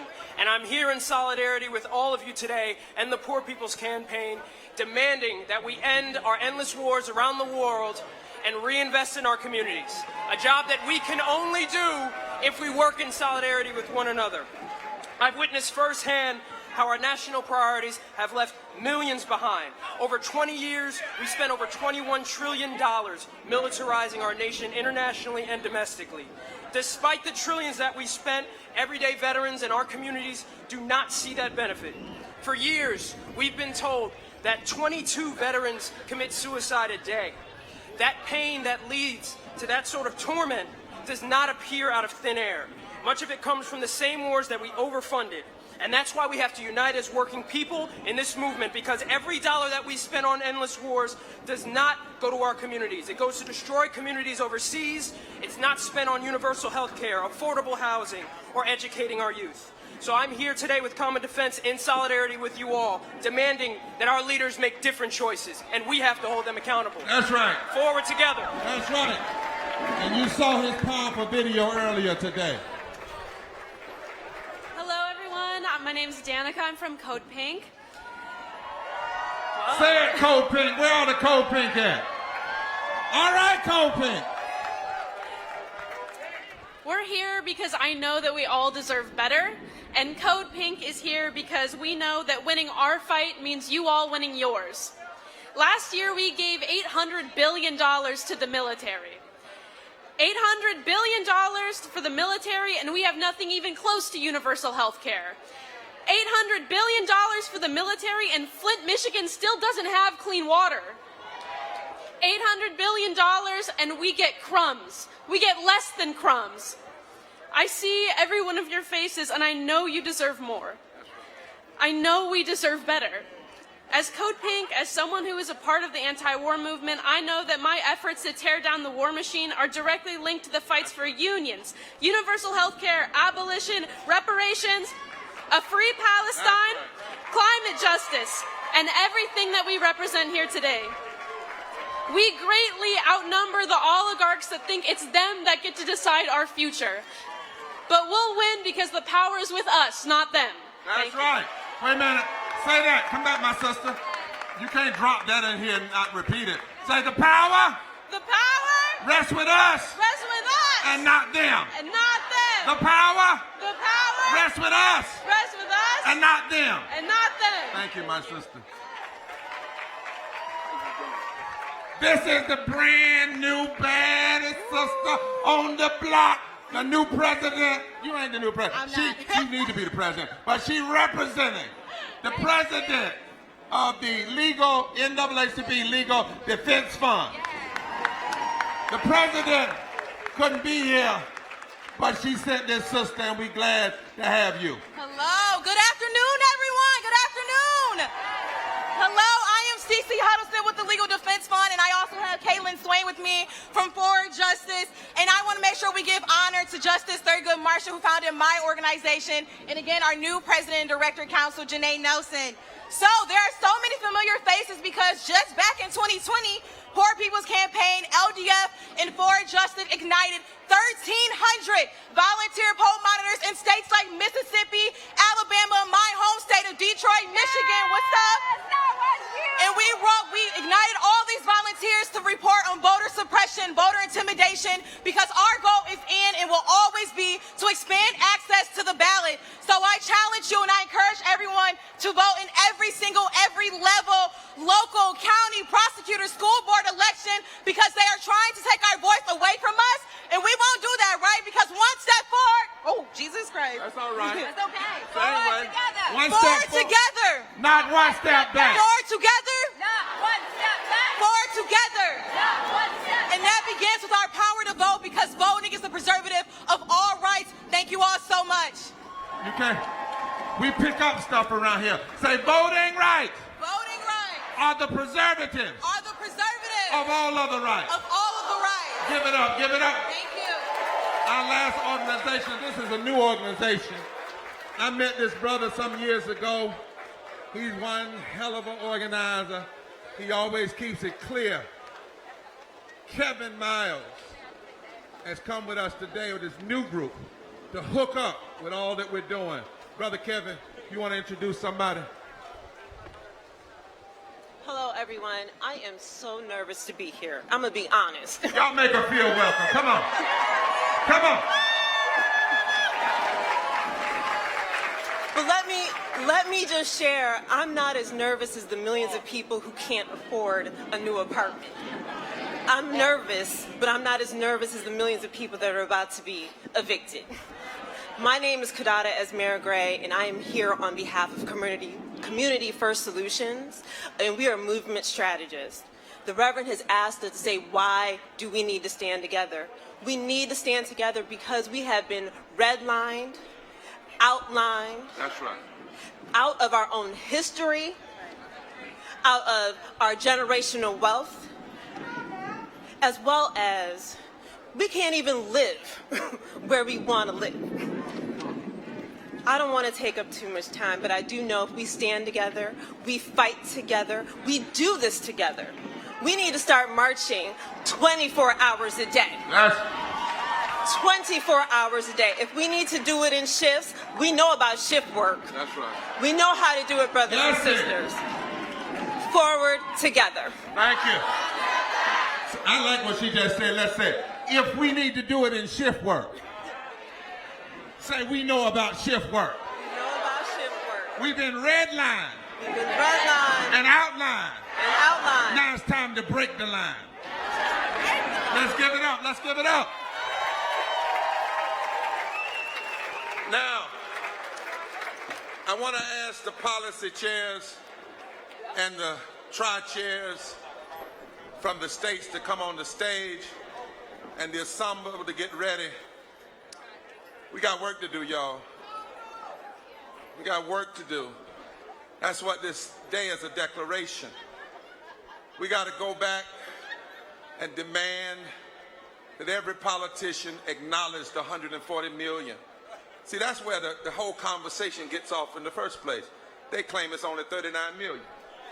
Say no more. We've got to go back and demand and find these politicians, I don't care what party they are, and push them on this third Reconstruction agenda, and you can find it at www.poorpeoplescampaign.org. We cannot walk away from the right to vote. They want you to do that because they know how powerful it is. And they know how powerful it is if poor and low wealth people decide that we are going to move in a massive way. So we must go back and decide that we're going to mobilize communities and vote in every election. But don't let anybody tell you anything is already decided, because they haven't heard from us yet. And we got to do it. How many of you going to go back in every community, and poor and low wealth community, and tell them there's a movement afoot? And we got to vote our own interests.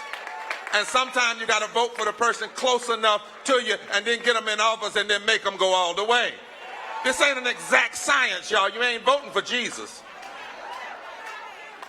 You hear what I'm saying? And we demand what? A White House meeting, not with Liz and me and some leaders, but with poor and low wealth people at the table, and religious leaders and economists.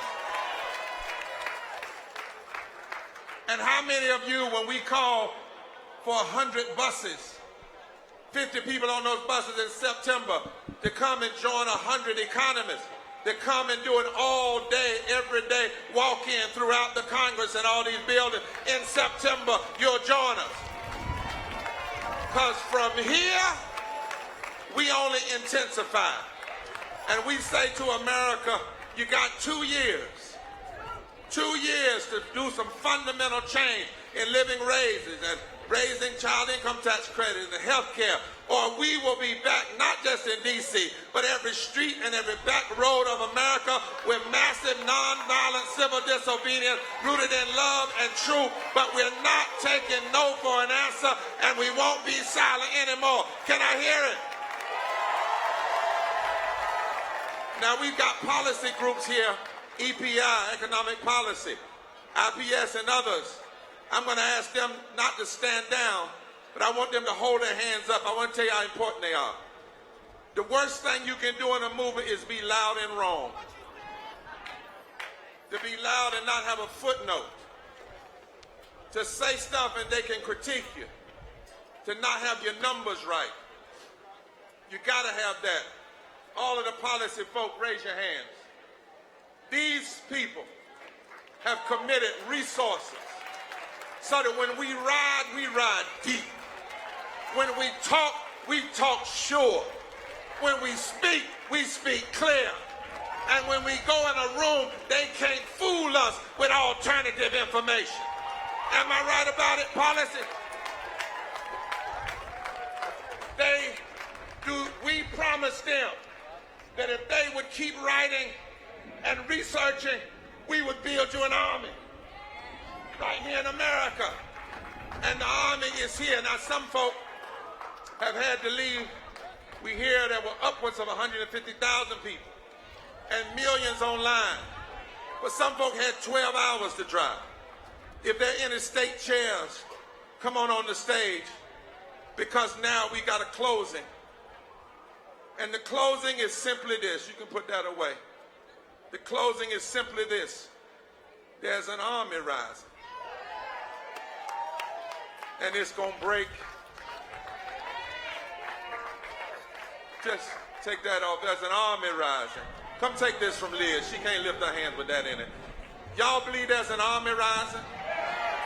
Look at your neighbor and say, there's a nonviolent, truth-telling, powerful, moral fusion. Ain't gonna be silent. Ain't going nowhere. Army rising. I'm in it. I'm suited up. I'm ready. And we are gonna break every chain. Stand up all over this place. Grab, if you want to, COVID safe, hook up with somebody in the elbow, all over this place, all the way down to 14th Street if you're still here. And our closing, look at somebody that doesn't look like you and tell them, I'm glad to be in the army with you. Those of you that got gray hair, God has kept you alive for one more fight. Those of you that are middle-aged like me, God is telling you to fight because you're living off the fights of other people. And those of you that are young, God is saying it's time for you to sign up. But we all in it together. And can't nobody tell you you can't get in this army because of who you love, or because of the color of your skin, or because of what religion you have or don't have. Because all you got to be, and all you got to be to get in this army is a human being, created by a mighty creator. All you got to be is somebody that wants to do justice and drive the land to repentance so we can have reconstruction and revolution and revival. Are you in the army? And how many of you will promise, if some of us fall, you'll keep marching? If some of us go down, you know I've been wrestling with death a lot. Because during the pandemic, I have an immune deficiency. And I had one family lost 12 members in my church, and one young lady lost 25 members of her family in this movement in a 30-mile radius. And one day, Erica, I got like Howard Thurman. It was messing with me bad. And I went walking, and I started musing, and I said, God, why am I still here? Because I have immune deficiency. I know I've been around COVID. The people that die aren't worse than me. I'm not better than them. And I struggled with that, the guilt of it. And then another day, the Spirit said to me, wrong question. The question is never, why are you still here? Because the day you were born, somebody died. That very day, you could have died that day. You faced death, danger seen and unseen. But the question is, what are you going to do since you're still here? And if we have not found out anything during COVID, we should have found out that air and breathing is a commodity. And you ain't got but 6 minutes before death. Everybody out here that I'm looking at, if you stop breathing for 6 minutes, most of us, that's it. But maybe the question is not how long we've got to breathe, but what we're going to do while we're still breathing. Whether we got 6 minutes or 6 hours, Liz, or 6 days, or 6 weeks, or 6 months, or 6 years, or 60 years. How many of you will look at your neighbor and say, as long as I got to breathe, I'm going to use my breath to breathe a little more justice and more love and more truth in this society. It is not a happenstance. I speak to you now prophetically, because we didn't know how hot it was going to be. We didn't know if it was going to rain. But it is not a happenstance that the wind has been blowing all day long. Because I read a Bible that says, when they got together, oh hallelujah, on one accord, a mighty rushing wind came. And with all of us breathing, we are a fresh air. We are like a glorious, powerful hurricane. And with our breaths, we can reshape everything unjust in this world and in this society and breathe with God's help into existence a new reality. Will you join the army that will use every breath we have for the cause of justice? Let us sing together. Let us love together. Let us stay together. If you're online, text that number right there and join the movement. We are black. We are white. We are brown. We are native. We are Asian. We're gay. We're straight. We're trans. We're young. We're old. We're Democrat. We're Republican. We're independents. We are everybody. And we ain't going nowhere. And we ain't going to stop breathing until there's a fresh air of justice in the land. God bless you. And I love you. Give a hand for all the staff. Give a hand for all the people that work hard.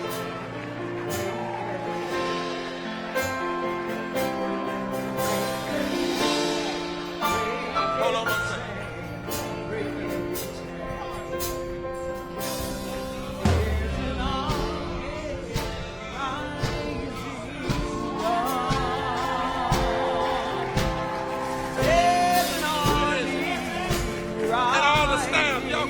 Team of Kairos and Repairers. They're watching y'all on C-SPAN. They're watching all over. Lift your hands in the air. Wave them. Let the wind blow. Let the army march.